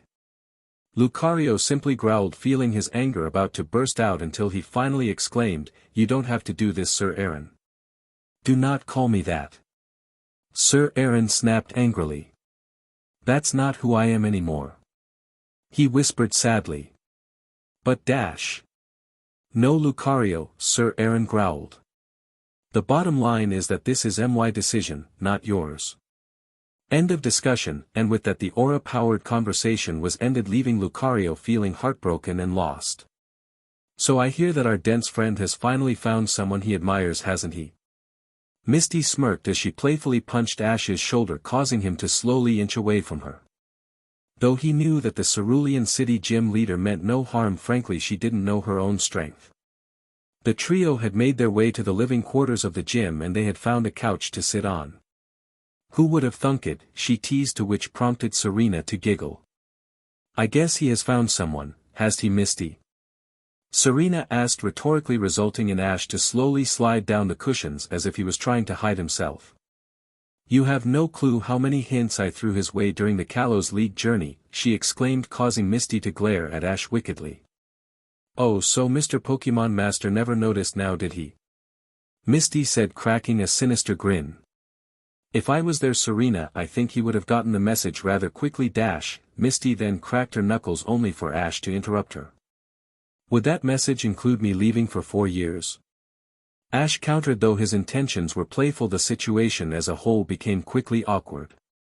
Well, that took a dark turn, Misty said nonchalantly as she along with her friend stared at the wooden floor, which had suddenly become very interesting to the trio. Why, yeah, I guess it did, Serena replied as her tone had softened. She was no longer the cheerful Kalos queen she had been moments ago. She looked depressed. Ash looked back and forth between his two friends and sighed, only for both himself and his girlfriend to jump slightly when they heard Misty shout, "Gosh Ash, you are so dumb sometimes." Hey! I'm not dumb. Ash said, seeming to have taken offense from the gym leader's previous comment. The two suddenly butted heads, arguing with each other, which only resulted in the Kalos queen to slowly shrink down in her seat. Yes, you are Ketchum, just not all the time. Misty shouted angrily. No, I am not. Maybe you're just jealous. Ash yelled back, resulting in Misty to laugh sarcastically. Me? Jealous of you? As if. What do you have that I would be envious for? Misty exclaimed. You're jealous because I am the better trainer. Ash replied as a cocky smile appeared on his lips, resulting in Misty laughing in a very exaggerated manner. We both know that I'm a better trainer than you, Ash Ketchum. The orange-haired girl yelled. Yeah, that's why I mopped the floor with you earlier. Ash smirked, resulting Misty's body to shake in anger. This action would have scared the auburn-eyed trainer out of his mind, but no longer would he let his friend frighten him. That was just a fluke. My Pokemon were just tired from their training before you showed up. Misty argued. Plus I'm a gym leader and last I checked you don't have a title like that. I also beat the first Pokemon League I participated in. She added, making Serena cringe, knowing that those words would hurt their friend from Pallet Town dearly. So what? I beat the Battle Frontier and I can join it any time I want and have my own frontier anywhere I want. Ash shouted back, causing Misty to clench her fists out of frustration. Yeah, but which one? She screamed angrily, causing Ash's eyes to widen. She had said which one. Did that mean that there was another Battle Frontier? What do you mean by which dash? Guys, can you two stop please? Serena shouted at the two Kanto natives, causing both to freeze. It was not often that Serena would raise her voice to somebody, but whenever she did you would know that something was troubling her. The two trainers turned around to find a whimpering Serena standing up. When she realized her outburst and that her two friends were looking at her, she blushed. Gosh, you two act like such children. She exclaimed before turning around and dashing out of the room, leaving the Cerulean City gym leader and future Pokemon Master alone in pure and utter silence. Ash and Misty turned towards each other and sighed. They stood there silently until it was ended by Ash. Well, that just happened, Ash said awkwardly before nervously scratching his cheek. Misty found herself unable to reply and simply just nodded her head until she found her inner voice and spoke up. That was all your fault, you know, Misty mumbled, staring daggers at her friend, causing him to cringe. He was about to retort and claim that it was not his fault, but deep down he knew she was right. He and Misty as if they were siblings arguing over something stupid like a candy bar. He found himself unable to speak but turned towards Misty and gave her a knowing look. She sighed before saying, I guess I played a part in that as well. So we are both at fault. Ash groaned before running his hands through his hair. He knew he had to apologize, but he was afraid of what Serena would say. Would she forgive him, or would she break up with him? He was snapped out of his thoughts by the orange-haired girl who was somehow able to read his thoughts and decided to give him some advice. Ash, you know she would never do that, right? She asked only for the raven-haired boy to not respond or even give a nod to at least show that he had acknowledged her. I know this seems scary, Ash, you have never been in a serious relationship with a girl before, so it is perfectly understandable that you are afraid. You haven't ever had experience with a situation like this, and the best thing you can do right now is apologize to her, she said softly as she placed a hand on his shoulder. She stared at her friend who had the visor of his cap covering his eyes, which usually meant he was crying. Without a word, he shrugged Misty's hand off of his shoulder and walked out of the room to go and look for his girlfriend and apologize. When he walked through the electronic doors and found himself outside of the gym, he sighed. Serena.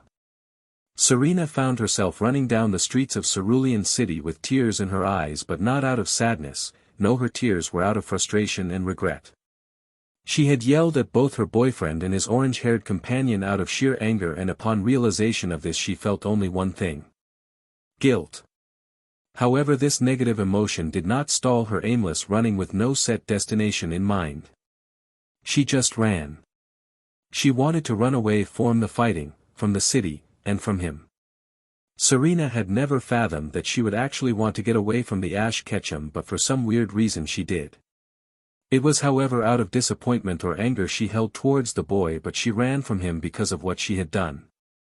Thoughts of what Red had said to her few days prior to now still haunted her. You don't deserve Ash Ketchum. And you never will, Serena whispered, finishing the awful sentence that had been spoken to her. She slowly stopped running and found herself overlooking a beautiful river as she stood on top of a golden bridge made of pure gold nuggets, hence the name, Nugget Bridge, since that was the official title of the bridge made from the melted golden nuggets. She sighed sadly before resting her head in her arms while they laid along the rail of the bridge.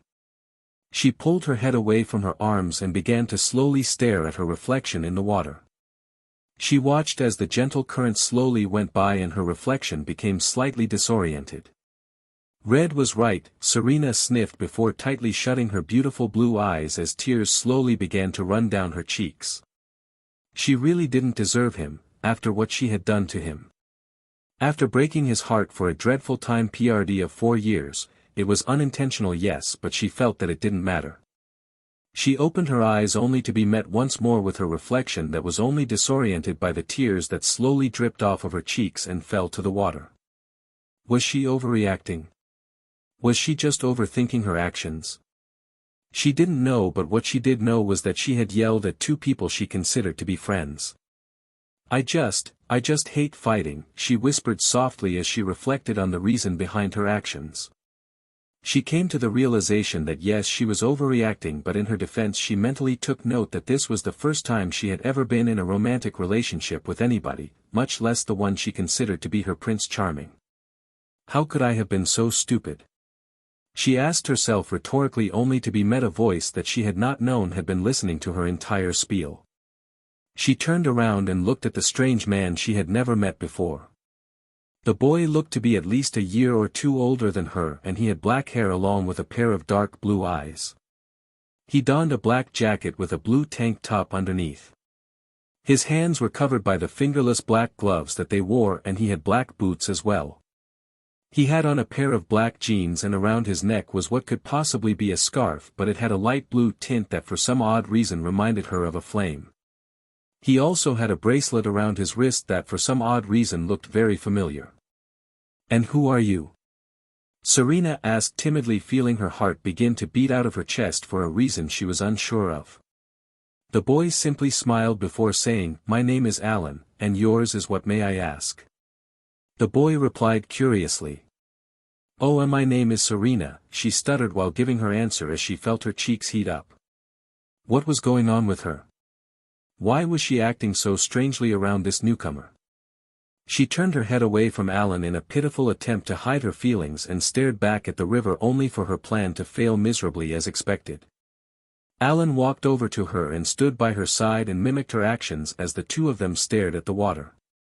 A moment of silence passed before he asked, What seems to be troubling you?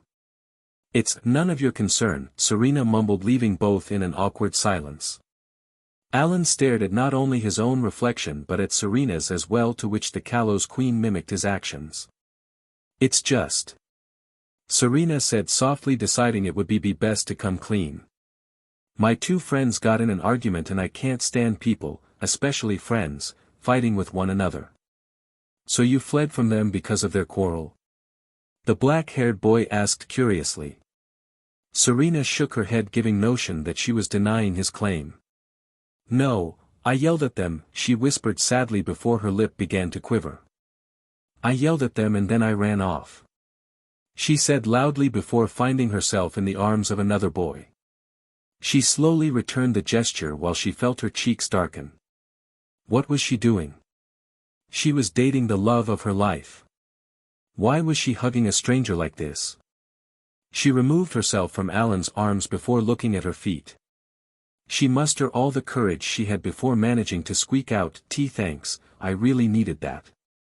No problem, Alan smirked before nervously scratching his cheek, and this made Serena's heart stop. Ash did the same exact thing whenever he was nervous. What was happening to her? The two stared awkwardly at each other before Alan asked a question that utterly blew her mind. So do you have a, he said nervously before finishing his question. A boyfriend? This question made her cheeks flare up and made her blood rush. Remember those friends I mentioned fighting? She asked, to which Alan nodded his head. He was one of them, she finished sadly as warning signs went off in her head. What in Arceus name was she doing? Oh. Alan mumbled before rubbing the back of his head nervously. Well, I should leave you be for now so you can, gather your thoughts, he said in attempt of making an excuse to leave, which yes was pitiful but accurate. He turned around and reached into his pocket only to release a large red dragon, in which he hopped onto its back before taking off into the skies. She watched him as he slowly faded away into the distance before unknowingly moving one of her hands over her heart. Who was that boy and why was she feeling so odd? She then returned to her previous action and began to once again stare at her reflection. What she didn't know is that a certain someone had listened to the entire encounter. At the beginning of the bridge stood a familiar raven-haired boy who was clenching his fists. He had seen everything and he did not like it one bit. He could feel his lifelong friend poke him to try and quell the Pallet town native's feelings. Pikachu, I am fine, Ash mumbled, feeling four emotions all at once. Anger, jealousy, betrayal and fear. The two had only been a couple for a matter of days and already the two had already done something to hurt one another. He took a deep breath and decided to shove the encounter to the back of his mind as he began to approach his girlfriend. He walked right up to her and stood next to her only for her to not even notice his presence, for she was lost in her own thoughts. Serena? Ash asked nervously as he watched the Kalos Queen jump and turn towards her boyfriend, not knowing he had approached her. Oh, hey Ash, Serena said softly before turning her attention to the floor, which had become suddenly appealing to her. She honestly didn't know how she felt right now. She felt so confused by her previous encounter with this Alan boy, and with Ash showing up she had no clue on how to act. I want to talk about what happened earlier, Ash said monotonically, which had caught his childhood friend's attention. She looked him in the eyes before asking shyly, what about it? I wanted to apologize, Ash said to her. You were right, Serena, I was acting like a child. You had every right to yell and say those things you said. Don't feel bad, because the one who should feel bad and who does feel bad is me, he whispered softly. His lip began to quiver as a lone tear ran down his cheek. The tears were not due to the remorse he felt for the fight but to the absolute fear of what had just happened, because no matter what way he looked at it, the encounter between her and that boy seemed to be very empty. It's all my fault, Ash exclaimed as he pulled the visor of his cap over his eyes. I'm so sorry, Serena, what have I done? He whispered sadly before feeling a gentle touch graze his cheek and wipe away his tears. He felt his cap being taken off as a pair of hands ran through his hair. He then wrapped his arms around the Serena's waist as she placed her head against his chest. I'm so sorry, he whispered sadly. It's okay, Ash, we were both at fault, Serena replied with a smile on her face before looking into the auburn eyes of her boyfriend. She slowly inched her lips towards his own only to feel Ash's arms free themselves from her waist. She removed her arms from Ash's wild hair and with a look of concern plastered upon her eyes she asked, "What's wrong?" Who was that boy?" Ash asked nonchalantly, resulting in Serena to take a step back in shock. "Why, you saw that?" she asked anxiously, to which he nodded his head. Serena put her face in her hands before muttering, "I don't know, he just kind of showed up," she said, giving him an answer, but the look on his face told her that he didn't exactly believe her. She was about to tell him that she was sorry, but Ash beat her to it. "Promise me, Serena, that you love me," Ash said sternly, resulting in the Kalos Queen to give him a puzzling look. "Just, promise me you do," he said again as his tone shifted to a more monotonically one. "P promise you?" Serena asked rhetorically. "Oh, course I do, Ash. I love you to pieces," she cried out as she was about to give him a hug, only for Ash to stop her. "Promise?" he asked in a hushed tone, to which she shook her head with a smile on her face. "I promise," Serena replied as she finally wrapped her arms around the future Pokemon Master's neck, and much to her delight Ash finally returned the gesture by wrapping his hands around her waist. She placed her head in the crook of his neck before whispering, "I love you so much." "I love you too, Serena," Ash replied with a smile. Serena removed her head from the crook of her beloved's neck and the two began to stare into each other's eyes. They slowly leaned forwards as their eyes grew heavy and shut upon contact of their lips. Both slowly opened their mouths, enjoying each other's breath, which tickled them both internally. Getting caught up in the heat of the moment, Serena found herself removing her hands from Ash's neck and began to run them through Ash's jet black hair with the occasional grabbing of some locks as well, thus not only deepening the kiss but picking up the pace at the same time. Both lips, which once moved in a synchronized motion, now began to wildly attack each other. Serena felt her legs weaken and an intense heat building up in her body and resisted the urge to as she felt Ash's tongue begin to explore the crevices of her mouth, to which she returned the action, mimicking it as well. The two finally separated after a minute or so as they both graciously allowed the sweet sensation of air to enter their throats. The two stared at each other wide-eyed and cheeks ablaze. "That was unexpected," Serena stuttered in a very embarrassed manner, to which Ash nodded his head, finding himself unable to speak. The best thing he could do was offer her his hand, to which she gratefully accepted it. With that the couple walked off into the sunset and returned to the Cerulean City gym. The morning sun peeked over the horizon as Lucario ran throughout a lush forest. It was beautiful, untouched by mankind. Some tree roots stuck out of the ground as Lucario vaulted over them. He ran down a path as the soft grass occasionally grazed his feet and occasionally stepped on a flower or two, but both of these were something to which Lucario paid no mind to. He ignored the greenery around him, he ignored the 4 hoot-hoots sitting on the tree branches sleeping, he ignored the cute pair of Nidorans, both male and female, he ignored the combi which had been pollinating the flowers, he even ignored where on earth he was rushing to so hastily. Only one thing was on his mind, being Sir Aaron. "Why, Master, why do you have to do this?" Lucario asked himself as he tightly shut his eyes, fearful of tears leaking from them. His ears suddenly stuck out and began to glow as he ran through the forest with his eyes shut, being guided only by the power of aura. He was deeply bothered by the previous conversation he had with the legendary Aura Guardian. Never before had he seen his friend speak to him with such a heavy heart. He had lost his master once before and he was going to lose him again, and he was absolutely powerless to stop it. The path Lucario had taken was about to end as he could see what was the exit of the forest, and the closer he got a light began to shine brighter and brighter until it engulfed him. He felt the light surround him, let the warm light blanket him until the light faded and he found himself in a grassy plain with the moon shining down upon him.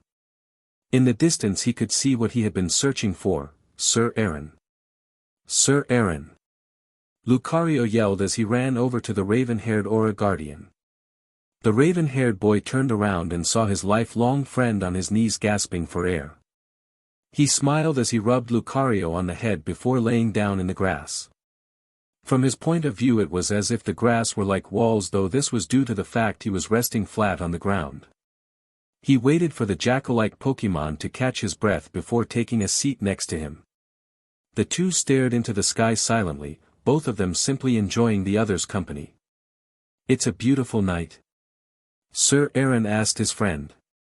Lucario was unwilling to even turn his head to face his master and gritted his teeth out of pure frustration.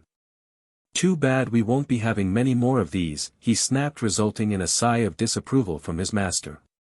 "What is troubling you, Lucario?"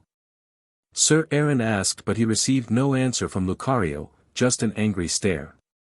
Sir Aaron smiled sadly before moving a hand to Lucario's shoulder and gave his friend a soft smile.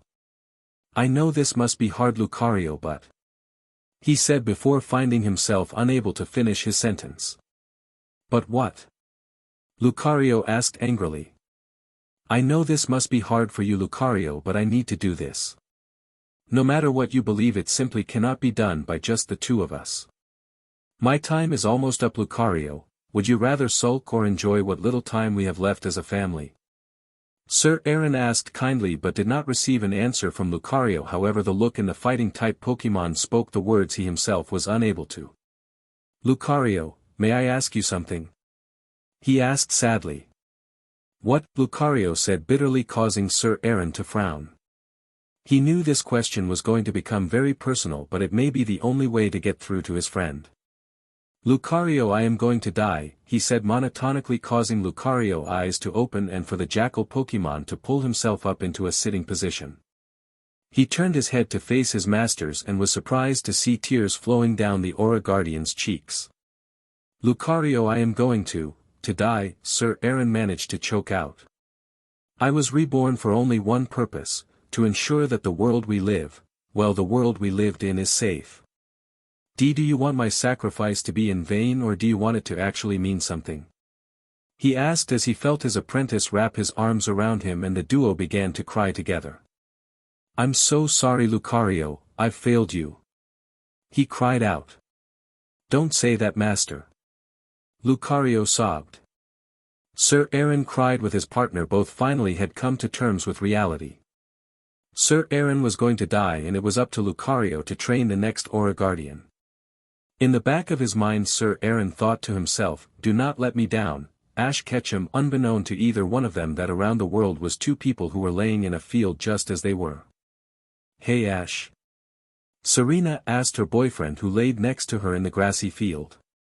Her arm was wrapped around his and she rested her head against his shoulder as the young couple stared contentedly into the star-filled sky.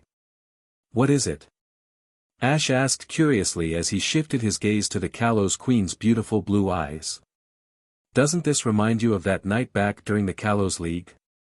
You know, the one before you." "Yeah," Serena asked cutely before her voice trailed off towards the end of her question, feeling that she had made it awkward between the two, but luckily this was not the case. "Oh, you mean the night I met Ralts?" Ash asked, causing Serena to give him a quizzical look. "I never knew you met Ralts that day, Ash," Serena stated with a sad smile after receiving a nod from the raven-haired boy. "It was right before you showed up," Ash said as he felt Serena's body tense up momentarily before the tension disappeared. He then remembered that Serena had not just brought this up randomly, she had asked him a question. "Why do you ask?" It's just like back then. You and me sitting under the stars, just enjoy each other's presence. I remember you held my hand like this," Serena said cutely before she allowed her free hand to slip into Ash's. "I remember my heart was beating out of my chest just like it is now. I remember all the fantasies I had dreamed up during our journey together. I remember the laughs we shared, the victories we celebrated, the losses we suffered, the tears we shed, the nights that I slept just dreaming about having moments like these with you," she said softly. "Except these aren't dreams, Serena. This is real," Ash replied and tightened his grip on Serena's hand. The two silently stared back at the stars as both contemplated on whether to stay silent and enjoy each other's presence or just converse with one another. Though both wanted to just enjoy the silence, Ash's mind began to come up with many questions about what Serena had mentioned. What kind of dreams did she have? Were they always good dreams, or were there occasional nightmares? He was snapped out of his thoughts when he felt a pair of lips come in contact with his cheeks briefly before pulling away. "Is everything okay, Ash?" Serena asked, causing Ash to chuckle. "Yeah, I am, but I was just wondering." "Nah, it's nothing," he said playfully, causing Serena to throw him a questioning glance. "Wondering what?" she asked, feeling curious to the motive behind Ash's playful manner. He turned to her and with a smirk asked, "So what exactly happened in those dreams of yours?" Serena's eyes widened as her cheeks almost instantaneously flared up. She turned her head away and it was a mere stutter she managed to squeal out, "And nothing." "Well, it must have been something to make you act this way all of a sudden," Ash chuckled until he felt Serena pull her arm away from his, causing the rave-haired boy to frown. Had he gone too far? Was him teasing her with these questions too much for her? He was about to apologize, but before he could even manage to get the words out of his mouth, a naughty look from Serena made him freeze in his tracks. She slowly pulled Ash so that he was resting on his side just like she was now. She gave him a coy smile when she saw his cheeks slowly darken, causing her to internally smirk. She looked him in the eyes before whispering, "Do you really want to know what happens in my dreams, Ash?" "You sure?" Ash stammered nervously, causing Serena to give him a soft giggle. A devious smirk made way to her face before she scooted closer to Ash and whispered, "Well, first you would have your arms around me like this." She took hold of his arms before slowly wrapping them around her own waist before withdrawing her hold on the arms of the Pokemon Master-to-be. She then whispered, "Then I would out my hands on your cheeks like this." Ash's face was now a shade of red that had not been seen by herself or anyone else for that matter as she softly placed her hands on her cheeks. "Do you want to know what happens next?" she teased. Why yes," Ash stammered, causing Serena to giggle. "Well, I would slowly lean in like this," she whispered as she slowly moved her lips towards Ash's, and when they were only centimeters apart she said what started off in a soft tone but ended in a louder one. "And then I would wake up," she exclaimed before removing her hands from Ash's cheeks and pulled herself out of his arms, and was delighted when she heard a groan from her boyfriend. She began to laugh hysterically as Ash tried to hide his face in his hands. "You should have seen the look on your face. It was priceless," Serena hollered as eventually Ash joined in on her laughter. The couple sat there laughing. It was a silly prank until they had calmed down. The two returned to their earlier pose with Serena's head on Ash's shoulder and her arm wrapped around his own. The two were breathing heavily from their previous laughter, but Ash asked her, "But really though, what did you dream about?" "What I just told you," Serena replied with a wink. "The dreams never finished because somebody woke me up before things happened," she added, making Ash nervously scratch his chin, and he muttered, "Sorry about that." He was about to change the subject, but Serena made his mind switch gears back to the one they were having now. "Now that you mention it though, never mind," Serena said playfully, just as her boyfriend had said before. Ash looked at her curiously before Serena said with a wide smirk, "There was a few times where the dreams did finish." "There were? Well, why don't you show me how they ended then?"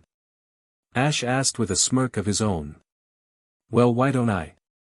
she teased before she slowly out her hands on Ash's cheeks and pulled his face down to meet her own as their lips met and the rest of the world faded around them. Location change, Shamudi Island. Disturb not the harmony of fire, ice or lightning, lest these titans wreak destruction upon the world in which they clash. Through the waters the great guardian shall arise to quell the fighting, alone its song will fail, and thus the world shall turn to ash. O chosen one, into thine hands bring together all three, their treasures combined tame the beast of the sea. A prophecy that had been inscribed into an ancient stone slab for an untold amount of time rested on the slab of land that was part of the chain of the islands in Orange Islands. The mainland being Shamudi Island was surrounded by three more islands. One being Fire Island, the second being Lightning Island, and lastly Ice Island. The trio of islands named after one of nature's many elements was home to ironically the trio of legendary bird Pokemon. Moltres, the bird of the flickering flame, resided on Fire Island, Zapdos, the bird that embodied thunder and lightning, and Articuno, the bird of the ferocious blizzard. Each guarded an invaluable treasure as stated by the prophecy located on each of the elemental islands. The treasure? A gem, well, gems that maintain the balance of nature itself. Years ago, a man named Lawrence III disturbed this balance. He was a collector of things, yes, but it was not simply cards or marbles he collected Pokemon and Pokemon-related artifacts. So what was Lawrence's prey? More like, who was his prey? The answer was simple: the beast of the sea, Lugia respectively. He traveled in his large hovercraft and his first catch was the Titan of Fire, Moltres. In doing this he disrupted the balance of nature itself. He proceeded to capture the Titan of Lightning, Zapdos, and attempted to obtain the Titan of Ice, Articuno, but his plans were foiled by the prophecies foretold Chosen One. In the failed capture of Articuno he had accidentally awoken his prize, Lugia. The Chosen One gathered the three treasures and brought them to the legendary shrine, to which one of the island's guardians played Lugia's song, thus quelling the war between Zapdos, Moltres, Articuno, and Lugia respectively. The collector's axe had been the cause behind the world's climate collapse, all because of his obsession with his prize, which was ripped away from his bare hands. The battle had resulted in the destruction of his vessel and his collection destroyed, but one item remained, was his first item and his most treasured, the ancient Mew card. The man swore to start his collection again, and since that day no one has heard from him since. But that was about to change. The sun had long ago vanished and storm clouds had replaced the cheerful atmosphere. High above the surface flown an invisible vessel with not only a crew of illegal culprits but two targets with a high bounty on their heads. Brother and sister they were, the two shared blood after all. Inside the innermost chamber of the ship they stood side by side. Both wore a black trench coat that covered their faces and majority of their bodies. "I see you were successful in your capture once again, sister," the man said. "I am to please," the woman said in a sinister tone. She pulled down her hood, thus revealing her short silver hair and devious smirk plastered upon her face. Her eyes were unable to be seen, however. A high-tech visor covered her eyes with the ability to sense Pokemon teleportation. She turned to her brother and said, "Why so formal, brother? You are a client. You know what to refer to me as, do you not?" "Why, of course," the man said as he mimicked his sister's actions, pulled down his hood. His dirty blonde hair fashioned in a way similar to how the legendary Pokemon Latios's and Latias's head. Around his neck was no longer his previous golden pendant but now a card safely inside of a sleeve protector. He turned to his sister and said, "Hunter J." A loud roar shook the ship slightly, causing J to grind her teeth in frustration. "God, these things never shut up now, down they?" she said rhetorically as she walked over to a large cage that gave off an immense heat. Inside was the legendary dual-typing fire and steel Pokemon, the only one of its kind. Its magma body was frozen in place as if it was stone, and the only moving part was its head. "Well, seems like we have a rebellious one, don't we?" she sneered as she went to place her hand on the legendary Heatran's head, only for it to attempt to use Fire Fang. "Careless are we, sister?" the man teased, resulting in Jay to turn around and give him a death stare. "Shut it, big brother," Jay said as she lifted her arm, revealing an odd circular device, a gun of sorts. "I should have done this hours ago," she mumbled as the gun began to give off a golden glow before a beam of light shot out of the barrel, hitting Heatran in the face until it slowly turned to stone. She walked back over to her brother and said, "Where's my payment?" "It's in the vault as usual," the man snickered, causing Jay to storm off, but not before shouting back, "Where is my next target?" "You mean targets, plural, sister," the man retorted, causing Jay to turn around. "I want triple the pay for both," she said coldly, to which the man nodded. "Set course, Jay, for Aloe Mare," the brother said. "Your next two targets are the Ian Dragons. Latios and Latias. We find favorite heroes in Pewter City as they plan on making one last pit stop before returning to Pallet Town." Misty had decided to tag along with the new couple, and the trio had decided that their pit stop would be none other than at the home of the Pewter City gym leader Forrest Harrison, though they planned not on giving Forrest or any of his siblings any special attention. There was one that they had cheekily made an exception for one of the siblings, however. "Misty!" Ash hollered as he approaches his friend, who whipped her head around, momentarily frightened that the tranquility had been broken by the raven-haired boy. Hey look guys! It's Pewter City! Ash hollered as he enthusiastically turned around and saw the two girls standing side by side while they walked at the same pace. Though Serena gave the boy with the Pikachu perched on his shoulder an odd look, the orange-haired girl Misty shared the excitement that one of her closest friends did. I can't wait to see him again. It's been how long now since we have traveled together again?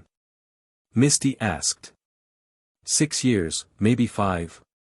Ash replied, though he was unsure as well. Serena simply shook her head at the two before saying, regardless, that is still a long time. So then let's stop wasting time, let's go. Ash cheered before turning around and breaking out into a full-out sprint. Hey Ketchum, wait up! Misty yelled before dashing off like her raven-haired friend had moments ago, and Serena blinked before she found herself staring no longer at the two friends running off into this distance but the dust they had kicked up instead. She sighed and shook her head at the two who had seemingly vanished, and a smile formed on her face. She began to chase after and began to reminisce on all the things that Ash had told her about all of his friends and rivals during their journey together in Kalos. Hey Ash! What's that? Bonnie asked the raven-haired boy. They all stood on a dock along with many other people that were also participating in a fishing contest in Embret Town. Serena and Clement both heard Bonnie's remark and turned their attention to their friend that from whom's home was in Pallet Town.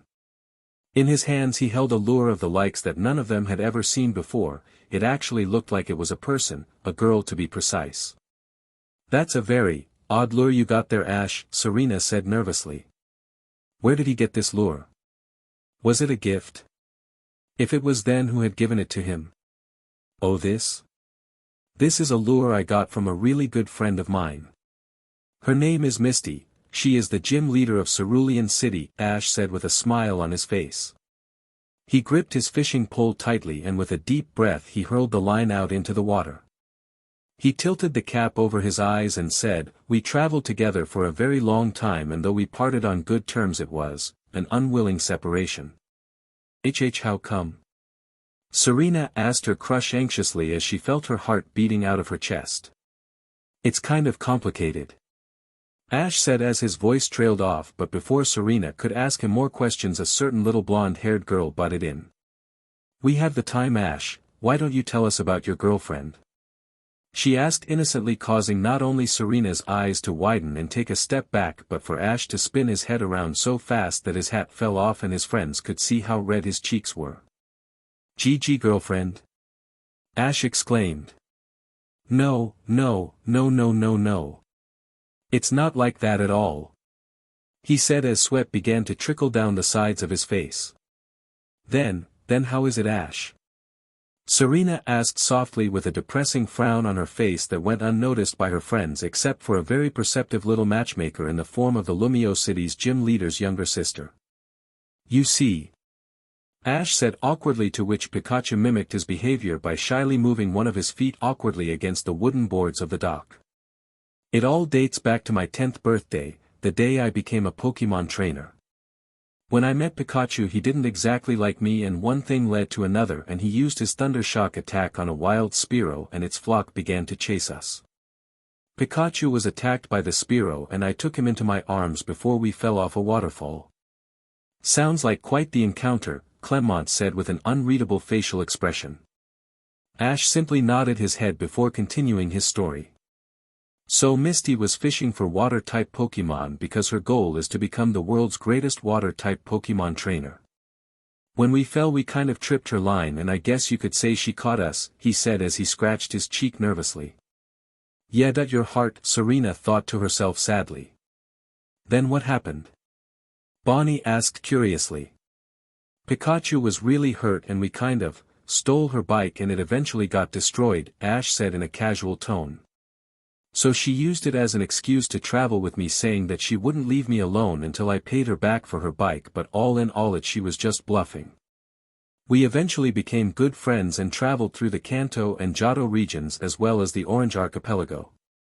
When we returned home to Kanto we ended up in Viridin City and Nurse Joy had a surprise for her. It was a brand new bike. His face fell momentarily before continuing. The way I saw it was that now she didn't have a reason to travel with me but she wanted to continue and we agreed on that but, her sisters called.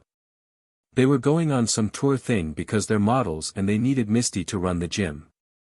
So she gave me this to remember her by, her infamous Misty lure. He smiled softly before staring off into the ocean.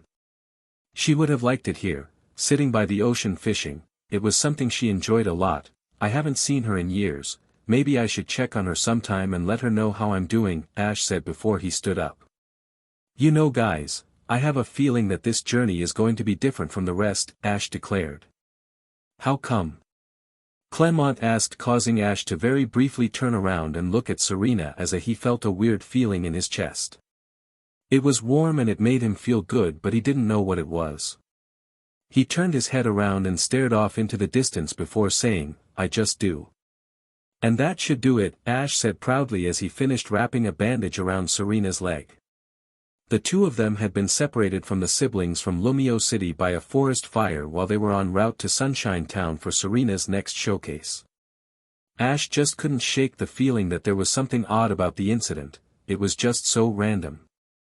Maybe someone forgot to put out their campfire or a fire-type Pokemon got angry or maybe even a group of criminals may have started it. Ash, are you okay? Serena asked with a concerned tone, effectively snapping the raven-haired boy out of his thoughts. He looked down at her, gave her a soft smile.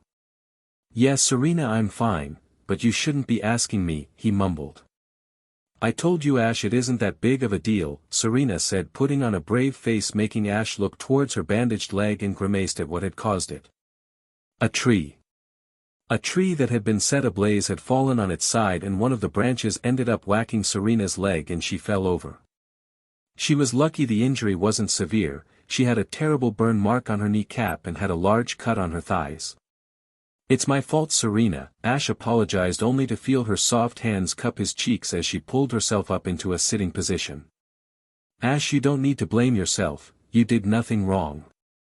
She whispered into his ear, causing Ash to pull her into a hug and whisper, thank you. The two sat in silence enjoying each other's embrace until Serena felt Ash pull away, much to her dismay. Her disappointment, however, changed rather quickly to confusion and curiosity as Ash said the words, man, I am really lucky. Why is that, Ash? Serena asked inquisitively. Had it not been for a good friend of mine I wouldn't have been able to patch you up so well, Ash said as a smile formed on his face as he stared into the sky. His name was Brock Harrison and he is one of my closest friends that I can think of. He's traveled with me longer than any of my other companions have. He used to be the Pewter City gym leader but ended up traveling with me and that girl I told you about, he said happily. Misty? Serena asked. That's the one, Ash chuckled before turning around and zipping open his bag. After a moment of rummaging around he pulled out a book. Ash, is that a book? Serena gasped. Hey. I read stuff sometimes. He retorted, resulting in the duo to chuckle lightly. But it's not exactly a book, it's a photo album, he said before opening it up and flipping through page after page of photographs. Serena was surprised by not only how neat and organized the album was but also because of the immensely large collection of pictures that were inside. You sure do have a lot of photos, Serena said shyly as she could briefly make out images of girls as he quickly scanned each page.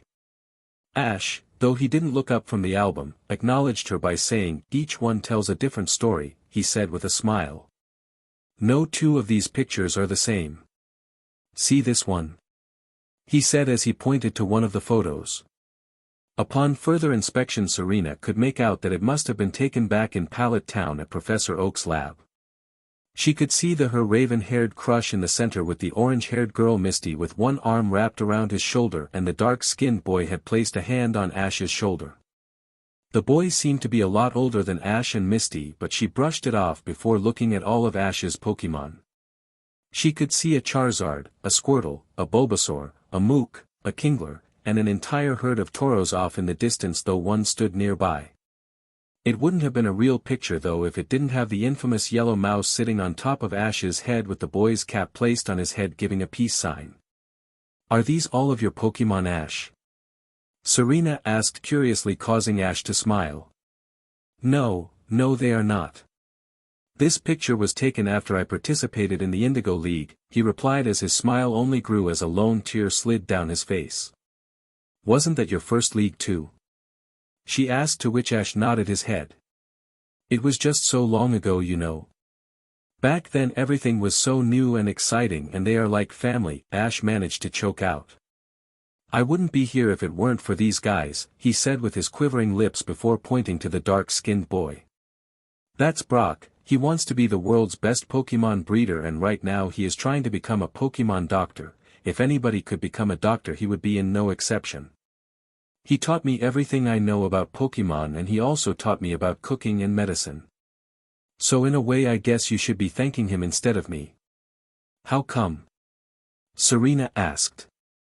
Because if it wasn't for Brock I wouldn't have been able to do it, Ash said with a happy smile. Hey Serena, Ash said as he approached the honey-haired girl. She was sitting on the docks that their group had been sitting on hours ago when participating in the fishing contest. Oh Ash. Serena stammered, clearly not expecting the boy from Pallet Town to show up so unexpectedly. She quickly moved something under her leg, making Ash wonder what she was being so shy about. Is everything okay? He asked the girl, who had turned her face away from his, hoping that he had not seen her pink-tinted cheeks. Why yeah, why wouldn't they be? She stuttered. Nervously. Then why are you just holding a pencil? Seems kind of random that you're not writing anything, he smirked, causing Serena to give an exasperated sigh.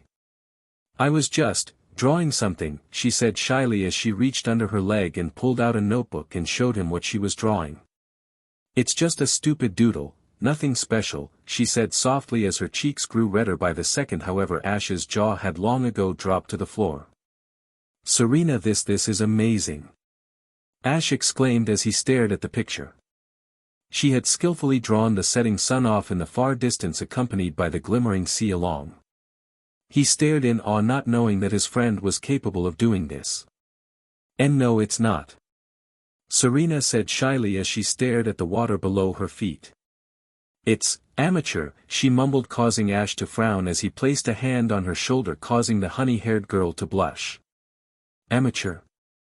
Serena, this is amazing. Ash exclaimed before reaching into his bag and retrieving what looked to be a sketch pad. He began to flip through the pages until he found what he was looking for. He then passed the notebook to Serena and said, "This is something I drew back in the Sinnoh region, it's a dugong." Ash, I never knew that you could draw, Serena said softly as she stared at the beautifully sketched dugong. Well, I guess I can, but it's really thanks to an old friend of mine, Ash said with a smile on his face. His name was Tracy Sketchit and he is a Pokemon watcher, he said, only for Serena to give him a questioning look. A Pokemon watcher? What is that? She asked curiously. A Pokemon watcher is kind of like a bird watcher in a way. He draws and studies Pokemon, and his pictures to him are memories of everything he has seen in his life. He traveled with Misty and I throughout the Orange Islands and he helped us out a lot. We traveled together until... Ash said as a frown formed on his face. Until what? Serena asked cautiously upon seeing Ash's crestfallen face. Ash looked at her with a sad smile and said, his role model and idol was Professor Oak, and after I won the Orange League dash. You won a Pokemon League? Serena exclaimed out of pure shock, only for Ash to give a light-hearted chuckle.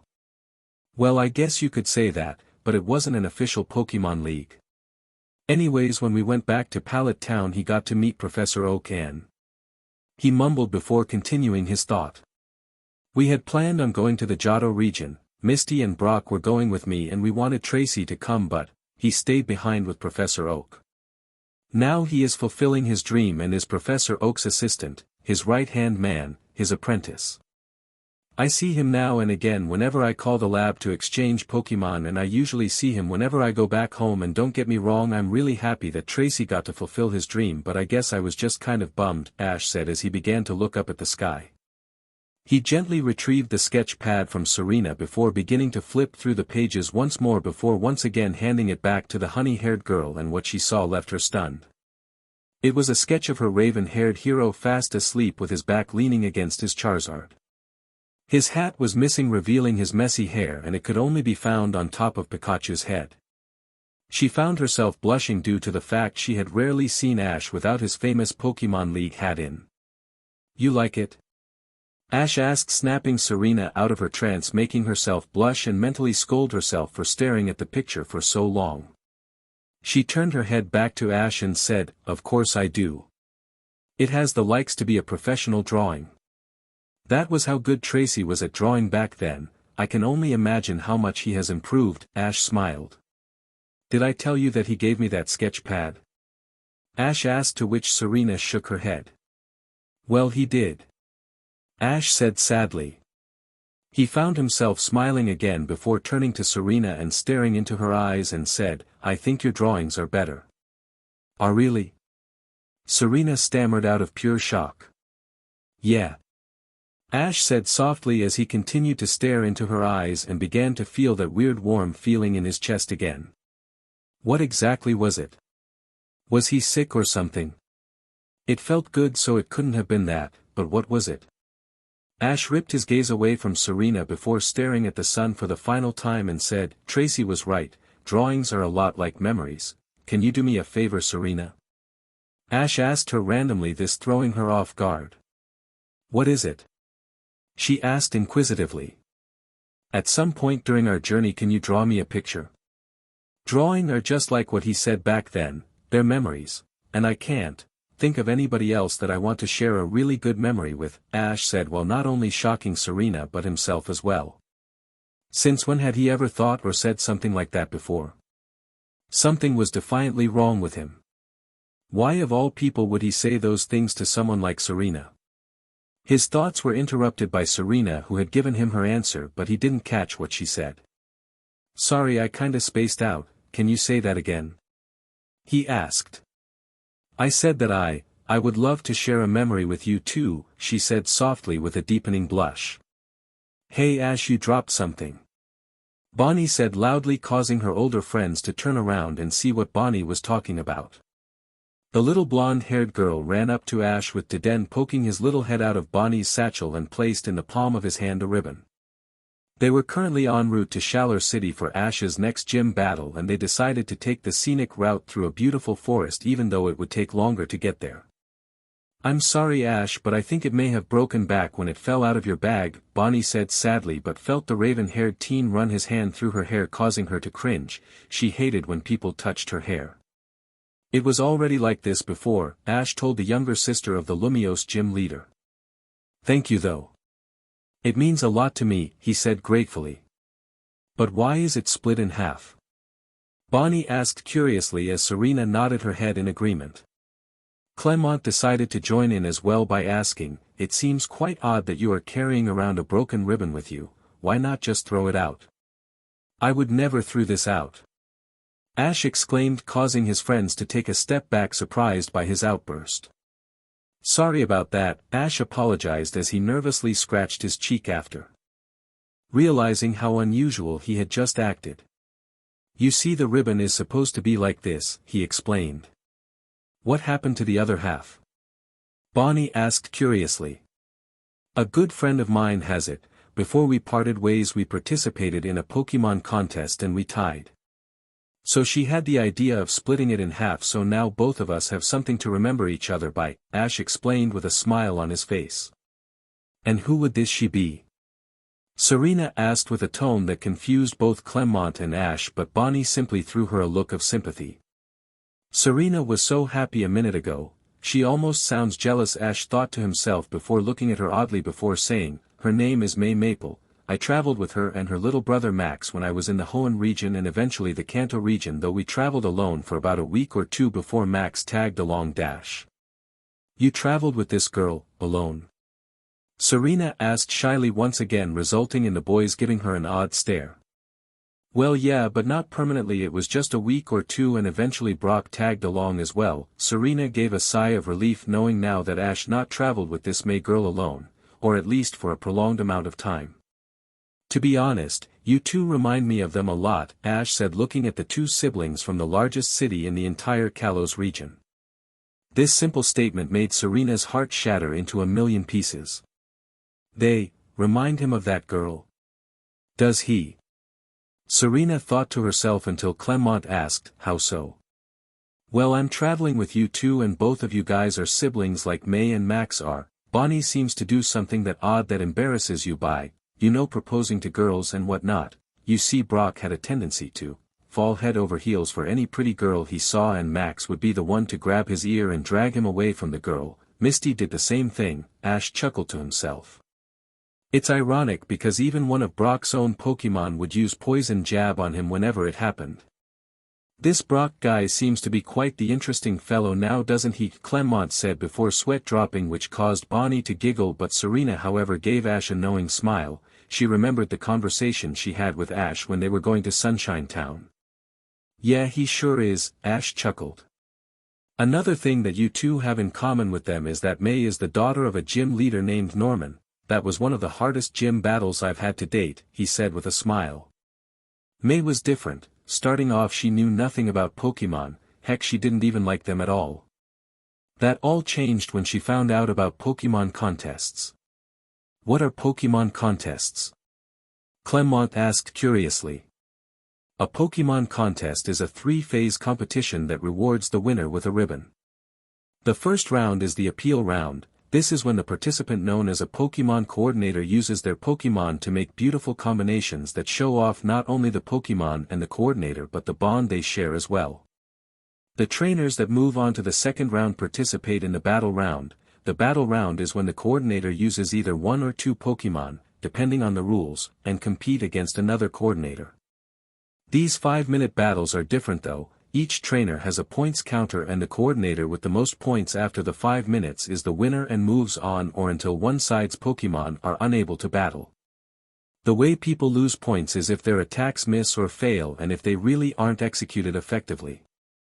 These battles continue until there are only 2 contestants left and they move on to the third and final round. The winner, as said before, receives a ribbon, and when someone receives 5 ribbons they can compete in the Grand Festival, which is held one a year. The winner of that becomes a top coordinator. A top coordinator? Serena asked rhetorically. It was her dream and it still is, Ash said with a smile. Must be nice, having a dream, Serena whispered softly to herself. Did she win? Bonnie asked curiously, to which Ash shook his head. No, she didn't. She lost her first Grand Festival and after the league we all went our separate ways, but... Ash replied as his voice trailed off. But what? Don't leave us hanging, Ash. Serena snapped, making Ash now to take a step back in shock with the blonde-haired inventor. What had gotten into her? What's your problem, Serena? Ash asked with narrowed eyebrows. He decided not to wait for her to give an answer and continue his story. When I went back home to Pallet Town about a day later, May and Max made an unexpected visit, Ash said as a grin formed on his face. Turns out there was something called the Battle Frontier and there were contests in Kanto, so me along with May, Max, and Brock went on another journey and I ended up defeating the Battle Frontier and the first person to ever earn all of the Frontier symbols. So did May win the Grand Festival? Bonnie asked, but Ash sighed and shook his head again. No, but she came very close. One of her rivals named Soledad beat her by a thread. Then the 2 of us participated in the Terracotta Pokemon contest and we tying in the finals. We divided to share the ribbon, so I had one of my Pokemon split the ribbon in half. You 2 sounded really close. Serena said sadly. Why aren't you 2 still traveling together? She asked softly. Well, I was going back to Pallet, but she decided to follow her rivals to the Johto region. She said she wanted to see what she could do by herself, but I'm pretty sure it was because Drew went there, Ash chucked, making Serena look at him with a facial expression looking both confused and hopeful. Drew was one of her rivals and he had the tendency to give her roses and lots of them. I'm pretty sure that she had a crush on him, Ash replied, but was met only by 3 pairs of wide eyes. Hey! I'm not that dense! He exclaimed, resulting in the trio to laugh at him. He sighed before turning around and continued to walk through the forest. He stared at the ribbon for a minute, put it in his pocket, but before doing this he said aloud, You will accomplish your dream someday, May, just like I will. What's this? Bonnie asked as she pulled an odd Pokeball from Ash's backpack. The group was on their way to Deedy Mill Town and they all were wearing parkas due to the fact that it was snowing heavily. He walked over to the little girl before gently taking the Pokeball from her and placing it back in his backpack. "That's an Ultra Ball," Ash replied as Serena walked over to the two but decided not to engage the two and rather hide behind a tree and listen. It wasn't necessarily spying, it was just being too nervous to go over and join in on the conversation. "Why haven't you used it yet?" Bonnie asked curiously. "With a name like that it must be better at catching Pokemon." "It's because it's a gift from a friend," Ash replied. "Remember that boy I told you about?" he asked. "You mean Max?" Bonnie asked, to which Ash nodded his head. "Yeah, him," Ash replied softly. "Before we all parted ways for the final time he went out and got me it and I promised him I would use it on a very special Pokemon." "Sounds kind of lame," Bonnie retorted, causing Ash to roll his eyes. "I don't think so," Ash replied. "You know, you remind me of Max." Bonnie, Ash said, and received a questioning glance from the little blonde girl. "You both really love Pokemon and you have one that isn't officially yours that you can take care of. You both also have great desires about becoming Pokemon trainers, and let's not forget how stubborn both of you are." "Hey! I am not!" Bonnie yelled, resulting in childish laughter coming from Ash. Serena felt herself smile as she slowly walked away from the two and whispered, "Something special. I wish my special someone would just realize that I'm theirs." "Ash? Are you okay?" Serena asked softly as she slipped her way through a crack in the door into the dark room that he was residing in for the night at the Pokemon Center in Shorefort City. The gang was preparing for a Pokethlon was going to take place and thought it would be a nice change of pace. When Serena was about to go to the room that she and Bonnie had decided to share, the sound of sniffles flooded her ears and they came from the raven-haired boy's room. "Ash?" Serena asked again, slightly louder, until in the dim moonlight she could make out the silhouette of her crush. She approached the boy from her hometown and placed her hand on his shoulder and said, "What's wrong?" "Go away." Ash snapped angrily as he ripped his shoulder away from her hand after feeling her soft touch. When he heard the sound of footsteps he had hoped that Serena had decided to obey his wishes and go away, but instead found her taking a seat next to him on the bed.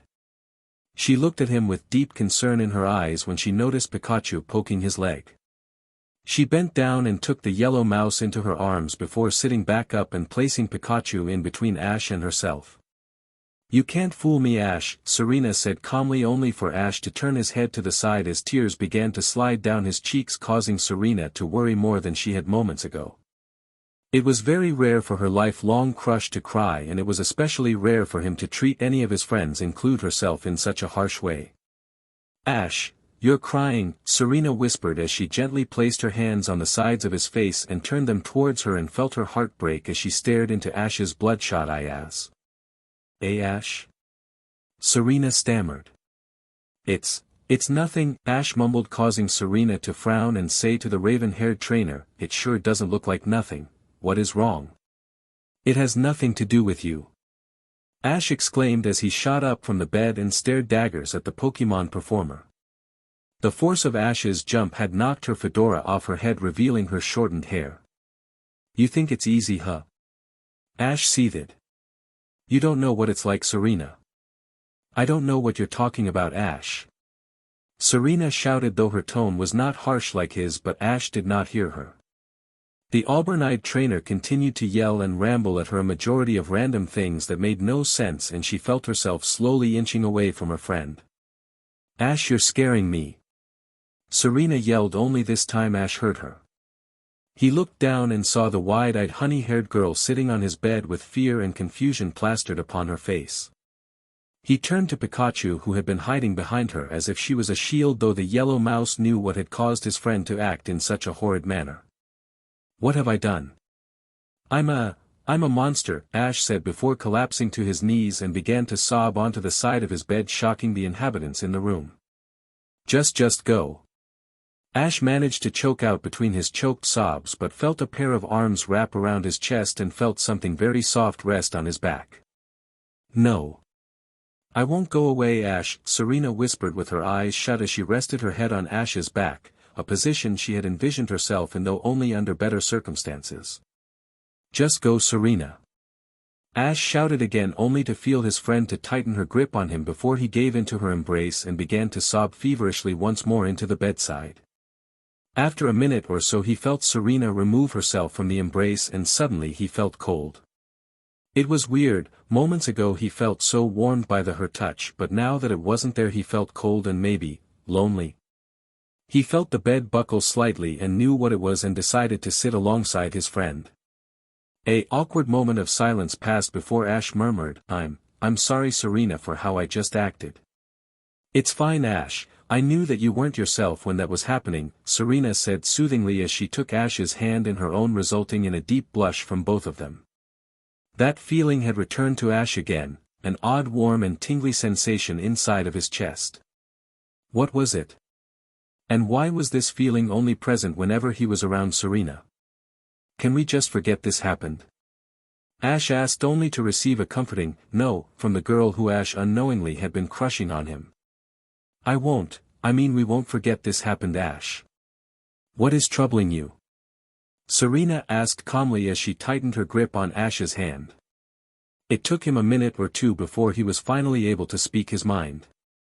Today is my dad's birthday, Serena, he said just above a whisper. He felt the grip that she had on his once again tighten, causing that odd feeling to grow larger.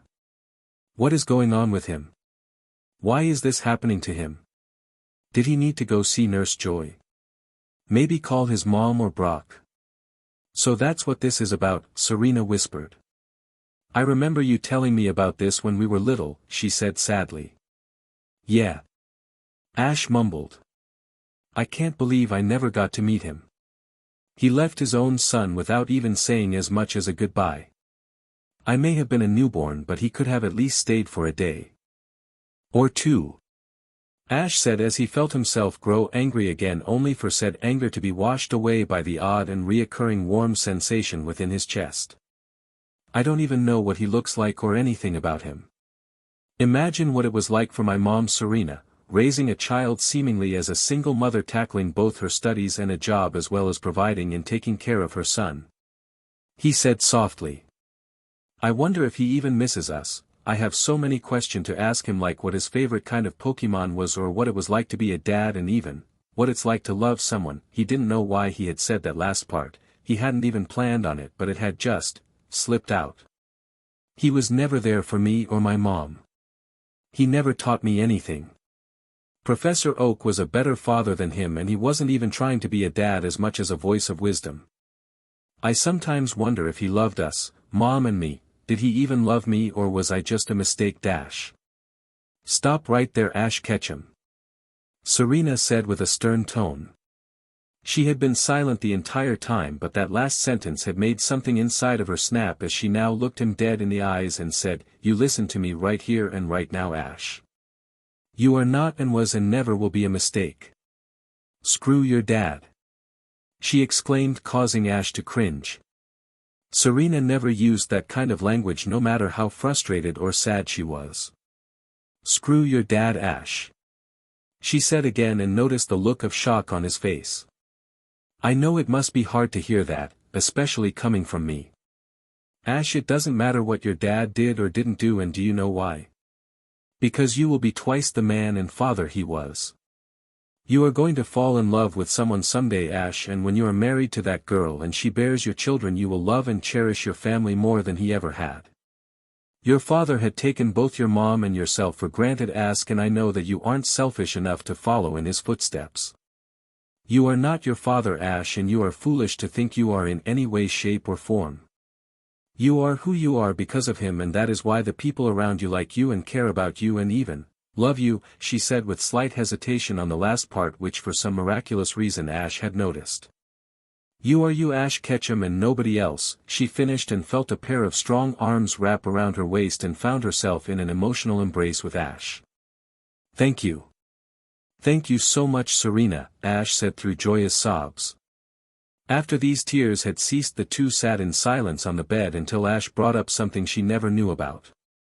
You know, I met somebody who had the same conversation as we had just moments ago. Her father had left her too. He said softly, and Serena felt her heart skip a beat. Her name was Dawn, and she is someone I will never forget about. I met her back in the Sinnoh region, and the two of us, along with Brock, traveled together as I competed in the Sinnoh League and as Dawn competed in Pokemon contests. A smile formed on his face as he went over to his bag and pulled out his photo album as he had in the past and flipped through pages until he found what he was looking for. This is Dawn, Ash said as he showed Serena a picture that nearly shattered her heart. In the image it showed Dawn in a pink dress that she could only assume was for contests, with her arms wrapped around a tuxedo wearing Ash. This is from when we all competed in the Wallace Cup. All of us participated, Brock, myself, Dawn and May, who had made a surprise visit. Dawn ended up winning and Brock had taken the picture but had only given one to Dawn. After the league we all went to Canalave City, where me and Brock were about to board a ship that had set course for Vermilion City back in the Kanto region. She approached me with a second copy of that picture, but on the back was a recipe for sea salt ice cream. We all had found it when we had visited Alamos Town, and during a beautiful sunset we all sat on top of a clock tower and ate sea salt flavored popsicles. She gave me the recipe. Hey, you know what? How about we make this tomorrow together? Tea together? Serena stammered, to which Ash nodded his head. I would love to. You guys are real slow, you know, Ash said with a smirk as he stood on top of a hill watching his traveling companions slowly trudging towards him. The boy from Pallet Town and his friends were currently leaving Greenmeadow City, a place in which Serena found herself winning her first showcase, which thrilled both herself and her friends. You guys need to limber up or something. Do some stretching or pull-ups, I don't know. He teased as he looked at the exhausted blonde-haired gym leader lying on his side with sweat dripping down the sides of his face. He was clutching his stomach before curling up into a ball, and Ash asked, "Cramp?" "Cramp," Clement replied as Bonnie scrambled over to her exasperated brother, and one would think that the little sister would try to comfort her brother or try to soothe the pain, but no, not Bonnie. "Come on, Clement, get up. How am I supposed to find you a wife if you're just laying there?" Bonnie exclaimed, causing both Ash and Serena to fall over in a comical fashion. "If that's the case, then maybe I'll just stay here and rest for a while," Clement said between his frequent panting. "We need to get you into shape. Get up and give me 20 push-ups." Bonnie said in a very demanding tone, only to receive no response from her older brother. "Clement, do it right now or else," she screamed as she began to pout childishly, causing her two friends to laugh, though neither of the siblings seemed to notice. As Serena began to dial down her laughter, she felt a tug on her arm and found herself being pulled away from the arguing siblings by none other than Ash Ketchum. "Ash? What was that about?" Serena asked him curiously as the two sat on the grassy part of the hill just outside of an earshot distance of the Lumio City's gym leader and his little sister. He simply shrugged his shoulders and said, "I got tired of their bickering, didn't you?" "I guess so," Serena said as her thoughts began to wander. A thought or two popped into her head, prompting her to ask the question of how Ash had become so physically fit. She knew that he had traveled for a very long time, but his level of stamina and tolerance to pain was unusually excellent. "Hey Ash, can I ask you something?" Serena asked him, prompting Ash to turn his head towards his friend and say, "Sure, why not? How have you become so athletic?" Serena asked as a blush slowly made way to her face and that odd feeling to return to Ash's chest. Why did Serena want to know about something like that? Did she find him attractive, or was she disgusted by him? Was she impressed by his endurance and strength? Ash quickly shook his head, trying to dispose of these thoughts that now had began to scare him. "I guess it's really because of all the years I've spent traveling and training with my friends and Pokemon," Ash replied, but was surprised when his answer had left Serena unsatisfied. "I know that, but have there been any instances where you worked harder than others?" she asked curiously, prompting a grin to form on Ash's lips. "I guess you could say that, Serena," Ash said cryptically before continuing with his thought. "If I had to think of anything that would be a viable answer to your question, it would have to be my most recent journey through the Unova region, and I guess it's all because of a good friend of mine." "What was his name?" Serena asked curiously but was met with an odd look from her friend. Actually her name is Iris, she is from the village of dragons, Ash said, clearing up her previous statement but unknowingly left a patch of anxiety in her heart. My trip to Unova was really different from those before it, he said, causing Serena's heartbeat to increase. Why was that? Serena stammered. Was his journey different because of the Pokemon he caught? Or maybe the friends he made or the people he traveled with? Was it because of this Iris girl? Well, I guess because of how it all started, Ash replied. You see, when I arrived in the Unova region I was with Professor Oak and my mom. We were going to visit the region's Professor Juniper but... But what? Serena asked her friend curiously. We had a run-in with one of the legendary dragon-type Pokemon named Zekrom, Ash said grimly. It resided up in a thunder cloud and for whatever the reason zapped Pikachu and he was unable to use any of his electric-type attacks, which resulted in us losing to a trainer who had just literally received their starter Pokemon. Ash took a deep breath before continuing. Anyways, after I met Iris that I had to constantly keep up with her. She was raised in the wild and she was unbelievably quick on her feet and in the trees, using vines to zoom ahead of us. So I guess that's why I am so physically fit. I see, Serena mumbled as she found herself unconsciously staring into Ash's eyes.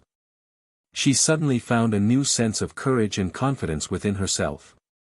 Could she finally do it? Confess her feelings to the raven-haired boy? Never before had she felt so empowered to do something as such, so she took the chance. Hey Ash, there is something I need to tell you, the honey-haired performer said softly, catching the attention of the Kanto native. When he was looking into her eyes she said nervously, I've been meaning to tell you this for a long time, Ash. For whatever the reason, both friends found themselves inching closer and closer together. Their hearts both raced and minds not knowing what was going on with their bodies as Ash whispered, and what would that be? Both, not only Serena's head but Ash's as well, began to slowly lean towards each other. As their lips grew closer Ash could feel her breath on them, which for some odd reason made him internally shudder. What is going on with him? Why was he leaning closer to his childhood friend and feeling the sudden urge to kiss her? Ash, I low dash. Bonnie, not again, a voice shouted loudly, snapping both teens out of their trance and immediately pulling their faces away from each other, with both sharing a mutual blood-red blush. The voice was none other than that of Clement, who could be seen carrying Bonnie with his palm arm away from what looked to be a girl around his age. Both Ash and Serena got up and ignored the other's presence in an awkward silence as they watched their friends make their way over to them, with both having rather embarrassing thoughts. I was so close. Serena screamed internally. The one time I was about to tell him, it just had to be ruined. We were even about to kiss. What just happened? Ash thought to himself anxiously. Was this warm feeling in his chest signaling that he was sick? But if he was, then why did he not feel sick? This was something defiantly he needed to discuss with Brock later. Strange how he sought advice from a man who claimed that he was head over heels in love with every girl he met. That's when it hit him. He wasn't sick, in fact Ash Ketchum was in love. He felt his eyes widen at this sudden realization. He couldn't love his best friend, could he? If he did, then it would explain the warm feelings he had been experiencing lately and how much he cared for it. That's it, isn't it? Ash said softly to himself, though this was heard by his friend, and she asks, did you say something, Ash? Huh? You must be hearing things, Serena, Ash replied, and with a shrug of her shoulders Serena decided to move on from it, and Ash found his heart beating faster. He needed to contact Brock ASAP. Ash, these is so good. Bonnie exclaimed in between the bites she took of her pancakes. She was afterwards chided by her brother when he said, Bonnie, don't speak when there is food in your mouth. Though this was ironic because... Speak for yourself, Clement. Serena giggled cutely as she put down her glass of water. The trio were enjoying a batch of pancakes that were made by an unexpected cook in the form of Ash Ketchum.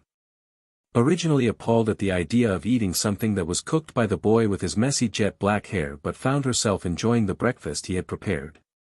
Ash had long ago finished the mountain he had made for himself and found himself staring at none other than Serena Yvonne. A few weeks ago he had called Brock and discussed what had been going on, and after this discussion Ash had came to accept the fact that he was indeed in fact crushing on his childhood friend. He would sometimes find himself staring at her when she wasn't looking or thinking about her in his dreams, but all in all this concept of love was very new and foreign to him. "I see that you guys enjoy my little treat," Ash said with a grin, and received no answer from his friends. "I'll take your silence as a yes," he chuckled to himself. He turned around and looked at Pikachu, who along with the rest of the Pokemon eating as well. He was about to make another batch for himself until he felt a gentle tap on his shoulder. He turned around and found himself face to face with Serena. "Can I help you?" he asked. "Ash, where did you learn how to cook like this?" Serena asked curiously. Ash simply scratched his head and said, "Well, I guess I learned most of it from Celian." When he received a questioning stare from the honey-haired teen, he simply sighed as he took her hand and led her back to the table, all the while both teens' cheeks had earned a light blush. Once she had taken a seat next to him, he said, "Celian is a friend of mine that I traveled with during the Unova region." "So he traveled with you and Iris?" Serena asked hopefully, and when she received a nod from her friend she internally gave a sigh of relief. He hadn't traveled with this Iris girl alone after all. Ash suddenly pulled out his famous photo album that she had become so accustomed to after seeing it so many times. He flipped through a large set of pages before coming to what he was looking for and showed her a photo of Ash leaning against a tree with a girl with purple hair hanging upside down from the branches and a green-haired man on the ground looking as if he had recently fallen out of said tree. "That's Iris," Ash said, pointing to the girl with purple hair. "So that must be Celian?" Serena asked as she moved her hand towards the man with green hair, to which Ash nodded his head. "You know, it's kind of funny." Ash chuckled cryptically as he received an odd glance from Serena, and Ash decided to evaluate. "You see, had it not been for them I wouldn't even be in Kalos. During our journey we met Alexa, and had we not then I never would have dash. Come here." Serena asked curiously, to which Ash received a nod. "Actually I owe it to all my friends. I've used everything they have taught me in this journey, and that is something that's never happened before. A lot of new things have happened during this journey," Ash said softly. "Like what?" Serena asked curiously, while not noticing Ash staring intently at her as he said, "Just things. We find our heroes in Blackwell City, a cheerful city known for its annual Pokemon competitions, hence the reasons why Ash and Co. was here. They found themselves in the midst of a thunderstorm as they ran down a dark alley located in between two apartment complexes. What started as a gentle pitter-patter of raindrops had quickly changed into an all-out downpour in which a flood had started. Leading the pack was none other than their group's unelected leader Ash Ketchum. Behind him was his childhood friend Serena, who was holding the hand of a very frightened Bonnie, with Clement taking up the rear. It was as if the group was running from something. "Clement, step on it!" Ash yelled as the sound of thunder boomed, causing the youngest member of the group to whimper, only to feel Serena tighten her grip on the little girl's hand. "Everything is going to be fine, Bonnie, I promise," she said as the little girl nodded her head in agreement. "Can't we just take a quick breather?" Clement asked while catching his breath, but only to frustrate the boy who wore a signature Pokemon League cap on his head. "There's no time, Clement. We need to get to higher ground before dash," Ash snapped, only for his sentence to go unfinished as the sound of roaring water flooded their ears. "Oh snap," he muttered under his breath. "Everybody run!" he screamed as he grabbed Serena's hand, leading her as well as their companions away from what may come. Clement scooped Bonnie up off of the ground with his famous Apom arm and took off after their friends. The group ran as far as they could until they approached a chain fence that blocked their escape, and a sense of dread cast on the group. They turned around and saw what they had been running from. From a corner of the alleyway in the far distance an alarming amount of water flew out and continued its way towards the frightened children. Ash began to frantically look back and forth between the oncoming flood and the chain fence until he made a decision. "Clement, get over here!" Ash yelled as the blonde-haired inventor ran over to him. Ash knelt down on his knees and in one hand took one of Clement's feet before exclaimed, "Go!" And Clement successfully vaulted over the fence. The gym leader's famous Apom arm reached over the fence and in its hand took the Bonnie before yanking her over the it, leaving only Serena and Ash on the other side. Clement and Bonnie watched intently through the holes in the fence as Ash yelled, "Serena, let's go." Serena quickly dashed over to her crush and she mimicked the actions of the blonde-haired inventor until she found herself on the other side of the fence as well. Once again Ash looked back and forth between the fence and the rushing water that was fast approaching him and bit his lip. He picked up his lifelong partner and looked him in the eyes before saying, "I want you to go with them, Pikachu, and keep them safe." "Pika Pie," Pikachu said in agreement as the yellow mouse ran up Ash's arm before leaping off of it and onto the other side of the fence. When everyone was on the other side of the fence, Ash smiled sadly at his friends and they all felt the sudden sense of dread once again as they realized what Ash was doing. "Ash, come on!" Serena screamed over the clapping thunder as she stared at her crush, hoping that he wasn't going to do what she thought he was, but her fears were confirmed when he sadly shook his head and said, "I'm not going with you guys." "What, Ash, you're kidding, right?" Bonnie said through tears as Ash replied with, "No Bonnie, I'm not." This sentence had both girls in tears and Clement struggled to hide his own as well.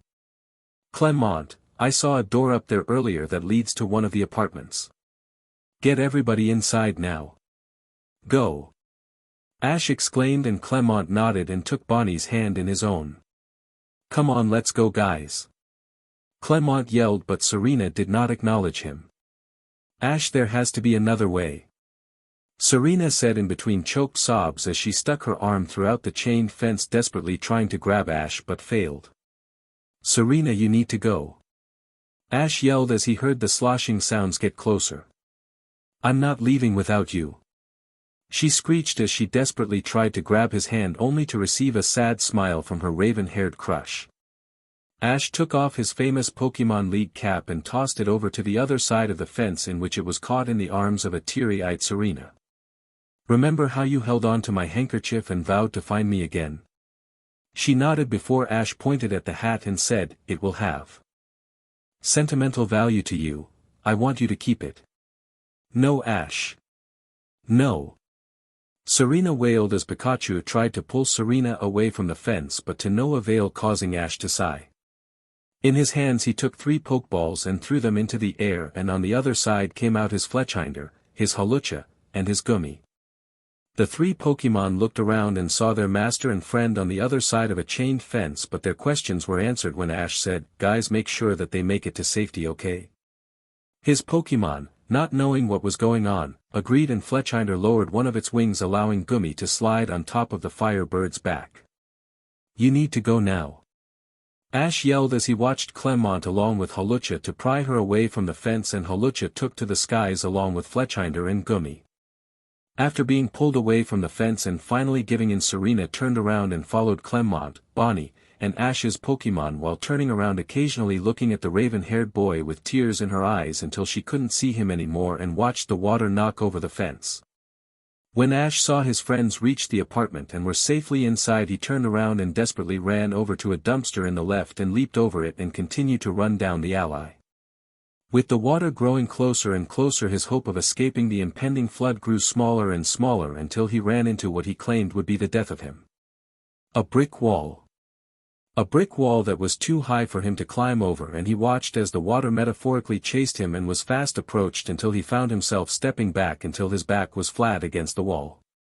"This is it," Ash said softly before he tightly shut his eyes, but was utterly shocked when he heard a voice he recognized all too well.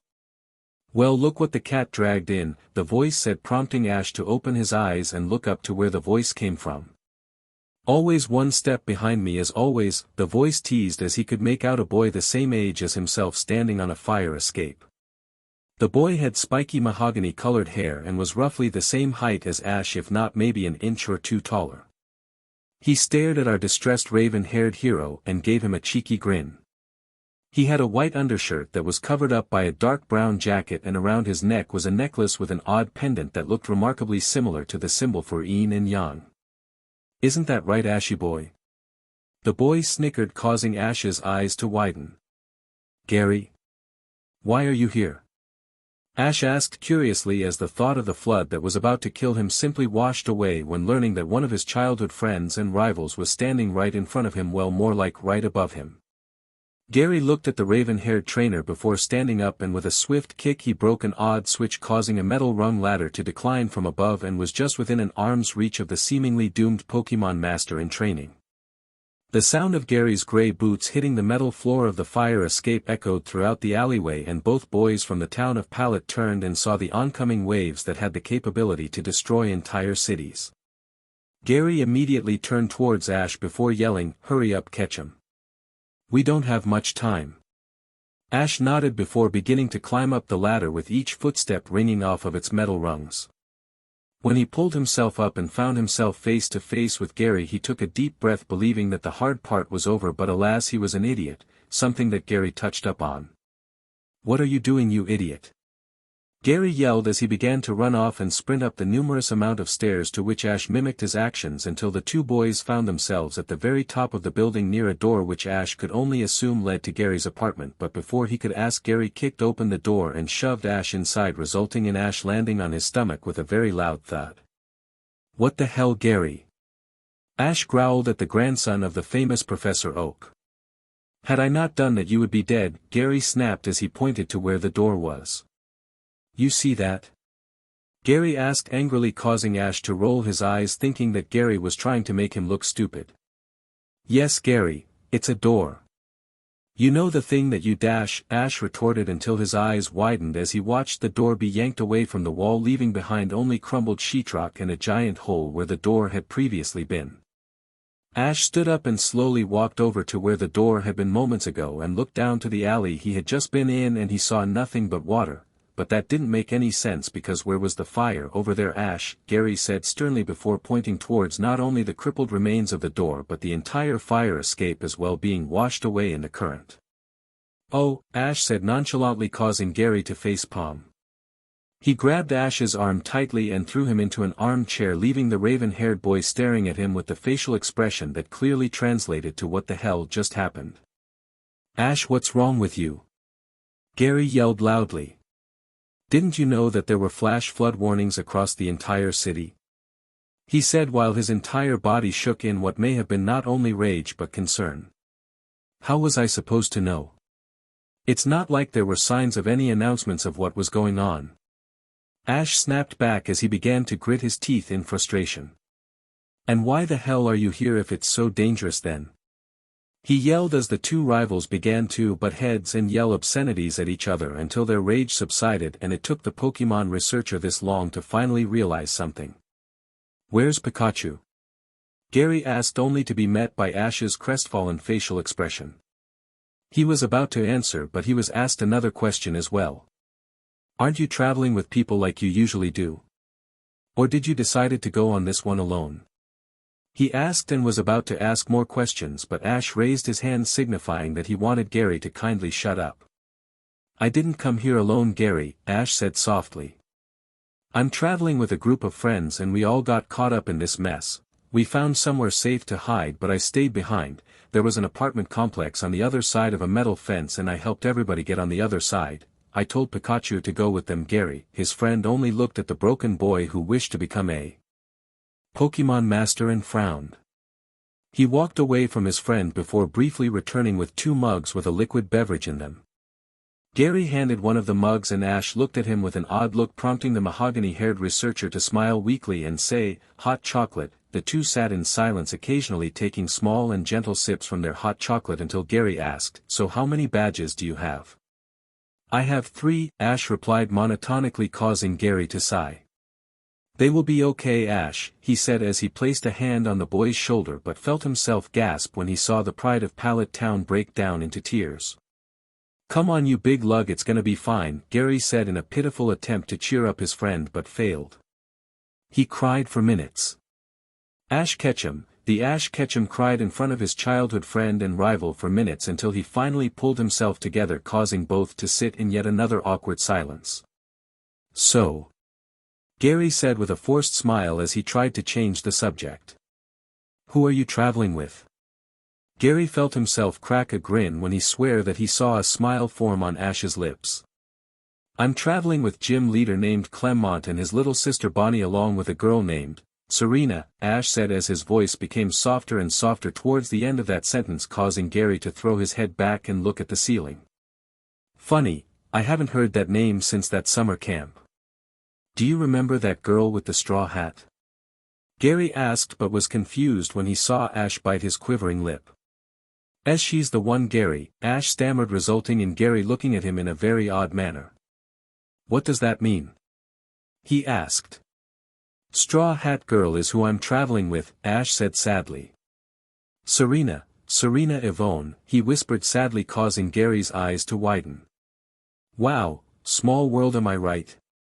Gary asked in a teasingly sort of fashion, but was met only by the grim face of Ash Ketchum. Gary had never seen the boy who had woken up late on his 10th birthday so distressed before in his entire life, and frankly it frightened him dearly. Am I missing something? Gary asked after realizing that Ash's mood had worsened since he made mention of the Straw Hat Girl. He felt his jaw drop when Ash said, I love her, Gary. Holy, you're serious, aren't you? Gary asked, astounded that the dense as a brick Ash Ketchum had fallen in love. As serious as a heart attack, Ash replied, causing Gary to frown. When did you come to that conclusion? Gary asked curiously. A few weeks ago. I thought I was sick or had a new disease or something because I kept feeling weird around Serena. It was a warm and fuzzy feeling, and after talking to Brock we both came to the conclusion that I love her, man, Ash said sadly, but grit his teeth when he heard a chuckle escape the lips of Gary Oak. Only you would think that being in love was a disease, Gary teased, only for Ash's mood to not change, causing him to sigh. The sudden sound of helicopters flying by made both boys from Pallet Town to rush to one of the windows. They must be evacuating people. Gary mumbled before reaching for a Pokeball. Hey Ash, Gary said as he enlarged the ball, I think I have something that belongs to you, and with that Gary tossed it in the air and out came a large bird with large and glossy plumage. The feathers on its head crest were nearly as long as its body, and these feathers were yellow and red. Its tail feathers also had a red tint. Its underbelly was a creamy sort of tan-like color, and it had black markings around its eyes. The sudden return of one of Ash's first brought him to tears as he slowly reached out towards the bird's head and whispered, "Ppid pitch Pidgeot." The bird nodded its head and nuzzled it against his former trainer's chest, though there was a major size difference. He turned to Gary and asked, "Why are you doing this?" "Because if I was in your position I would want to find them before they do," Gary replied, referencing the search and rescue teams. Ash nodded and hopped on Pidgeot's back and was about to take off but was stopped by Gary. "Hey Ash," the auburn-haired trainer said, causing Ash to turn around and face him. Gary reached in his shirt and revealed that he was wearing a second necklace, though this one was different than what you would expect a Pokemon researcher to wear. It was a chain, and attached to it was the top half of a Pokeball. "You still have yours?" he asked, to which Ash mimicked his exact actions and reached in his shirt, revealing a necklace of his own with this time a bottom half of a Pokeball attached instead. Some could say it was like two halves of a whole, two peas in a pod, even the yin and the yang of the two boys, but all it was simply was a rusty old Pokeball that had long ago broken in two, and it was a physical representation of the friendship they shared. "Of course I do," Ash said with a grin before making a clicking noise to the bird that had been protecting the flock of Cantonese birds from the ferocious flock of Spearows and Fearows, and upon hearing the noise it flapped its large wings and took to the skies at an alarming speed, with the force of its takeoff making the sides of Gary's unzipped jacket to flutter in the wind. "Serena, please calm down." Bonnie pleaded to the girl that she saw as an older sister who, like herself, had been shedding tears non-stop since leaving their friend from Kanto behind to what was certain death. The trio had fled to an apartment complex and were currently hiding inside of the room of what they could only believe had been that of one of the people whom had fled the city. Serena was on the sofa laying on her belly crying into a pillow. Pikachu began to gently poke the distressed girl, trying to quell her crying. "Pika Pie," Pikachu said as Serena felt a sudden surge of anger seemingly burst in her body and pulled her head out of the pillow and venomously said, "Calm down. Calm down. How can I calm down when Ash is gone?" "We don't know that for sure, Serena," Bonnie said softly, trying not to show the fear she currently had. He still has Frogadier, so there is still hope dash. No Bonnie, there isn't. Serena screamed hysterically. If there was hope, then why did he give us Pikachu? Why would he give us Holucha? Fletchinder. Gummy. Serena exclaimed, shooting up from the sofa, sending Pikachu tumbling off. Her hands were tucked into her chest, and this entire time she had been clinging to the raven-haired boy's hat for dear life. Why Bonnie? Why? Serena said in what began as a yell but slowly became a soft and broken voice before beginning to sob. Again. Serena. Bonnie said in a hushed tone as she gently grabbed the honey-haired girl's arm and pulled her back to the sofa. The older girl collapsed and laid her head into Bonnie's lap while crying feverishly. Why Bonnie? Serena whispered through her choked sobs. While Bonnie tended to Serena, Pikachu gave a soft sigh before scampering out of the room and found the blonde-haired inventor in the kitchen with his head down on the table in a similar state as the two females in the other room, but he had managed to self-regulate his feelings of sadness better. Pikachu turned to the windowsill and saw what was considered to be the weakest dragon-type Pokemon, Gummy, staring out and watching the rain fall from the sky sadly. Pikachu turned towards Holucha, the noble fighting and flying-type Pokemon, who was sitting by the door as if guarding it from any possible intruders. Fletchinder, however, was nowhere to be seen. It had been sent to search for help 15 minutes ago, and the yellow mouse began to cry as well. His lifelong friend and master was gone. There would be no more memories that could be made with the raven-haired boy, and now, after bottling it up for so long, Pikachu finally let it all out. The electric-type Pokemon that was registered as the 25th Pokemon in the Pokédex cried. He cried for his friend Ash Ketchum, he cried for his friend Serena Yvonne, he cried for all of the Pokemon back at the lab, but most of all he cried for himself. The sudden sound of a man grabbed everyone's attention. Breach and clear on 3 men. 1, 2, 3 breach. The voice said, and the door flew off of its hinges, causing Holucha to jump back and take a battle stance as the armed men entered the room. Clear. One of the men declared. In his hands he held a black M4 carbine assault rifle. A frag grenade was pinned to his bulletproof chest plate as he swung the 5.56mm taking rifle around the room as he scanned the room for any threats that may come their way. Clear. Said the other. In her hands was a 12-gauge bullpup KSG. The shotgun with the capability to hold 12 slug rounds in a single magazine, or other words, this gun could really pack a punch. At the sight of the 3 armed men, Clement yelped and threw his hands into the air, causing the third man to say, "At ease, gentlemen." With that, the 2 armed men nodded their heads and lowered their weapons. The third man approached Clement after holstering his .357 Magnum, a revolver, and knelt down in front of the frightened blonde-haired boy. The man had a pair of brown eyes. On top of his buzz-cut fashioned black hair was a green cap, and the man slowly moved his hand to his pocket and retrieved a lighter and a Sweet William cigar, to which he lit and inhaled before puffing out little rings of smoke. "Son, what is your name?" the man asked. "And my name is Clement," the inventor stuttered until he heard the sudden screams of his little sister and the honey-haired girl from the hallway. He turned around and saw the 2 other armed men fragging them out into the living room, restraining them. "Let them go!"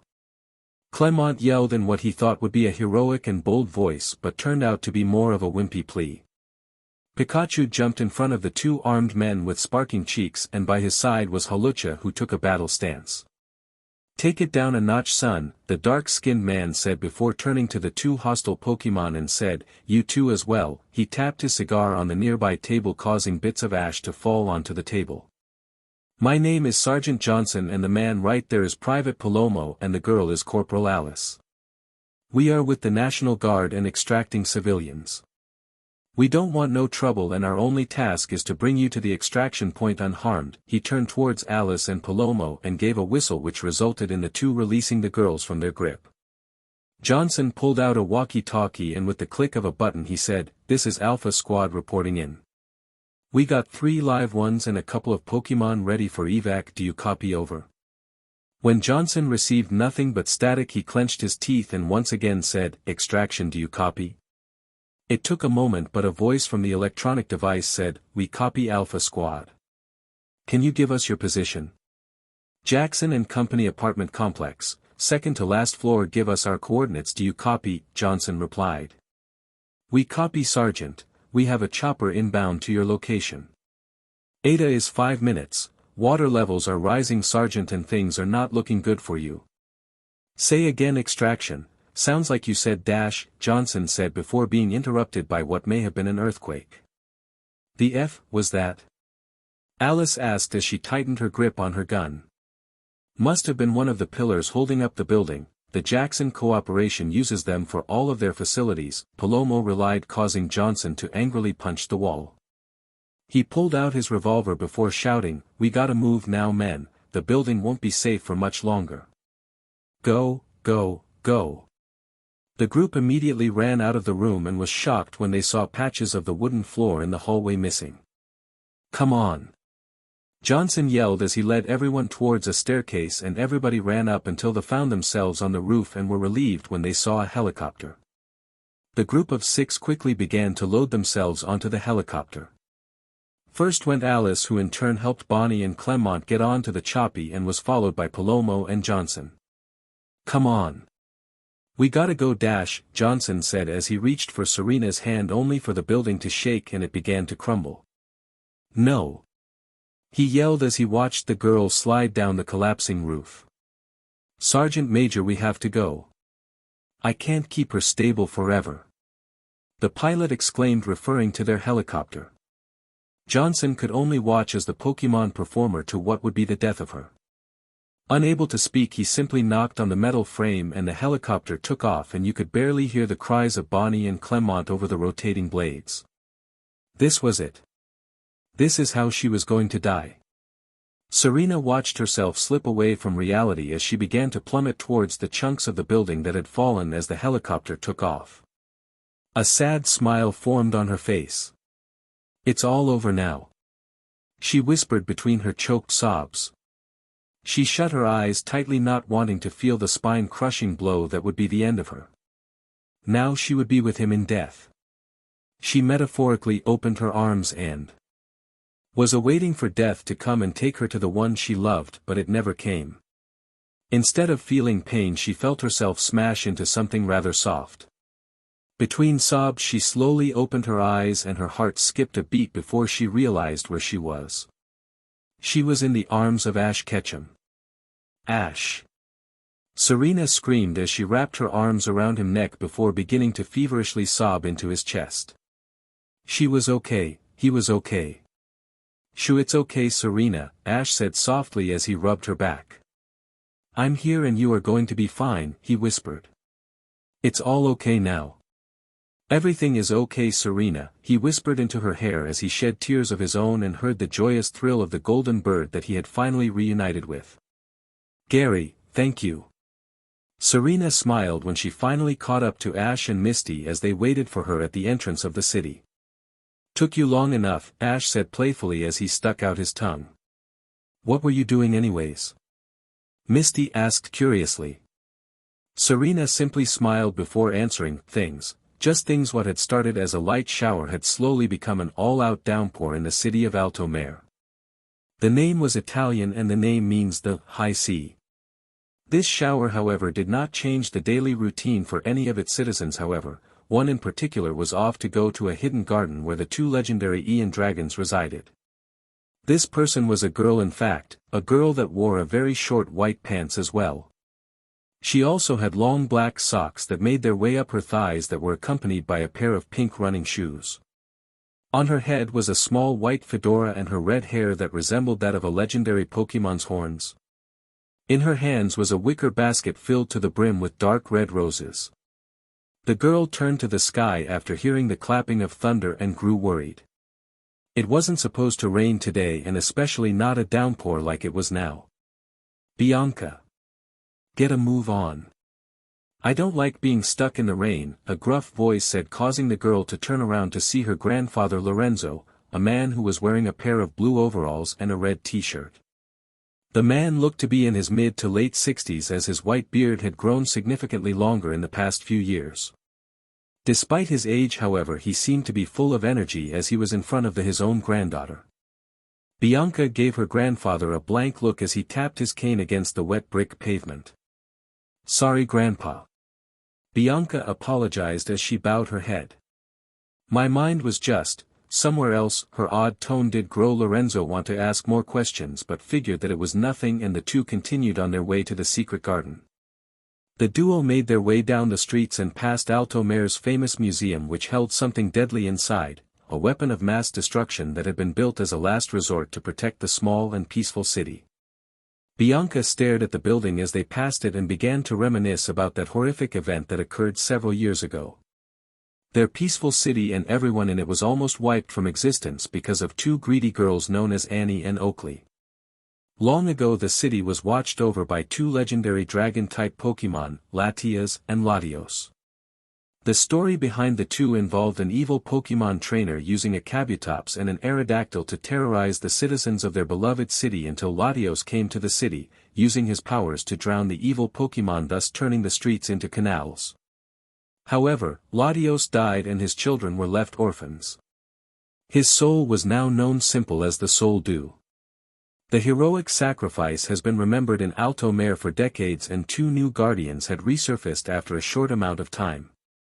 A new Latios had been born from the Soul Dew along with his sister Latias. From that point on the two protected the city and all was well, but all good things must come to an end. A few years ago the citizens of Alto Mare were terrorized yet again by not only the resurrected Kabutops and Aerodactyl, thanks to not one but two terrorists who desired to rule the world with an iron fist. The terrorists' names were Annie and Oakley, and both were seeking one invaluable object: the Soul Dew. During the early phases of their plan, a group of trainers entered the city and took part in the annual Tour de Alto Mare, a water chariot race.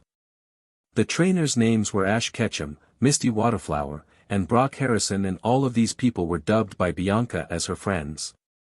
The trio got tangled up in the mess because it seemed that Latias and Ash had developed some sort of bond, which ultimately led to the defeat of Annie and Oakley, who had captured and tortured a now near-death Latios.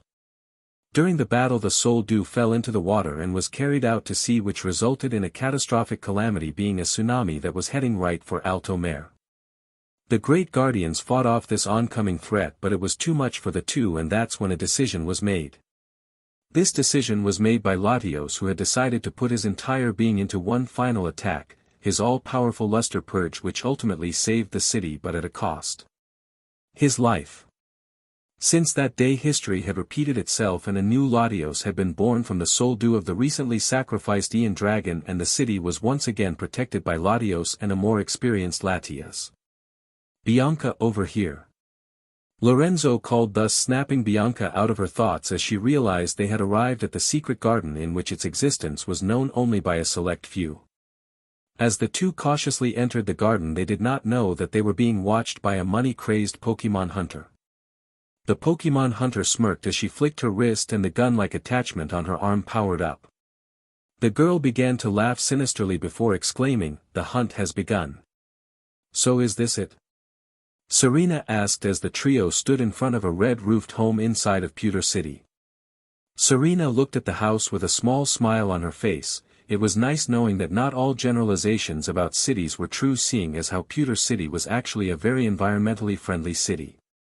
Had she not known where she was then, she would have assumed that Pewter City was actually a town and not a city.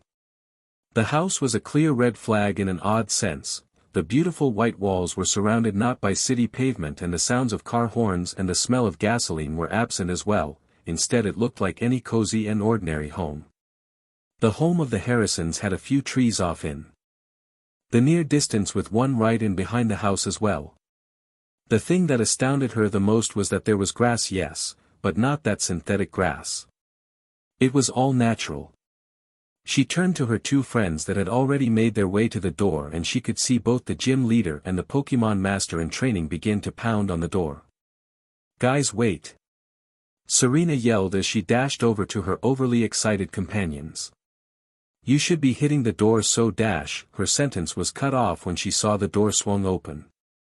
A boy with spiky brown hair appeared and said, "Hello, may I dash?" But he was unfortunately bonked on the head by Misty, who had been smacking the door with her infamous mallet, thus sending the boy to the ground.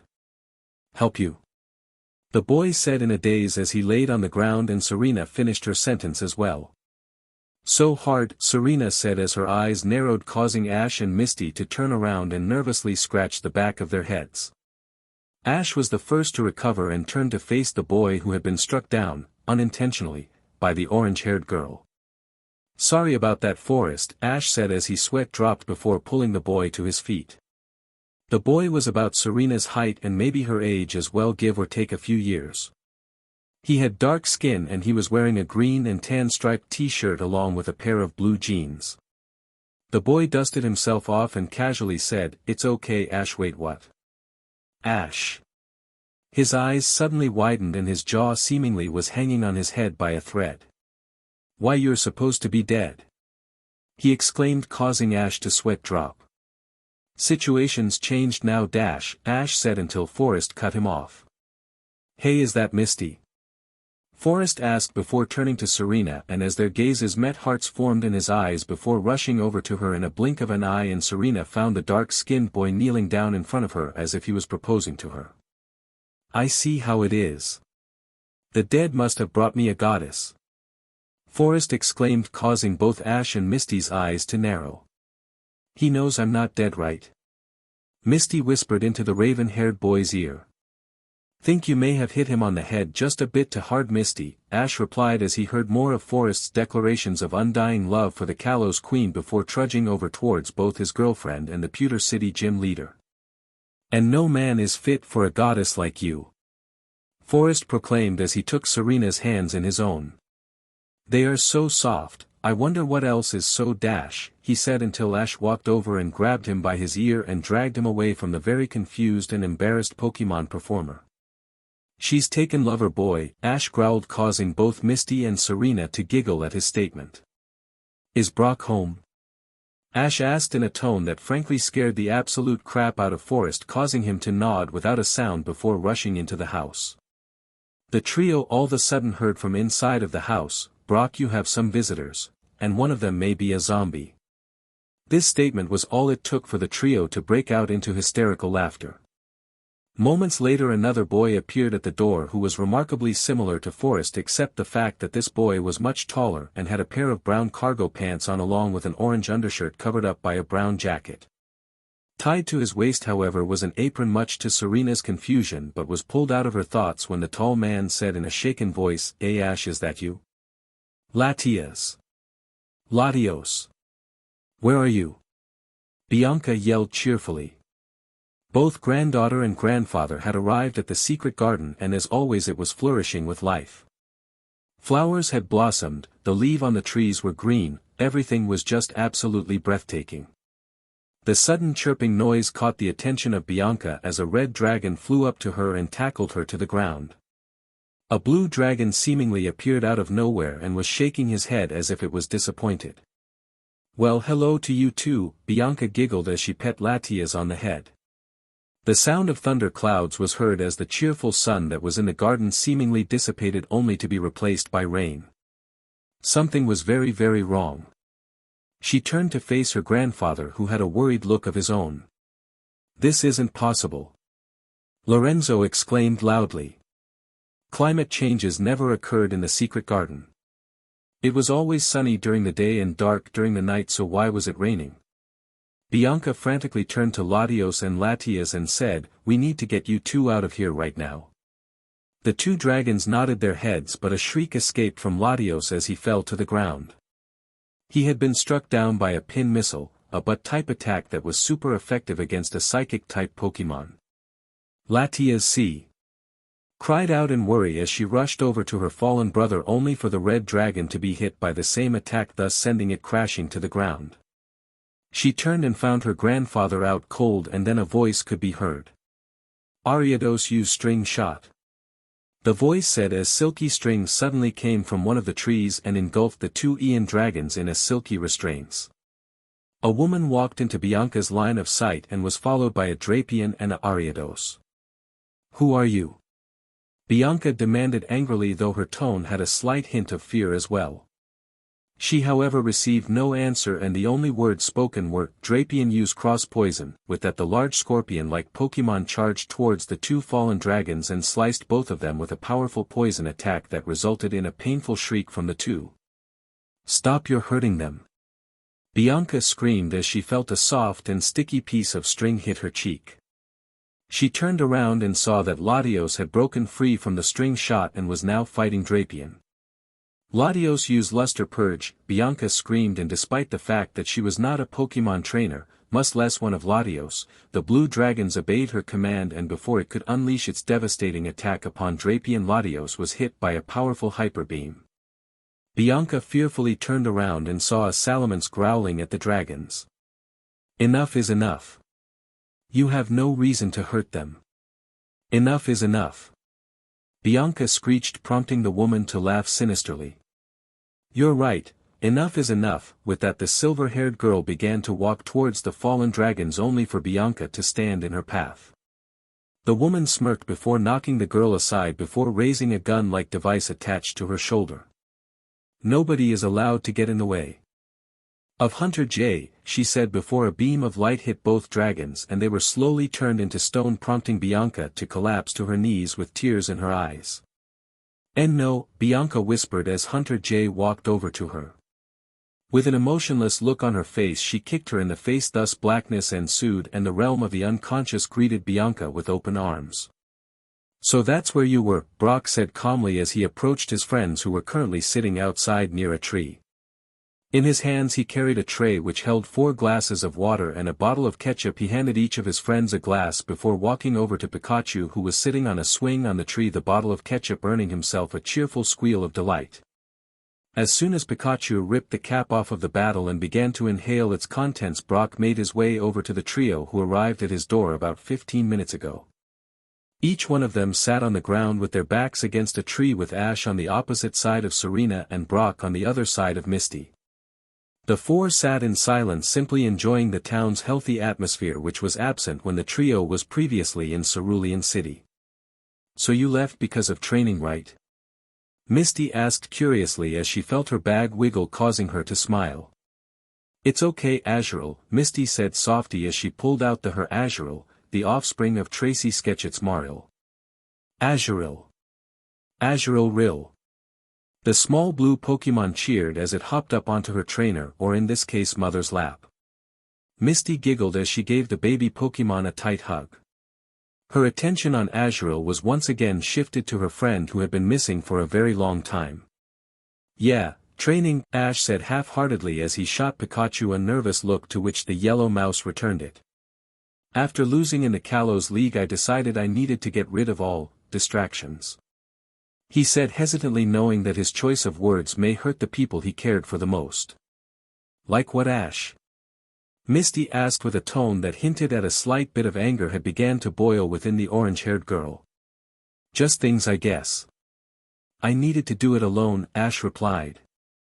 "My entire life I've relied on people to help me. Without Brock I wouldn't be able to cook meals for myself, for example. I needed to see how far my training and past experiences had come," he said with a nervous chuckle. "Must have done a lot of that training, didn't you, Ash?" Brock said in an odd tone. This tone had a message meant for the raven-haired boy, to which he did receive, and luckily the 2 females did not. I guess," Ash stuttered nervously, causing both females to notice his sudden nervousness. "I mean, I trained all of my Pokemon after all," he said after regaining his composure thanks to the sip of water he took. "All of them, Ash?" Brock asked in the same odd tone, causing Ash to become slightly agitated. Why did Brock have to be so perceptive? "You bet. I got the old gang together, from Primeape to Goodra," Ash said as he felt steam to come out of his ears. He was not liking where this was going, so he decided to change the topic. "What about you, Brock? Are you finally a Pokemon doctor?" Ash asked. "Well, I did, but I am much more interested in what you have accomplished recently," Brock said, causing Ash to groan, causing Serena and Misty to giggle at Ash's actions, though completely unaware at what Brock had been hinting at. Ash gave a sigh of relief, believing that his stress would now end, but sadly he could not have been more wrong. Brock had decided to change the subject to something which resulted in Ash's cheeks to boil. Whatever happened to that girl you liked, Ash? Brock asked curiously, and the ominous tone was noticeably absent now, much to Ash's momentary relief. What girl? Ash asked. You're now that Serena girl, Brock said, and though Ash was unable to see the Pokemon breeder, he knew by sheer instinct that there was a cocky smirk cast upon his face. I don't know what you're talking about, Brock. Ash said hastily before making a remark on how the weather had suddenly become much warmer. Of course you do, Ash. Brock said in a playful manner. Serena. That girl you talked to me about for hours, just rambling about what you liked about her. Remember you said that you loved her hair and that she was an amazing Pokemon performer, and that all the times you confessed you had stared at her when she wasn't looking, and to how dash. I think that's enough, Brock. Ash exclaimed, thus cutting off his friend, and caused both Misty and Serena to try their hardest to resist the urge to laugh. Oh, this one takes the cake though, Brock said confidently. I remember how you told me that if you won the Kalos League you would dash. She's right here, Brock. Ash yelled angrily, seemingly knowing exactly what his friend was going to say, but was met only by a sudden outburst in the form of laughter. The laughter of course came from Serena and Misty, who both were clueless as to what Brock was about to say. Ash groaned and placed his face in his hands, feeling embarrassed beyond belief. He stood up and grabbed Brock by the ear and said through gritted teeth, Brock, a word please, and with that he dragged the Pokemon doctor away, leaving both girls laughing hysterically. Master. Lucario, what is the matter? Sir Aaron asked upon noticing the discomfort in his words. Lucario knelt down in front of the legendary Aura Guardian before saying, there has been another disturbance in the balance of nature. Are you sure?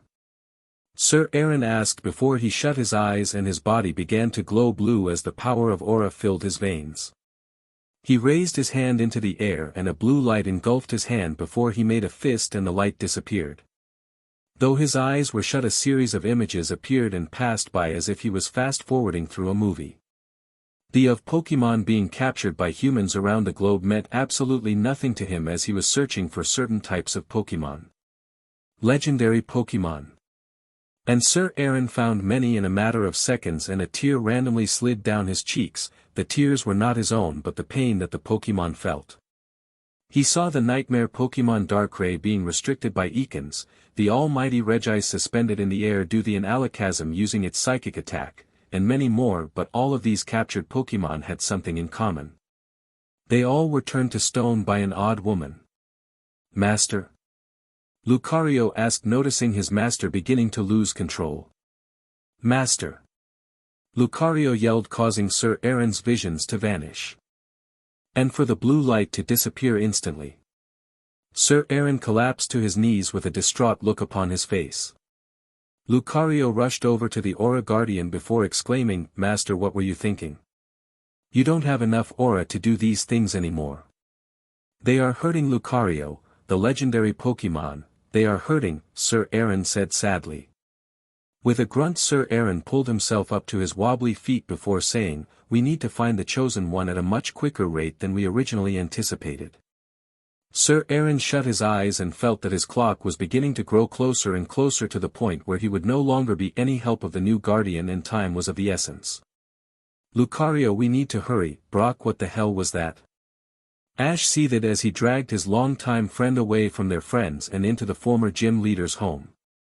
You're one to talk, Ash, Brock said calmly while giving the auburn-eyed trainer a stern look. You just left without a moment's notice for 4 long years. Did you not think of anybody but yourself? That has nothing to do with you, Brock, Ash snapped before staring daggers at his friend. Well then, who does then? Brock asked rhetorically as an intense anger built up inside of the usually calm and level-headed male.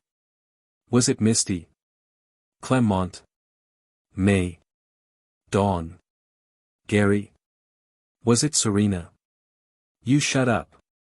Ash yelled angrily, causing Brock to take a few steps back. You don't know how I felt that night. The pain and hurt I endured after that battle was more than you could comprehend. Then why don't you give me some insight then?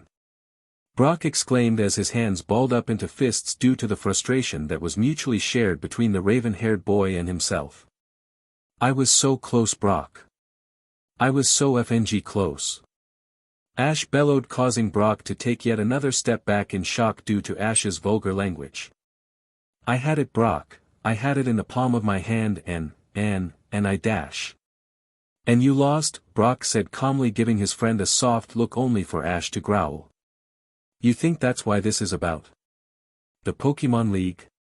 Ash asked furiously before moving his hands to his head and tightly grabbed strands of his hair before angrily replying, it wasn't about that. It was about her. And a delusional look took place on the boy's face as he ripped his hands away from his head so that his palms faced the ceiling from the sides of his body. Ash? Brock asked cautiously after realizing how badly Ash had derailed. I had it, man, Ash said as his emotions quickly began to bounce back and forth between anger and depression. I had her right then and there, Brock. I had her hand in my own and I choked. Not just the Pokemon League but her as well. I may have lost the league but I somehow managed to muster the courage to tell her anyways, but I choked. And you know what the worst part is? Well, do you, Brock? Do you? Ash yelled angrily before his angry expression had slowly crippled into a distraught one instead. She loved another guy, Brock, Ash whispered sadly before collapsing to his knees and a gasp from Brock. She told me right then and there, man. Right when I was about to tell her, she ruined everything. Ash bellowed, and with each word he stole a step closer until Brock found himself leaning against the wall with Ash several feet in front of him. She shows up, Brock, and she ruined everything. She tells me she came to find me for advice whether or not to say yes to a request from that scumbag that beat me to be his girlfriend. This simple but shouted phrase was all it took for the breeder's body to seemingly go limp and slide down the wall as if his legs had become jello. She didn't. Brock whispered in shock. Well, she did, Brock, Ash said in a broken time as he fell to the wooden floor. She told me that she liked two guys, Callum and some mystery boy, and I told her to follow her heart. And do you know what she said, Brock? Do you know what she said? No, Ash, I don't, Brock replied softly, finally realizing the utter turmoil that had been locked away inside of his friend all this time. She said that she wanted to be his boyfriend, that she loved him, and I left, Brock. I hightailed the F out of Kalos and away from her. It was because of her, Brock. It was because of her. Ash said before clutching his head and breaking down into tears, but Brock found himself unable to respond. All he could hear coming from his friend between choked sobs were the repeated phrases, it was her. So that's why you wanted me to stay quiet, Brock mumbled before placing his hand on the raven-haired boy's back. Just let it all out, Ash, just let it all out. Wonder what Ash was so upset about, Misty said out loud only for Serena to not respond at all. Serena? Misty asked as she picked up Azrael and held him in her arms before walking over to the honey-haired performer. Serena, is everything okay? Misty asked as Serena simply stared off into space. What just happened, Misty? Serena asked, causing the orange-haired girl to give her an odd glance. What do you mean? Misty asked. Why did Ash act like that so suddenly? All angry and whatnot? Serena asked without giving Misty any hint as to what she was talking about. Maybe he was just nervous, Misty said half-heartedly. She knew the real reason for her friend's behavior. She had shared a similar conversation with the raven-haired boy about his feelings about Serena and what would happen after the Kalos League. After his disappearance, it didn't take a lot for Misty to figure out why Ash had left. The answer was so plain and simple that no one had noticed. Serena, she was the reason he has left, but she couldn't just tell her that her boyfriend had fled for years because of her. That's what I thought too, but it just seems a little weird, as if I'm missing a piece of a puzzle. You don't think he is hiding anything, do you? Serena asked softly. Everybody has their secrets, Serena, Misty said emotionlessly before turning her back to the honey-haired girl.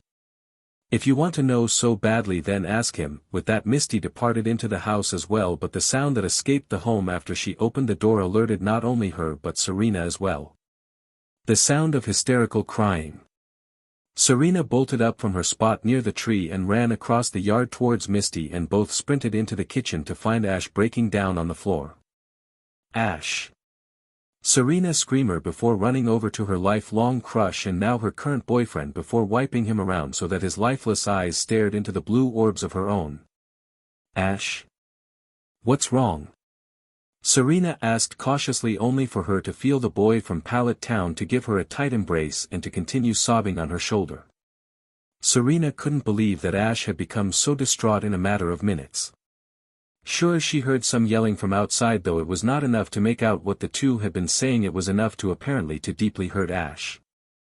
She stared at her boyfriend only for him to slowly place his lips against her own, and for whatever the reason she could have swore that she heard words not of her own but of Ash's in her mind saying the phrase. "Don't hurt me again." "What do you mean there's more than one?"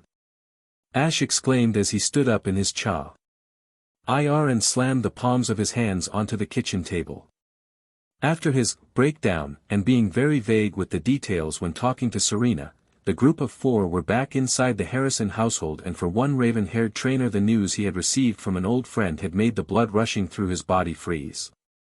"That's right," Misty said casually as she took a bite of her sandwich, which was made by none other than the best cook they had come to know. "Didn't you know?" she asked with a perplexed look on her face. "Well, how would I?" Ash exclaimed as he comically slumped back into his seat, feeling a sudden rush of fatigue. "Why didn't Scott tell me?" he asked with a tone that sounded quite neutral, though a minuscule amount of pain was present. "How should I know?" Misty shrugged her shoulders before taking a bite of her sandwich. With a mischievous smile she said, "Maybe he didn't think you would be cut out to defeat another battle frontier. Or maybe he didn't want Ash to defeat another one," Serena said with a smile. She knew that while teasing her childhood friend is all in all enjoyable, but everybody has their limits. In her hand she held a cup of tea, and before taking a sip of it she asked, "So where exactly is this battle frontier?" "It's in the Johto region," Brock answered as he took a seat next to Ash. "I'm not trying to be rude when asking this, but so you even know what a battle frontier is, Serena?" he asked. "Well," she began until Ash interrupted her. "I believe that's a no, Brocco," he said, only for Serena to clear her frost, causing him to look at his girlfriend oddly. "The battle frontier is a challenge given to Pokemon trainers of a certain caliber. It is composed of 7 facilities. The Battle Tower, the Battle Dome, the Battle Pyramid, the Battle Factory, the Battle Pike, the Battle Arena, and lastly the Battle Palace. It is owned by a battle enthusiast named Scott, and upon being victorious in every facility you can become a frontier brain and have your own battle facility built," Serena stated, only to receive jaw-dropped expressions from her friends. Feeling embarrassed, a small blush appeared on her cheeks before shyly glancing at the boy from Pallet Town and saying, "I did my research." Misty said before taking a bite out of her sandwich only to find it gone. She finished it without even realizing it. She shrugged it off and said, "Well, Mrs. Ketchum, for your information you couldn't be more wrong." Though Ash was oblivious to what Misty had hinted at, a certain girl from Vanville Town had found her cheeks become a scarlet shade of red in a matter of seconds. Serena tried to denying it Misty had said, but found herself stumbling over her words and unable to form complete sentences, causing the Cerulean City gym leader to chuckle. After growing tired of whatever Misty and Serena were doing, our clueless hero spoke up. "What do you mean, Misty?" Ash asked. He knew the facilities of the battle frontier, so wouldn't they be the same if Scott still had legal custody of the establishment? Misty shook her head and said, "Nope. There are brand new facilities." Deciding to jump in, Brock added, "Well, with the exception of one, Misty. The facilities consist of the battle ring, the battle chasm, the battle alley, the battle castle, the battle garden, the battle academy, and the final one is known simply as Skyscraper." "You sure know your stuff, Brock." Ash wasn't kidding when he said you were smart, Serena giggled, causing Brock to rub the back of his head, feeling slightly embarrassed. "Thanks, Serena," Brock said before a grim expression appeared on his face before directing his attention to the Pokemon Master in training. "Be wary of the Skyscraper, Ash." This statement only confused Ash. "We can't help you there at all," he continued, only to receive a hurt look from Ash summing up what else had to be said. It's not that we don't want to, but we are actually incapable. It is said that the frontier brain at Skyscraper has never lost a match before and nobody knows who he is. Well, at least we know it's a he, right? Serena said, hypothetically, trying to be optimistic about the situation at hand. There was none until. Sounds like fun. Ash said happily, causing everyone to comically fall down. How can you be so, you? Misty exclaimed after failing to come up with a logical statement. I mean, it isn't like I've come this far for nothing. I can do this. Besides, the bigger the challenge, the more rewarding it will feel when I beat this guy. Ash said confidently. Master, please. Lucario pleaded as he knelt down next to the fallen Aura Guardian. The duo found themselves in the Ilex forest in front of the old wooden shrine. Sir Aaron had been unable to walk for hours after collapsing to his knees for some odd reason and now was in a comatose-like state. Sir Aaron was now propped up against the legendary shrine as his body had a light blue glow. Lucario dash. Don't say it, Master. Lucario interrupted with tears in his eyes. He roughly grabbed one of his hands and said, Don't do this to me, Master. Lucario, my time is dash, Sir Aaron said between spasmodic coughing. The clock has stopped ticking. I have to go back to where I belong, he whispered while the blue glow began to glow brighter. Master, please. There has to be another way. Lucario exclaimed, but watched in abject horror as Sir Aaron's legs slowly became invaded in a light blue crystal-like stasis. Master, I can help you. Lucario. Sir Aaron whispered as a tear slid down his cheeks. We both knew that I didn't have a lot of time left. I just hoped I could have met him. He is the reason you are like this, Master. Lucario said in a hysterical tone. No, Lucario, stop saying these things, Sir Aaron said as the crystals that were encasing his body slowly began to ascend up his body. Lucario, everything I've taught you, you must find the chosen one. We can't let them have their way, Sir Aaron whispered before saying, I have no regrets. I served a beautiful queen and got to live another life. I can now be reunited with her, Eileen and our other friends and family. I got to meet you, Lucario. I have something you can never imitate, having you as a friend. Master, stop this. Don't leave me like this. Lucario said as he gritted his teeth against one another. Suddenly Sir Aaron's arm became limp and fell to the ground. Master, no. Lucario sobbed. Lucario, I have but one final request, Sir Aaron whispered as Lucario nodded his head. You must find the only living Aura Guardian in the world right now. Go to New Bark Town and find Dash. But sir, he is but a mere child. No older than the chosen one himself, Lucario said. Lucario, he is our only hope. I can no longer train Ash, we need him to help us. Find the Black Swordsman, find Kirito, for everyone. With that, Sir Aaron's body became encased in the crystal-like cocoon and gleamed brightly before shattering into a million pieces that flew away in the wind. Find the Black Swordsman, find Kirito. So this is really happening, huh? Asked a brown-haired woman from inside her cozy home in Pallet Town. Moments ago her son and 3 of his friends had arrived, and not even before she could say hello her son tells her he is going away again. You sure you can't just give it a few weeks? Delia asked monotonously. Mrs. Ketch Brock said, but realized his error and corrected himself.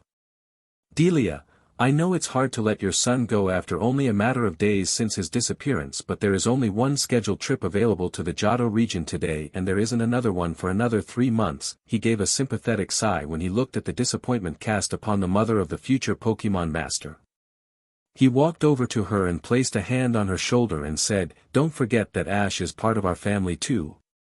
I know, it's just. Delia began in a hushed tone until Misty decided to voice her own feelings as well. Ash may have disappeared, but he did what he always does. He comes back, Misty added. But you are all children, none of you have a child of your own. You don't know how it feels to have your son just waltz away every time he comes home. Delia cried as she bit her lip as if trying to hold in her frustrations. Mrs. Ketchum? Serena asked as she walked over to the distraught mother. We've been over this, Serena, call me Delia, she said softly. Delia tried to turn away but Serena stopped her. He won't be alone this time. He has us, so we will make sure he doesn't disappear or get hurt, Serena said soothingly. Yeah, and if he does I'll have to knock all the stupid out of his head, Misty said teasingly, only to receive a chuckle from Brock and Serena. Delia had nothing to say. Leaning against the wall was Ash Ketchum. He had his eyes shut tightly as if trying to fall asleep when being bothered by something frightening. But he is my world. Delia said softly, and something inside of her son snapped. Whatever it was caused Ash to casually walk over to his mother and ask, "How long have you been holding this in?" Though everyone was confused by this, Delia knew exactly what her son meant. It's been so long I don't remember, Giotto maybe. Hoenn. It doesn't matter because it's all the same. Delia exclaimed loudly. Every time my son, every time he comes home, he doesn't even stay home for a week. A day or two after coming back, what does he do? Delay asked rhetorically. Oh Mom, I know I just came home after who knows how long, but I don't have time for you and I'm going back on another journey. She said, trying her best to mimic her son. She just put her head in her hands and whispered, I just don't want to lose my baby boy again. Everyone found themselves unable to speak as they watched the older woman break down into tears. Everyone felt bad. It wasn't every day an adult cried in front of someone. The one who was disturbed the most by her performance was Ash. What is it you are afraid of, Mom? Ash asked curiously. At first she hesitated, but Delia mustered up the courage and said, that my son won't come back from his journey. Though everyone in the room gave her a sympathetic look, Ash knew that there was more meaning behind those words. His friends didn't have the knowledge of his father like they did. Running away and going on a journey only to never return. That will never happen, Mom. I'm not going to leave like that, Ash said. His mother opened her mouth to speak, but Ash interrupted her. I'm not going to run away. I'm going to come back like I always do. You won't have to be alone.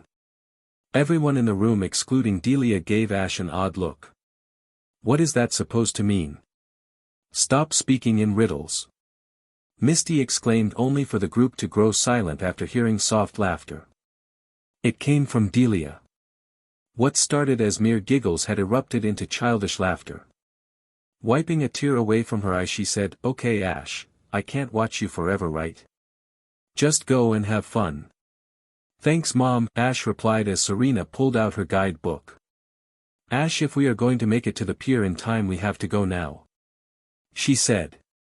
The group nodded and began to exit the house of Delia Ketchum until Ash was called by his mother again. He made a gesture telling his friends to go and wait for him as he approached his mother. Don't you go and disappear again, Ash. I can't handle another heartbreak, Delia said softly as Ash gave her his famous toothy grin and said, Of course. I'd never leave you like Dad did. I'll come back, I promise. Delia simply nodded with tears in her eyes as her son turned around and walked out the door. Location switch, Ekrutik City.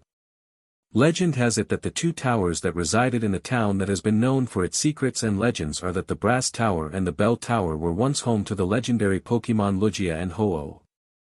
For years children of this city were told tales of these Pokemon and the tragedy that resulted in the destruction of one of these sacred icons. These two towers, the Bell Tower and the Brass Tower, were built 700 years in the past. These two towers were created to foster friendship between people and Pokemon. This physical representation led many people, mostly ancestors of Ekrutik, to travel to the tops of these towers to commune with the legendary Pokemon residing there. The Bell Tower was homage to the legendary bird Ho-Oh. It was said that if any living being was to encounter this bird at any given point in their lives, then for as long as that individual lived they would be filled with joy and happiness. The Brass Tower was home to the sober-winged Lugia, the beast of the seas. It was said that these two Pokemon were the yin and the yang of this world, and the duo were to maintain the balance of humanity and Pokemon alike. Fast forward 150 years, on this day came only death and despair. It was as if Arceus was casting judgment on not only the people of this world but Pokemon as well. Casualties instilled, but the once great brass tower burned down in a mysterious fire, ignited by a bolt of lightning and put out by a sudden downpour. The now homeless Lugia fled the scene and sought refuge in the Whirl Islands, but during this time the destruction of the brass tower caused 3 nameless Pokemon to perish. Ho-Oh, fleeing from its perch atop the bell tower, granted the 3 fallen Pokemon new life, making them into the legendary beasts before flying in search of a pure-hearted trainer. The legendary bird had become sickened with humanity, believing that Hans were responsible for not only the destruction of its counterpart's home but for the deaths of 3 innocent Pokemon. The 3 events of the fire, the lightning bolt, raging blaze, and sudden downpour, are said to have some relation to the 3 beasts. These beasts have been named Entei, the Pokemon that represented the burning passion of one's heart. Raikou, the lighting will of one's being. Lastly there was Suicune, a Pokemon that sought out and would only appear to those that possessed a pure heart. When atop the bell tower, the gathering of these 3 beasts would summon their savior, their creator, Ho-Oh. Now the gathering of the 3 is nigh and the world is slowly becoming unbalanced. The world as it is has already been shaken a bit recently. The Pokemon that have been representation of this world have seemingly disappeared as if they were being hunted. It was only a matter of time before something had to be done. Deep beneath the ruins of the bell tower was a makeshift base of sorts. Bookshelves containing ancient text and scrolls lining the shelves. Stone tablets casually laying against what should have been moldy and degraded wood but instead was surprisingly fresh. Against one of the walls was a dart board that had many darts that had either made their target or had ended up missing and their sharp tips digging into the wooden walls while the others simply lay scattered on the ground. There was a dresser that was built into the wall containing an assortment of items varying from writing utensils, odd glowing crystals, and even small but very sharp knives. Hanging from the ceiling in the far left corner of the room was a worn-down punching bag that was in need of replacement, looking as if it had been used for years for vigorous training of some sort. Against the wall was a white board lined with multiple diagrams and attack strategies or even some sort of ancient texts that was attempted to be deciphered at one point writer in expo markers. There were no windows and throughout the room were cement pillars holding the room together. It was odd, no one would have expected that the old decaying tower had a room burrowed beneath it built with fresh and strong wooden planks. The room was lit by flickering candles that were hung on the walls as well as a dimly lit lamp dangling from the ceiling above a large round oak wood table with 13 stumps surrounding it. In these 13 stumps sat 9 people. "So this is what remains of the 13, a man said. The man was dressed in white robes which was accompanied by a black hood.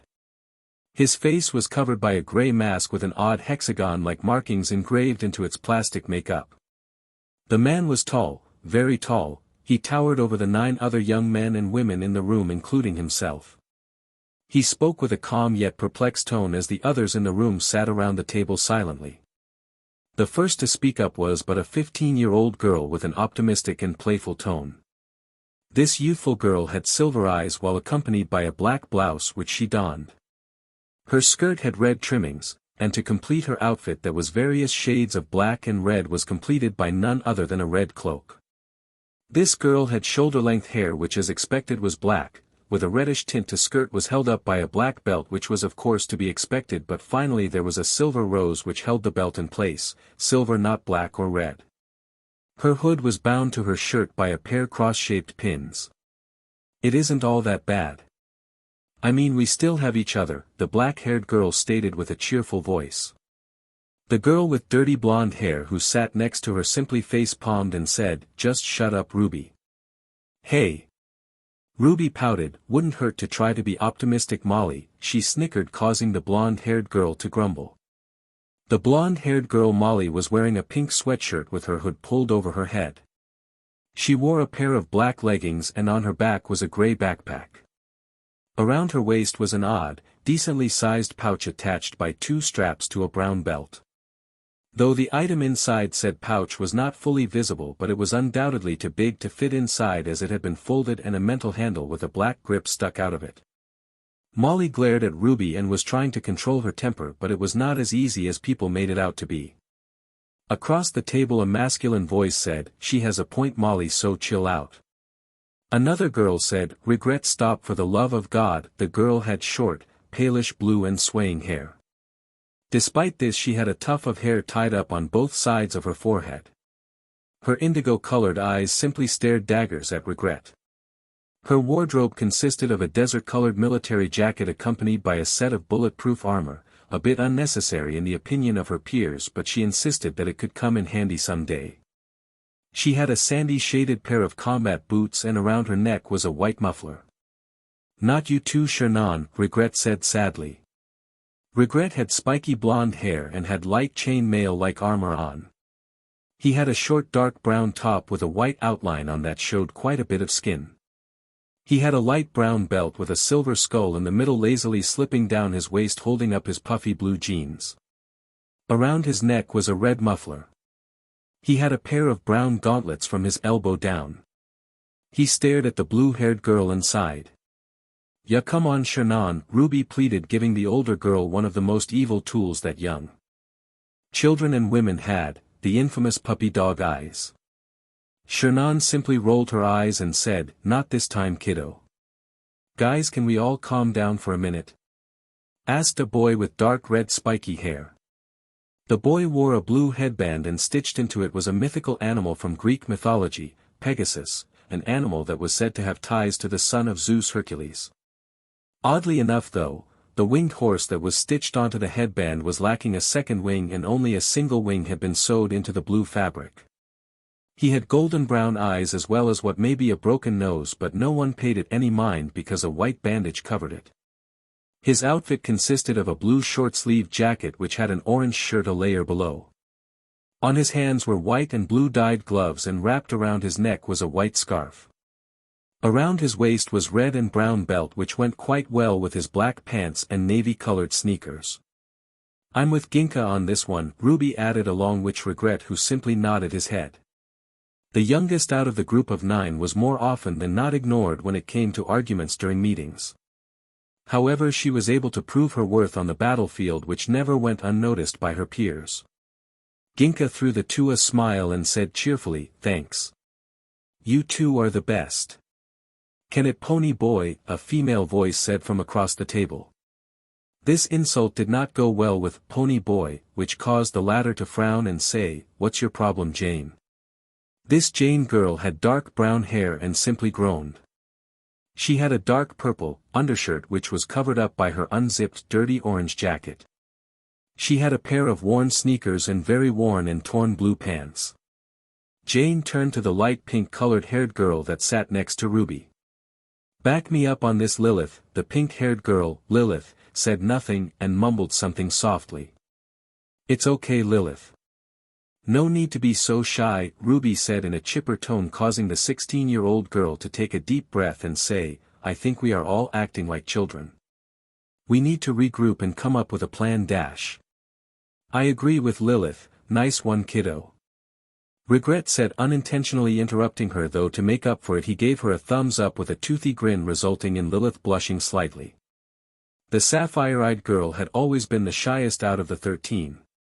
She had a pair of black and white boots accompanied by black knee socks that went as far up as her kneecaps, which were protected by a silver plating.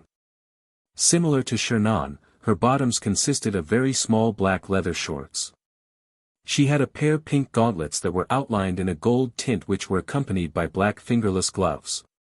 Her pink hair was tied in a ponytail only for the remaining to split and cascade down a good portion of her back, while her bangs poked out slightly and ran down her cheek. She had a white-colored tank top on that had straps that went around her shoulders that was exposed by unzipped red jacket with a furry hood. On her gauntlets were 2 black sheaths which contained 2 very pointy silver-bladed knives with the black gripped handles poking out. Around her waist was a red and pink mark. A mark is similar to that of a skirt, though the lengthy fabric does not fully hoop around one's body, it simply was wrapped around the back of her waist. If you want to get technical, imagine a circle. They are 360 degrees and a mark is half of that, so of the portion of the mark skirt covering her behind is 180 degrees of a circle. "We're children?" Molly asked sarcastically. You guys aren't even the age of a high school graduate yet, so don't tell us who are and are not children here. Enough. A voice exclaimed from beside the speaker.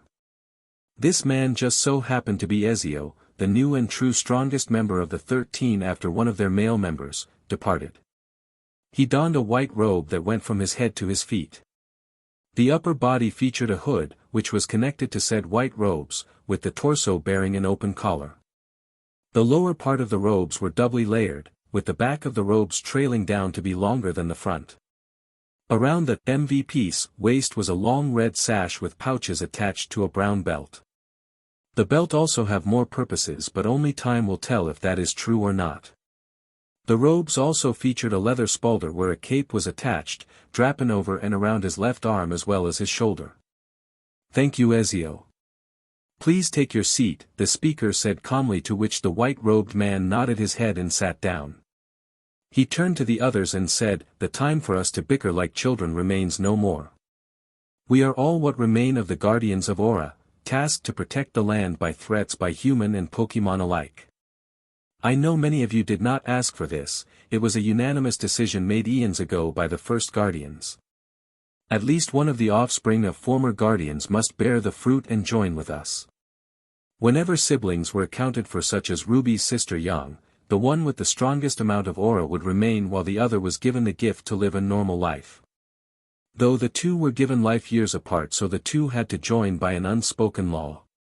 Can we not talk about Yang, please? Ruby asked softly, to which Ezio was about to ridicule the girl named after a gem until the hand of the speaker rested on his shoulder. As you wish, young one, the speaker said, to which Ruby have a small, thank you. For the past 1,000 years the power of aura has been strong, but in the past few centuries this power has slowly been fading away, and now we are left with but a mere fragment of what once was the council. Many lives were lost during the battle of the Tree of Beginnings, and now we must remember what we are and who we will be.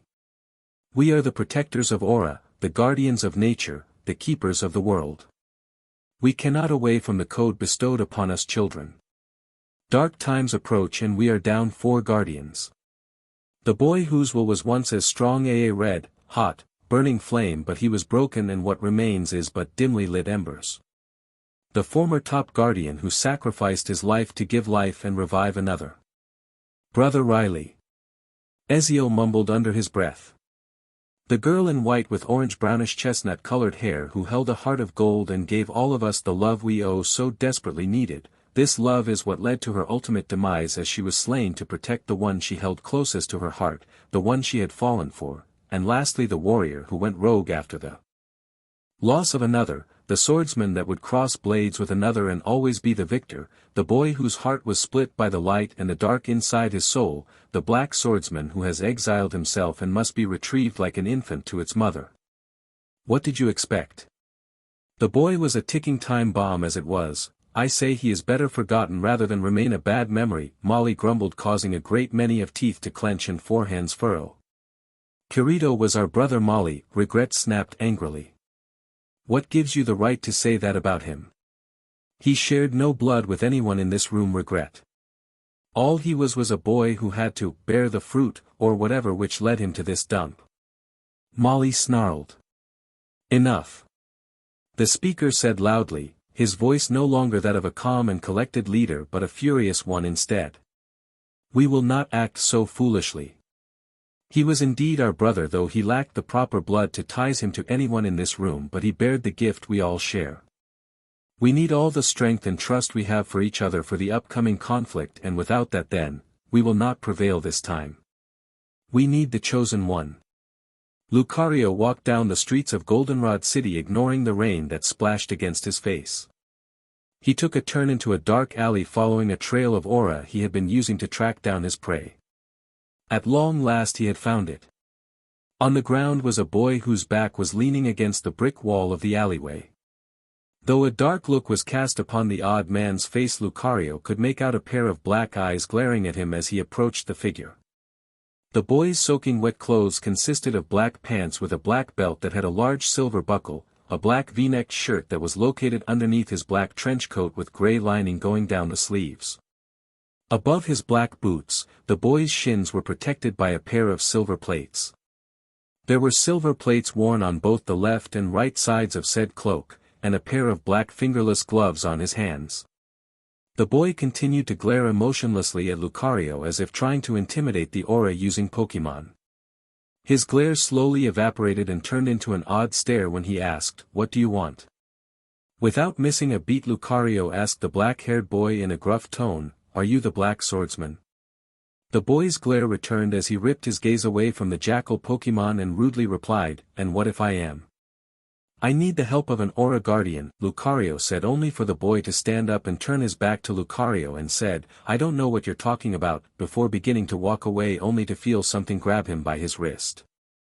The boy turned around to find Lucario giving him a very lethal stare before asking again, "Are you the black swordsman?" With that, the boy yanked his wrist out of Lucario's grasp and leapt back a good yard or two before two bright lights in the shape of the letter X as two swords appeared in a flash of light. The light vanished and all that remained were mere particles of said light that flew away in the wind. The boy's right hand went behind his back before withdrawing a long black sword and took a battle stance. "And what if I am?" the boy snapped angrily. A blue light began to emit from the blade as Lucario said in a low tone, "We do not have to do this, Kirito," but the boy ignored him before charging at him. The boy swung his sword towards Lucario's neck only for in the blink of an eye to be blocked by Lucario, who had used Bone Rush. The boy jumped backwards and grit his teeth before exclaiming, "What are you here to do, huh?" "I'll tell you as soon as you lower your weapon, Kirito," Lucario said, only for the boy to show no intent of backing down. The boy ran towards Lucario and swung his sword at Lucario only for the Pokemon gifted with the power of Aura to parry the attack with ease. The boy continued to attack Lucario with each swing to increase in speed. As the two clashed, the glow of the boy's sword only began to brighten more and more. With a mighty swing, the boy managed to cleanly slice through the bone and sent Lucario reeling back. "How many times do I have to beat you?" the boy growled at Lucario, who slowly rose to his feet, which seemed to only further anger him. "Why do you keep getting up? Why do you keep fighting? You can't beat me," the boy said as his voice began to crack under stress. "I'm not going back, do you hear me? I will never go back with you," the boy exclaimed before charging for what he believed would be the final time, only to feel himself to be sent flying back into the brick wall by Lucario's aura sphere, causing both of his swords to disappear into thin air. The boy, though dazed by this attack, managed to look up as he saw blue smoke escape from Lucario's hand from what must have been the aura sphere attack. He watched as Lucario approached him and said, "I don't care what your situation is with the Guardians, Kirito, but I do know that I need your help." "And why would I do that?" the boy sneered. "Why should I help you? Why should I help anyone? I'm always helping people," he yelled angrily. "Oh, Kirito, do this. Oh, Kirito, do that. I don't feel like leaving the guild today, so can you do my mission for me, Kirito? Kirito, we want you to do this," the boy ranted on. "I never even got one day off when I was with those people. Not even one day." Lucario attempted to place his hand paw on the distraught boy's shoulder only for it to be knocked away. "You won't take me back to them," the boy snapped. "They didn't even give me time off or any sympathy after. The boy said as his voice began to falter and the anger he expressed to change to depression. Lucario could only stare in pity at the Rouge Aura user. Here was the legendary black swordsman Kirito, the dancing blades of black and white, the dual-wielding freelancer, on the ground sobbing. "I am not a guardian, Kirito. I am just a revived memory who carries the lingering of his master on his shoulders." Sir Aaron's will. This statement was enough to grab the boy's attention as he said, "But he died eons ago, that can't be possible." "Anything is possible when it comes to the power of Aura, young one," Lucario replied. The black-haired boy suddenly asked, "You said you needed my help, right?" Lucario nodded his head and the black swordsman said, "Time has taught us well. I've answered your question and now I will ask and you shall answer." Lucario stared at the boy and with a grin said, "All right, shoot." Far away out of any living beings was the setting sky. The beautiful colors that rained down upon the horizon would dazzle anybody. It gave off a shimmering orange glow as it slowly sank off in the distance. The nearby ocean's rippling waves glimmered with a beautiful golden hue. The pine trees providing shade to the untold amount of critters scattered afar. The white fluffy clouds were surrounded in an odd yellow glow. The shadows of bird Pokemon danced gracefully across the ground below. Though they flew in groups of their origin, the Pidgeot leading numerous Pidgeotos and an abundance of other variants from across the world. One of these birds however flew alone and not close to any of these flocks whatsoever.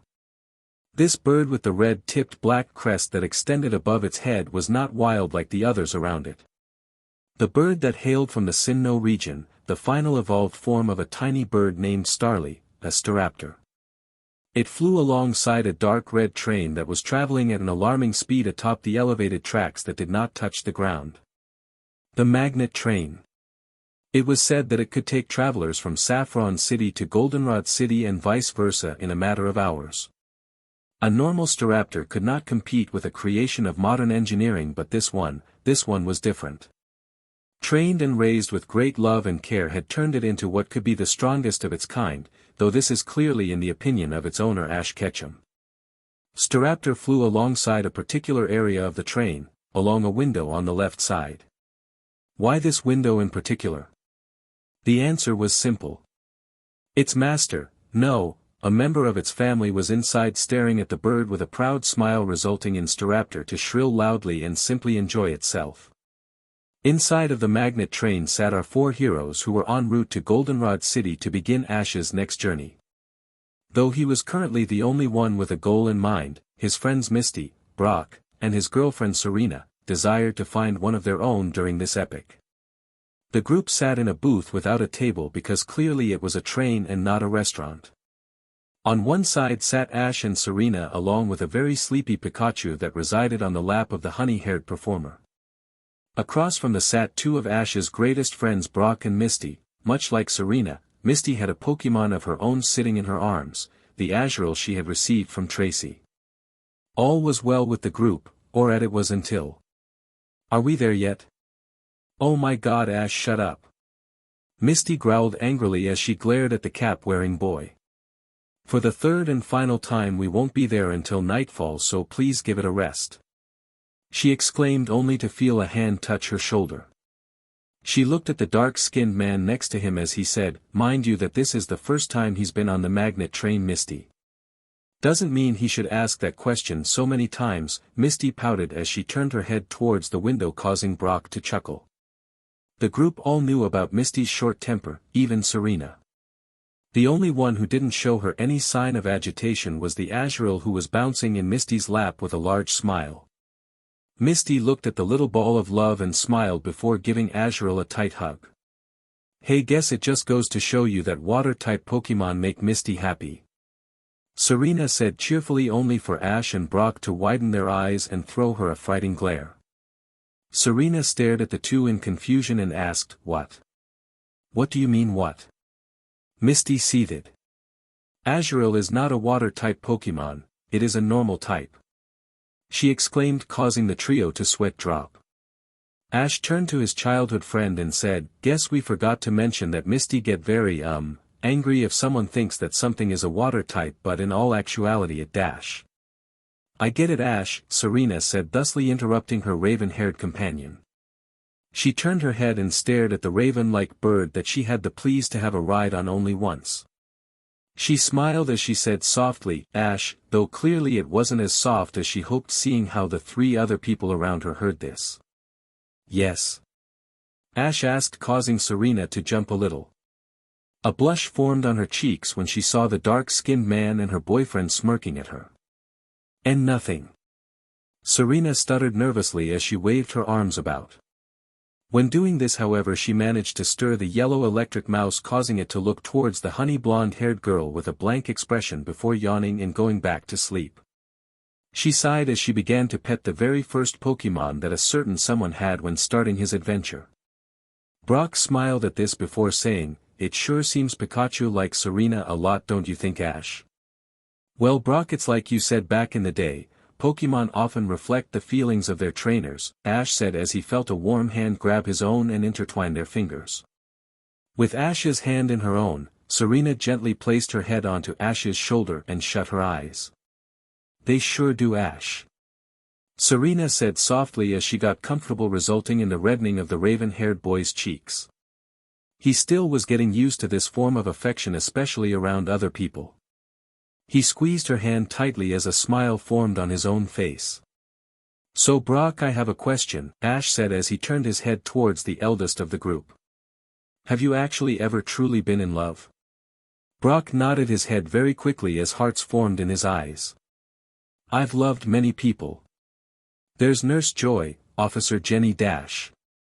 That's not love, dumb butt," Misty exclaimed, causing Brock to throw her a questioning glance. He turned to Ash and asked, "What's she talking about, Ash?" Ash gave a nervous smile and said, "Well, Brock, do you actually know what love is?" "Of course I do," Brock commented as if he was asked a question. Misty just sighed and asked, "Brock, do you think you know what love is?" Brock opened his mouth to speak only for him not to utter a word. What did he know about love? Sure, he professed his love for an untold amount of women during his travels, but was that really what his friends called love? "Well, why yeah, but do you?" Brock asked, trying to avoid being backed into a corner and deflected onto his friends. Before anyone could even utter a word, Serena jumped to the occasion. "Love is, I can't explain what love is," Serena began. "Love is something that just happens. It is this warm and snuggly feeling in your chest. You can't make love just happen like baking a cake. Love is something that is unexpected, and sometimes it's scary. When you are in love with someone, you would sacrifice so much for them. It's like they are a part of you. Take a puzzle piece for instance. Some puzzle pieces don't go together because they just don't work out right.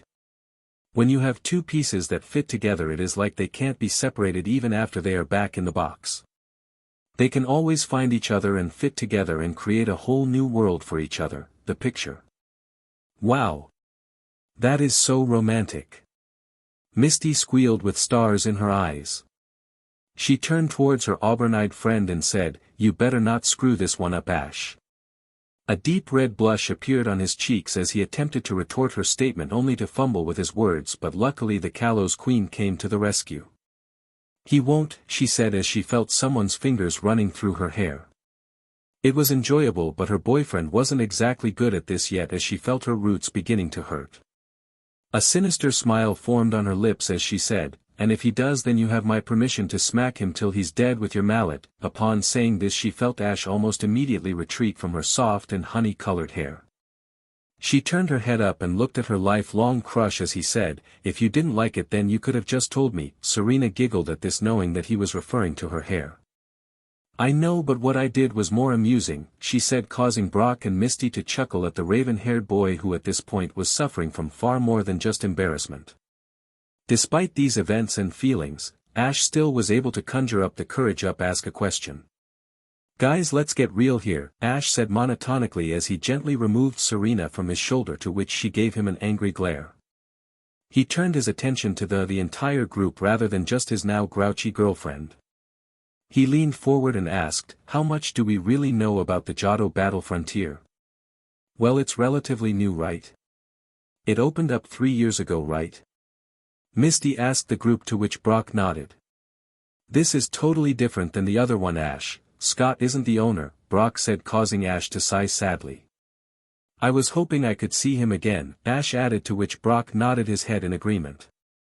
"This battle frontier is spread throughout the entire Johto region, much like the other facilities you challenged in the past, and no one has been able to collect all the symbols yet, but someone did come close though, but he was defeated by the frontier brain of the battle skyscraper. The challenger has a team of pseudo-legendaries, but he couldn't even get a single move in," Brock said in a serious tone. "A team of some of the strongest Pokemon a trainer can catch were defeated by a Maginium," Misty added, causing Serena to tilt her head. "What's a Maginium?" Serena asked curiously, to which Ash responded with, "It's the final evolved form of the grass-type starter Pokemon of Johto Chikorita." "And Ash had a Chikorita, but it evolved into a Bayleaf," Brock said, trying to help Serena understand what kind of Pokemon they were talking about. He ran his fingers throughout dark brown hair before saying, "The closest one from Goldenrod City is the Battle Academy, which is in Violet City." "Battle Academy, huh?" Ash said softly as his eyes suddenly found the floor beneath him very interesting. Thoughts and fears flew through his mind. Could he do it? Who was the mystery frontier brain of the Battle Skyscraper? Was he ready? He shook these concerns aside and decided to focus on the present, which was traveling with some of his closest friends on yet another adventure. Lost in thought, he hadn't even noticed Serena poking his shoulder. "Ash? Is everything okay?" Serena asked with a concerned tone as she stopped poking her boyfriend. He sighed loudly before sitting back up and leaning his back against the seat. He turned to the Kalos Queen and said with warm smile, "I'm just thinking about what's gonna happen during our journey, that's all." "Who knows?" Serena asked rhetorically with a giddy look on her face. "Maybe Team Rocket will try to take Pikachu again." This simple phrase was all it took to cause the small group to erupt into laughter. The dastardly trio of villainous, well, more like misguided fools who had yet to successfully to take away his beloved partner. However, they had caused quite a bit of trouble during his travels. Ash turned to the window and watched as the night sky began to cloud their field of vision.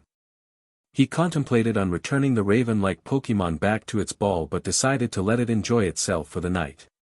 The lights inside the train suddenly dimmed and the group looked at each other with smiles on their faces and simultaneously said goodnight. The first to fall asleep was of course none other than Ash, who was followed by the famous water-type gym leader Misty, then the dark-skinned Dr. Brock, but the current Kalos League, Serena, did not feel the slightest bit of fatigue. Turning to the raven-haired boy next to her, she whispered into his ear, "Ash, you awake?" When she received no answer, she assumed her boyfriend had wandered into the land of sleep, until she felt his move and sit up. The auburn-eyed boy turned to Serena and said with a coy smile, "I guess so. Do you need something?" "No, I just wanted to make sure, that's all," Serena replied softly and smiled before placing her head on Ash's shoulder. She wrapped her arms around his own and said with a childlike smile, she whispered, "I love you so much, Ash Ketchum." "I know you do, Serena," Ash replied as he placed his lips on her cheek for a brief moment before retreating into a comfortable position, but Serena wanted more. She wanted the affection she sought from her boyfriend and was determined to get it. She placed her hands on the raven-haired boy's cheeks and turned his head towards her own and leaned in slowly. Their heads just millimeters away from each other and both were breathing the same air at a synchronized rate. "You can't even begin to fathom how much you mean to me, Ash," Serena whispered before closing the gap between the two as their lips met. A surge of excitement courses through their veins as they moved their lips together in a synchronized fashion. At this moment Ash decided that maybe starting a new journey wouldn't be so hard after all. He had someone that he cared deeply for, more than himself for that matter. Ash and Serena both shared one sky, one dream, one destiny. He had avoided her for so long, hiding in the shadows, but now he didn't have to. Serena loved him and he couldn't ask for any more. Not realizing how long they had been kissing, which had surprisingly been a matter of minutes, they withdrew their lips from their partners and stared into the other's eyes. Looking into Serena's eyes, Ash said, "I love you so much, Serena.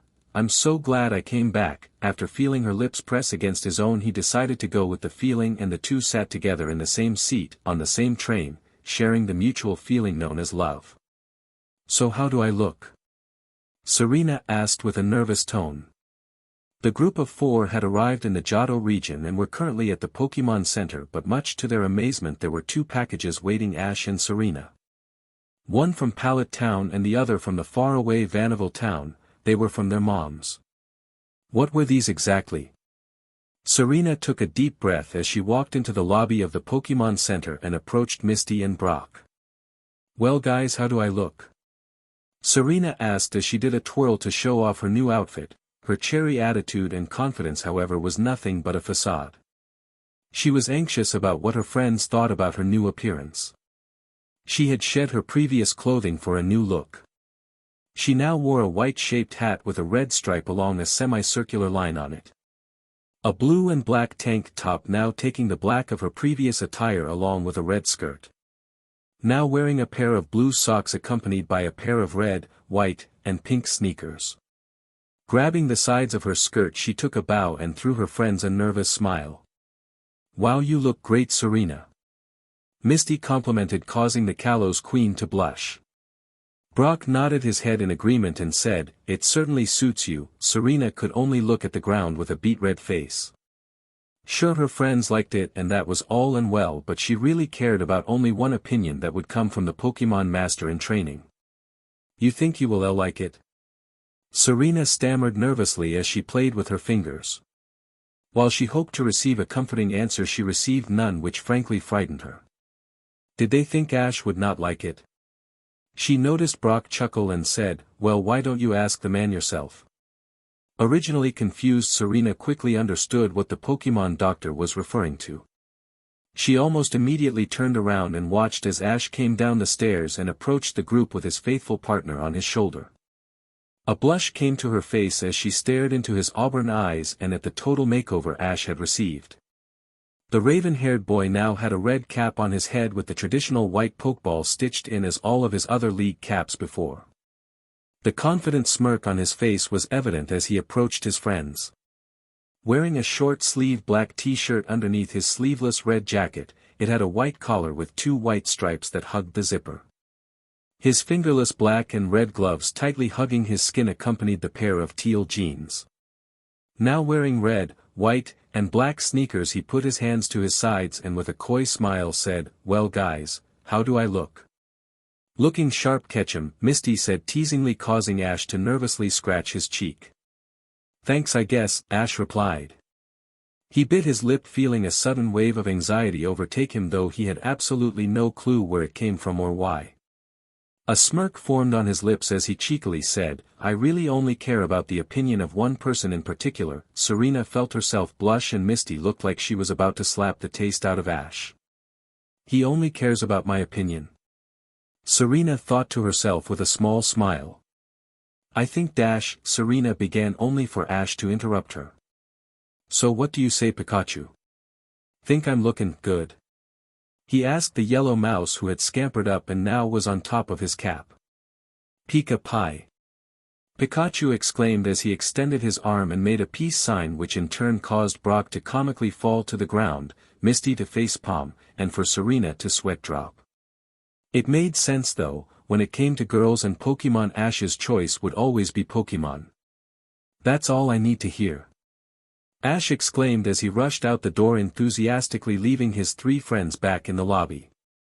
Serena felt her mood dip down when the boy from Pallet Town had ran away. Her crestfallen face did not go unnoticed by Misty and Brock. "What's wrong, Serena?" Misty asked curiously, who was as clueless as Brock. "I spent so much time trying to make myself look presentable, but he just flat out ignored me," Serena said sadly. "I didn't even get to ask him how I looked, much less my opinion on how he looked with his new outfit. He didn't even compliment me." "It's just who Ash is, Serena," Misty said, trying to comfort the younger girl. Brock, however, tilted his head out of pure obliviousness. "So what? It's just a bunch of clothes." Brick mumbled, only for Misty to turn around in the blink of an eye and say, "It's a girl thing, you wouldn't understand, Dumbo. Why don't you go and find Ash before he ends up leaving without us?" Brock, at a loss for words, simply nodded his head before a hastily retreat. Misty turned back around and faced Serena and sighed.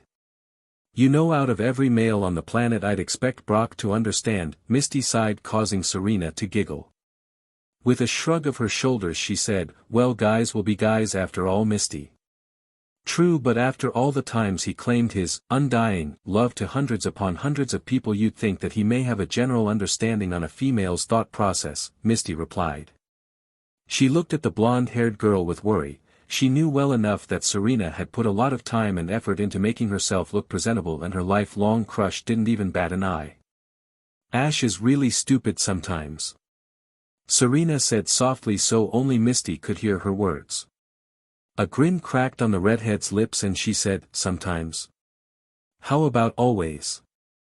Serena's mood, however, only soured even more. Misty could only groan at the love-sickened girl who stood in front of her. He isn't really stupid, Misty." Serena mumbled while nervously playing with her fingers. No, he isn't stupid. He is as dense as a rock, Misty added, putting it bluntly. He wouldn't notice the difference between both genders of Pikachu. How could you not tell the difference? Serena asked quizzically, causing Misty to face palm.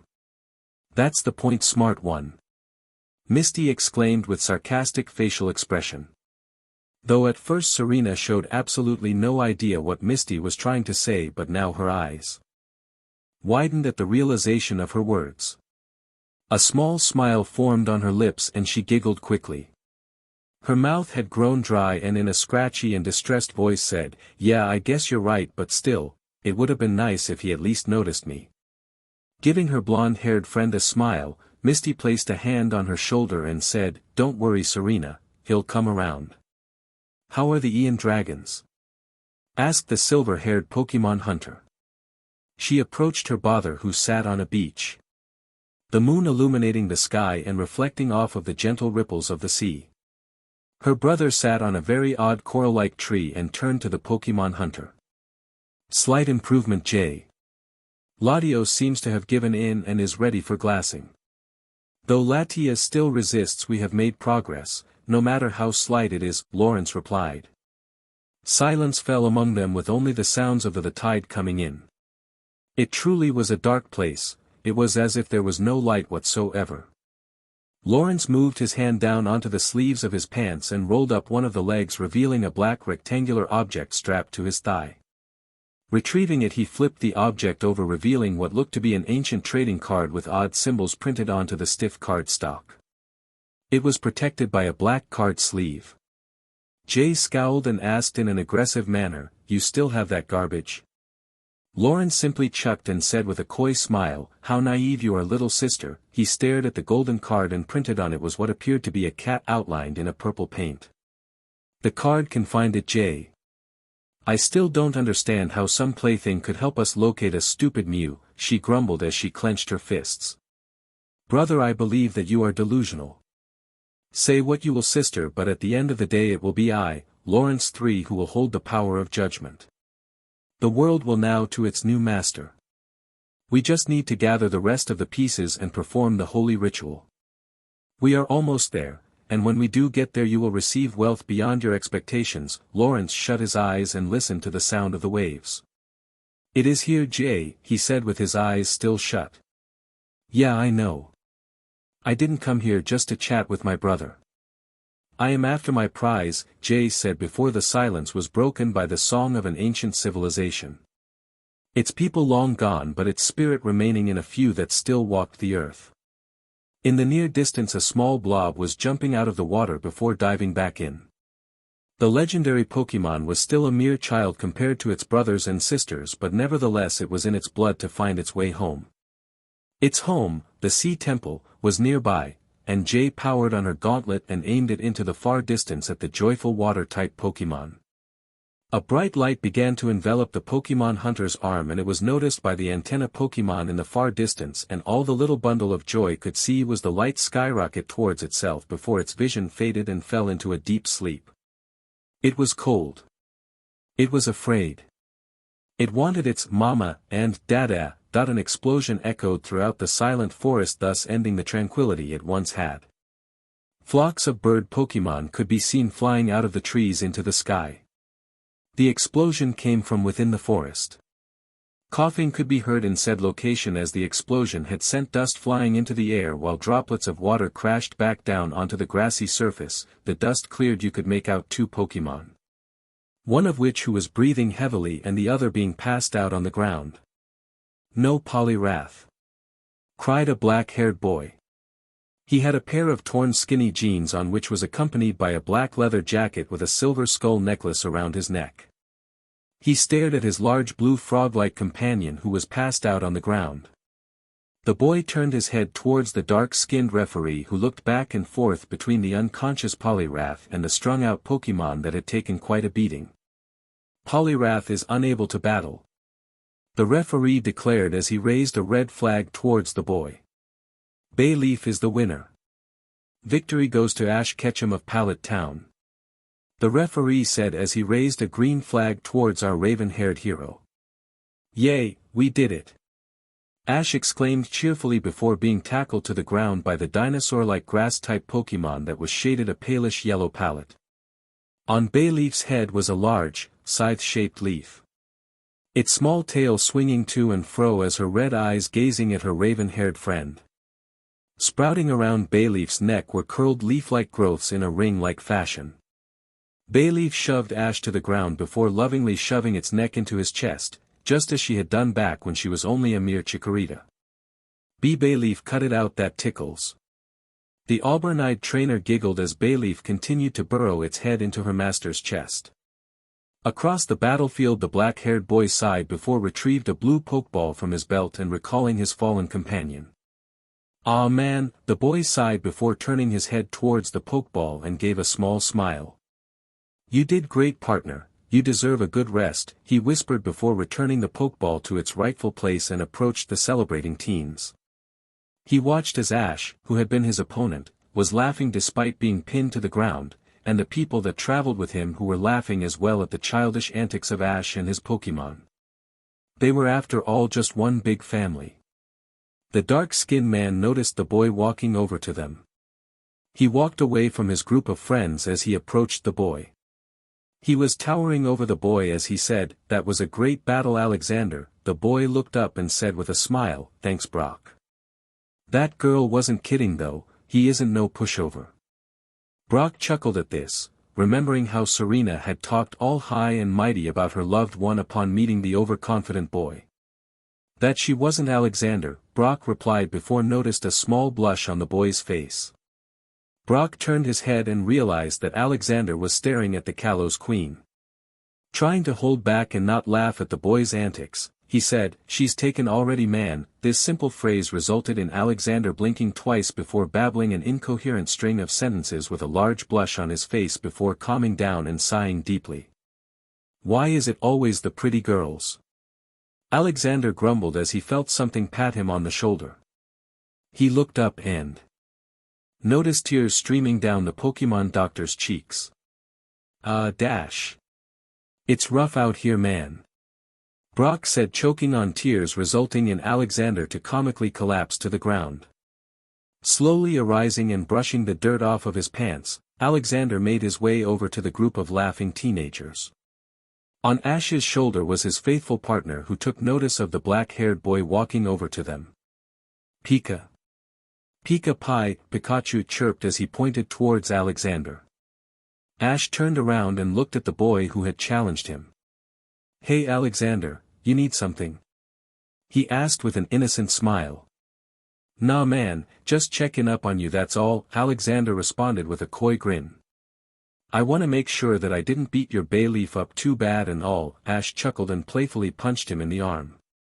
Silence. That's all he could hear. Absolute silence. Not a single sound echoed inside of the pitch-dark room. He felt tired and weak. All his energy was just gone.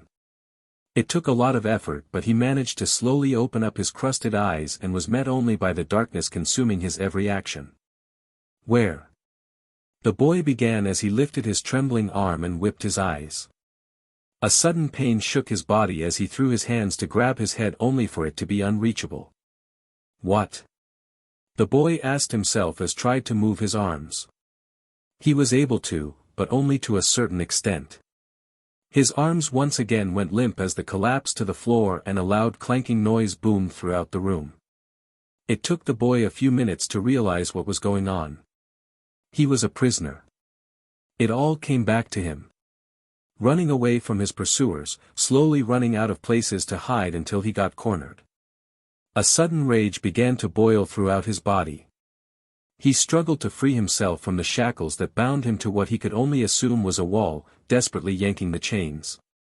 Between harsh breaths he said, "Why won't you just break already?" "Well, it looks like you have awoken," a voice said as the lights flickered on. The boy could now observe the room he was being held in. A prison cell. The dust-filled air. The moldy sink with algae blooming inside it. A broken toilet with the shattered remains of the seat scarred around its base. A shattered mirror with dry blood splattered on what remained. The rock-hard mattress which was being held by metal beams welded into the walls. And himself? He was just chained to the crumbling wall. As the darkness faded and his vision cleared, the boy could finally see his captor. He had never felt so enraged in his life. Giovanni. The boy seethed furiously. The name brought memories that were best left to be forgotten. The boy's tone was just filled to the brim with hostility and venom. Did you not get enough sleep? I did not mean to disturb you, Giovanni replied with a coy smirk. He reached into his pocket, pulled out a key, and threw it into the boy's cell. Wasting no time, the boy grabbed the key and released himself from the HNDCFFS. His wrists were red due to all the struggling and broken skin as well. The boy bolted to the cell door and grabbed the bars. You. The boy seethed. Giovanni looked at the boy and chuckled. The boy's eyebrows were burrowed and he glared at the former boss of the criminal organization Team Rocket. Not even a thank you. I thought you would enjoy being able to move around, Giovanni said calmly. How could he be so mellow? The boy just felt himself getting angrier and angrier. Cut the crap, Gio. What do you want? The boy growled. Much to his surprise he watched Giovanni pull out yet another key and unlock the cell door. In a flash, Giovanni opened the door and the boy fell to the ground. The boy realized that the hallway was quite wide and all of the other cell doors were unlocked as well. What in the name of Arceus was going on? He cried out in pain as he felt something smash into his back. He didn't even need to look to know what it is. Now, is that any way to treat the man who just freed you from captivity? Giovanni sneered as he began to slowly grind the sole of his shoe into the boy's back. Kneeling down he said softly into the boy's ear, how does it feel? You can't do anything this time. You don't have your Pokemon with you and without them you are nothing. The boy's eyes widened upon the realization that Giovanni was right. He didn't have his Pokemon. Where are they? The boy said between gritted teeth. His question was only met by a swift kick to his side. How does it feel? Giovanni asked rhetorically. Weak? I bet you feel weak, he sneered with an evil grin plastered upon his face. You can't deny it. You are helpless without them. The boy grew angrier as his tolerance level for the criminal mastermind began to lessen. Don't push me, Gio. Where are they? The boy asked. Giovanni sneered and lowered his head once again to his ear and whispered, make me. Everything happened so fast. The boy rolled over, thus escaping Giovanni's evil clutches and sending his captor flying. Staggering to his feet, the boy yelled, tell me now, Giovanni. Tell me now, God damn it. Giovanni placed his hand against the wall while he began to pick himself up off of the concrete floor. When the older man refused to answer, the boy took a step forward and said, I swear to God, Gio, I will kill Dash. That step he took. Yeah, that was the only step he took.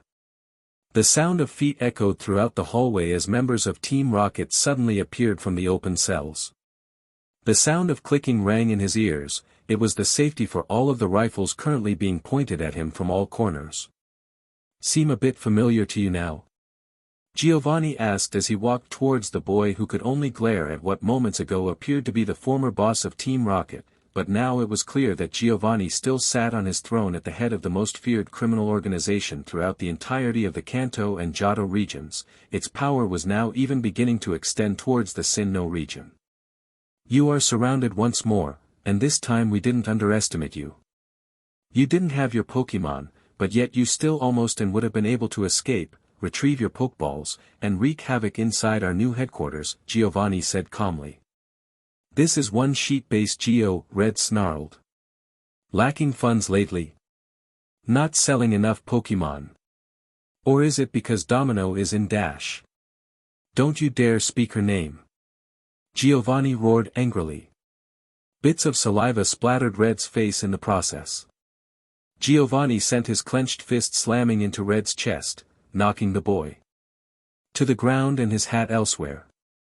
He didn't stop there, he began to kick Red's legs, causing the latter to scream in pain. Giovanni began to laugh hysterically, clearly enjoying seeing the boy in pain. Once the kicking ceased, Giovanni sneered furiously, "Get up." When Red did not comply to his request, he kicked him once again and yelled, "Get up." Giovanni was enraged, the Team Rocket grunts were actually frightened, and it was quite noticeable. In a fit of rage, Giovanni reached into his pocket and pulled out a pistol. The silver-tinted M1911. The barrel of that gun pointed right at Red. Giovanni was furiously mumbling to himself incoherently before smirking and throwing the gun to the ground a few feet away from Red. With an evil glare, Giovanni laughed. Plotting something. Anything. What for? Satisfaction maybe? Power? The mind of a madman is a complex place after all. Unable to stand up, Red crawled towards the run. Elbows scraping the concrete, which resulted in small cuts which began to bleed. Beaten and broken he was, taking raspy breaths, with each one becoming more intense than the last. This was it. His one and only chance. One bullet. One shot to the head. His head. That bstrd Giovanni. It would all end here. After finally placing one hand around the grip, he felt a crushing pain in his hand. Giovanni was crushing his hand with his foot. And no. Red said between his ragged breathing. He began to desperately pound Giovanni's shoe with his free hand. Giovanni simply smirked before grabbing Red by the collar of his shirt. In a heartbeat, Giovanni smashed his head into Red's and everything went black. Dropping an unconscious Red to the floor, he turned to the quivering grunts behind him and said lethally, "One Ketchum down. One to go, here we are everyone, Violet City," said Alexander proudly as our heroes reached the city full of memories of Ash's first gym badge in the Johto region when he was traveling with Brock and Misty. They were met by the cool and gentle morning breeze and the crisp crunching of their shoes on the brick pathway. Violet City may be an old town that did not stray far from the roots of the past, yet all around them life was blossoming. Green trees in the middle of roads, smiling parents sitting on the wooden benches with small Pokemon, even as Starly was snug in one woman's lap despite it not being native to the region. Laughing children running around the streets. It truly was a beautiful morning. "This is amazing," Serena squealed cheerfully. Traveling with Ash, with Clement and Bonnie throughout the Kalos region had been one of the best times in her life. Getting to see new places, eat new types food, not knowing what new adventure awaited her every day, and she even found her dream. She was only just realizing what she had done. She was the Kalos queen and she just flat out vanished from the Kalos region without even notifying her agent. What would happen to her position as the reigning Kalos queen? She simply just shrugged her shoulders casually. She got another chance to travel with Ash. It would just be like old times, new places to go, sights to see, people to meet, the possibilities were endless. "Are all the places in Johto this beautiful?" Serena asked curiously. Some more than others," Misty said while sweat dropping. Being Kalos queen really had limited her freedom. Booking shows, avoiding the press, constantly practicing and perfecting new routines, always having to try on new clothes, but she didn't really have an issue with that one. Ash simply grinned before walking over to Alexander. "Thanks for helping us get here, Alex," Ash said gratefully. It turned out that Alexander was a mountain ranger and he agreed to bring the group to Violet City. Well, more like Misty maybe, just maybe, having forced him to due to the fact that she didn't want Ash to get them lost like he had in the past. "No problem, Ash, helping people is what I do for a living, think of this as my next paycheck," Alexander said while he and Brock both shared in a light chuckle. Though he hated to admit it, Ash was really glad he ran into Alexander, he would have probably gotten the group lost, truth be told. He watched as a little blonde-haired girl grabbed Misty by the hand and pulled her off to a bench where her mother was sitting and Brock engaged Alexander in conversation. That left only himself and Ash? A voice said, taking the boy by surprise. He felt someone's hand interlock their fingers with his own. He turned to his left and smiled at Serena, who had appeared out of nowhere. He stared into her blue orbs and his smile became a little bit wider and he nodded his head, affirming that he was okay. Good, you had me worried for a second, Serena chirped cheerfully. Can't have you getting all moody before your big match, she teased as she playfully punched him in the shoulder. Oh please, you haven't seen me battle since the Kalos League. You'd be surprised by what I can do now, Ash said proudly while giving her a smirk in victory, believing that he had made a witty retort. What about earlier against Alexander, huh? Kind of lackluster compared to what I thought you could accomplish in 4 years, Serena said while sticking her tongue out at him. Well Ash stammered, trying to defend himself, only for the daughter of a famous Rhyhorn racer to gently remove his cap and run her fingers through his messy jet black hair. I'm just teasing, Ash, I bet you will wipe the socks out of the new frontier brains, Serena said softly. Now that was all fine and dandy, but lately Ash had realized that there was more to a journey than just going from gym to gym constantly training his Pokemon. You know, Serena. Ash mumbled, catching her attention. Yes, Ash? What is it? Serena asked. Truth be told, there was something that she had been planning on asking Ash herself. Something that the duo had yet to do since they had become a couple. We haven't actually been out on a date yet, have we? Ash asked nervously, but in turn made Serena's heart beat out of her chest. He couldn't be trying to ask her out on a date, could he? Was he just curious? They were dating though, right? Well, we've kissed and said FNAF we loved each other, haven't we?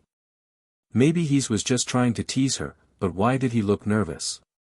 Maybe she was just dreaming, maybe she was in a coma after she fell off the stage during her performance, or maybe she was dead. Serena? You okay? Ash asked while snapping his fingers in front of her face. Oh, I am sorry, I spaced out. Serena squeaked. What were you asking again? I asked if we have ever been on a date. Ash asked. Serena's cheeks became red and she quickly looked towards the ground while kicking her leg in cute, yet sheepish manner. Well, she stammered, finding it difficult to speak clearly around the cute raven-haired boy. Take it easy, Serena. Okay, breathe in, and now breathe out, she thought to herself before saying calmly, no, I guess not. Ash nervously scratched his head before mumbling, then do you want to? Serena's eyes widened. Say that again, I didn't hear you, she asked anxiously, hoping that what she heard was accurate. Do you want to go on a date? He mumbled again, though slightly louder. Her heart skipped a beat. He really did just ask her. Loud and clear as day, Ash Ketchum had asked her on a date. A smile formed on her lips before squealing loudly. Very loudly. Yes. Yes, yes, yes. Serena exclaimed happily before wrapping her arms tightly around Ash. She placed her head on his shoulder and continued to whisper, yes. Yes, yes, yes. Gosh, Serena, you sure are enthusiastic. Ash said quizzically before returning the embrace. The two of them stood on the sidewalk as people walked by, not paying the two any attention. So Serena, Ash began. Yes, Ash? She replied softly as she rested her head in the crook of his neck. Where do you want to go for our first date? He asked, causing the Kalos Queen to blush. It was confirmed. Ash had defiantly asked her out on a date. Before she could answer, however, Brock and Misty approached the two. What's up, lovebirds? Misty teased playfully, causing Serena to literally jump out of the warm embrace with furiously flushed cheeks. Though disappointed that their moment had been ruined, her current embarrassment sidetracked her from that. Hey Misty. What brings you here?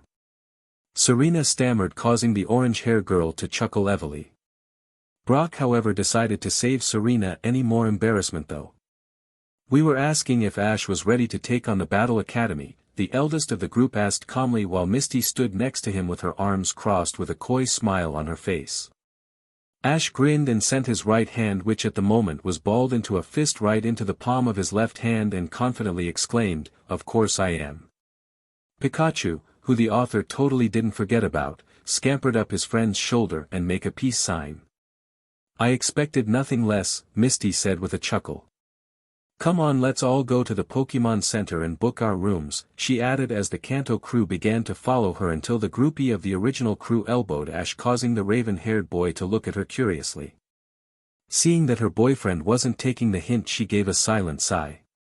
"Actually, guys," Serena said nervously while twiddling her fingers, "Ash and I will meet up with you two later." "Really? Why's that?"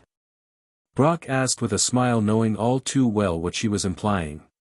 Though the oldest member of the group had not ever had someone return the romantic feelings that he had for said person, he knew his ways around young love.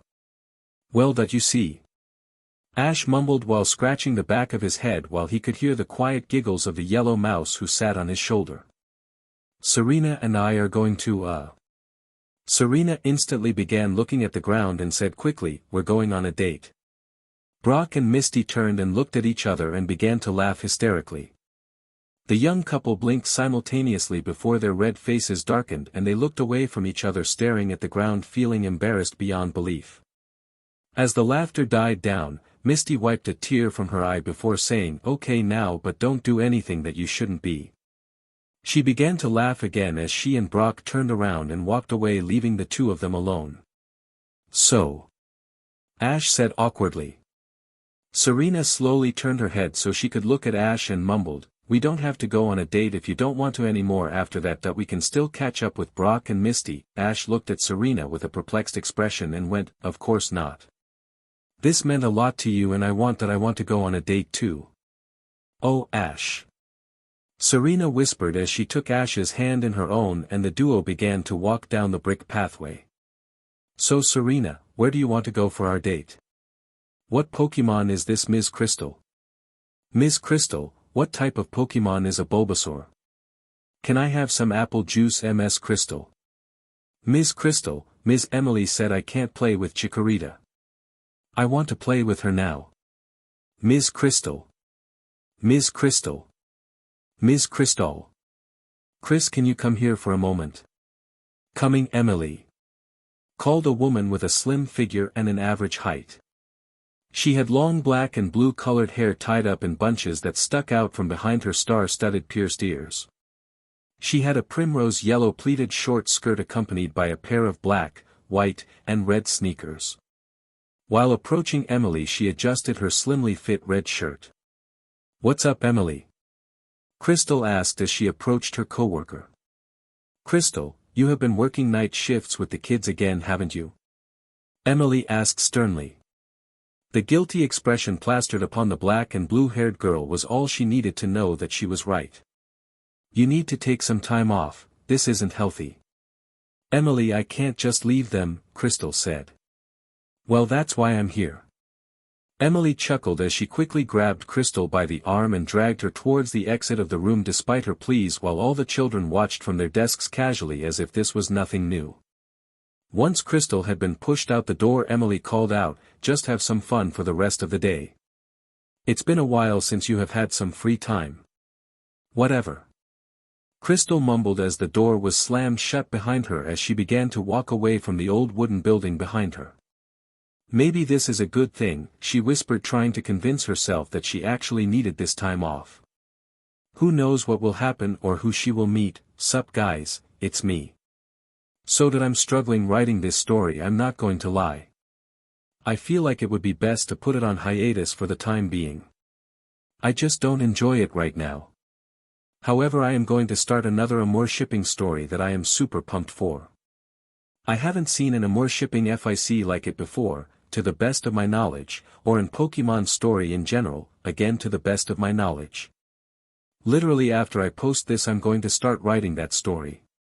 I promise it will be something brand new and interesting, 3 By the way, that isn't a cat face, it's a mustache beard face XD. I'm not done with this story, just going to take a break and shift my focus so I can be productive and deliver more content, smiley face.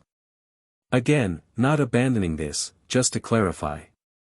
I hope you guys like my new story that I haven't thought of a title yet. Probably be up today or by next Monday at least. I am so in the mood to write it.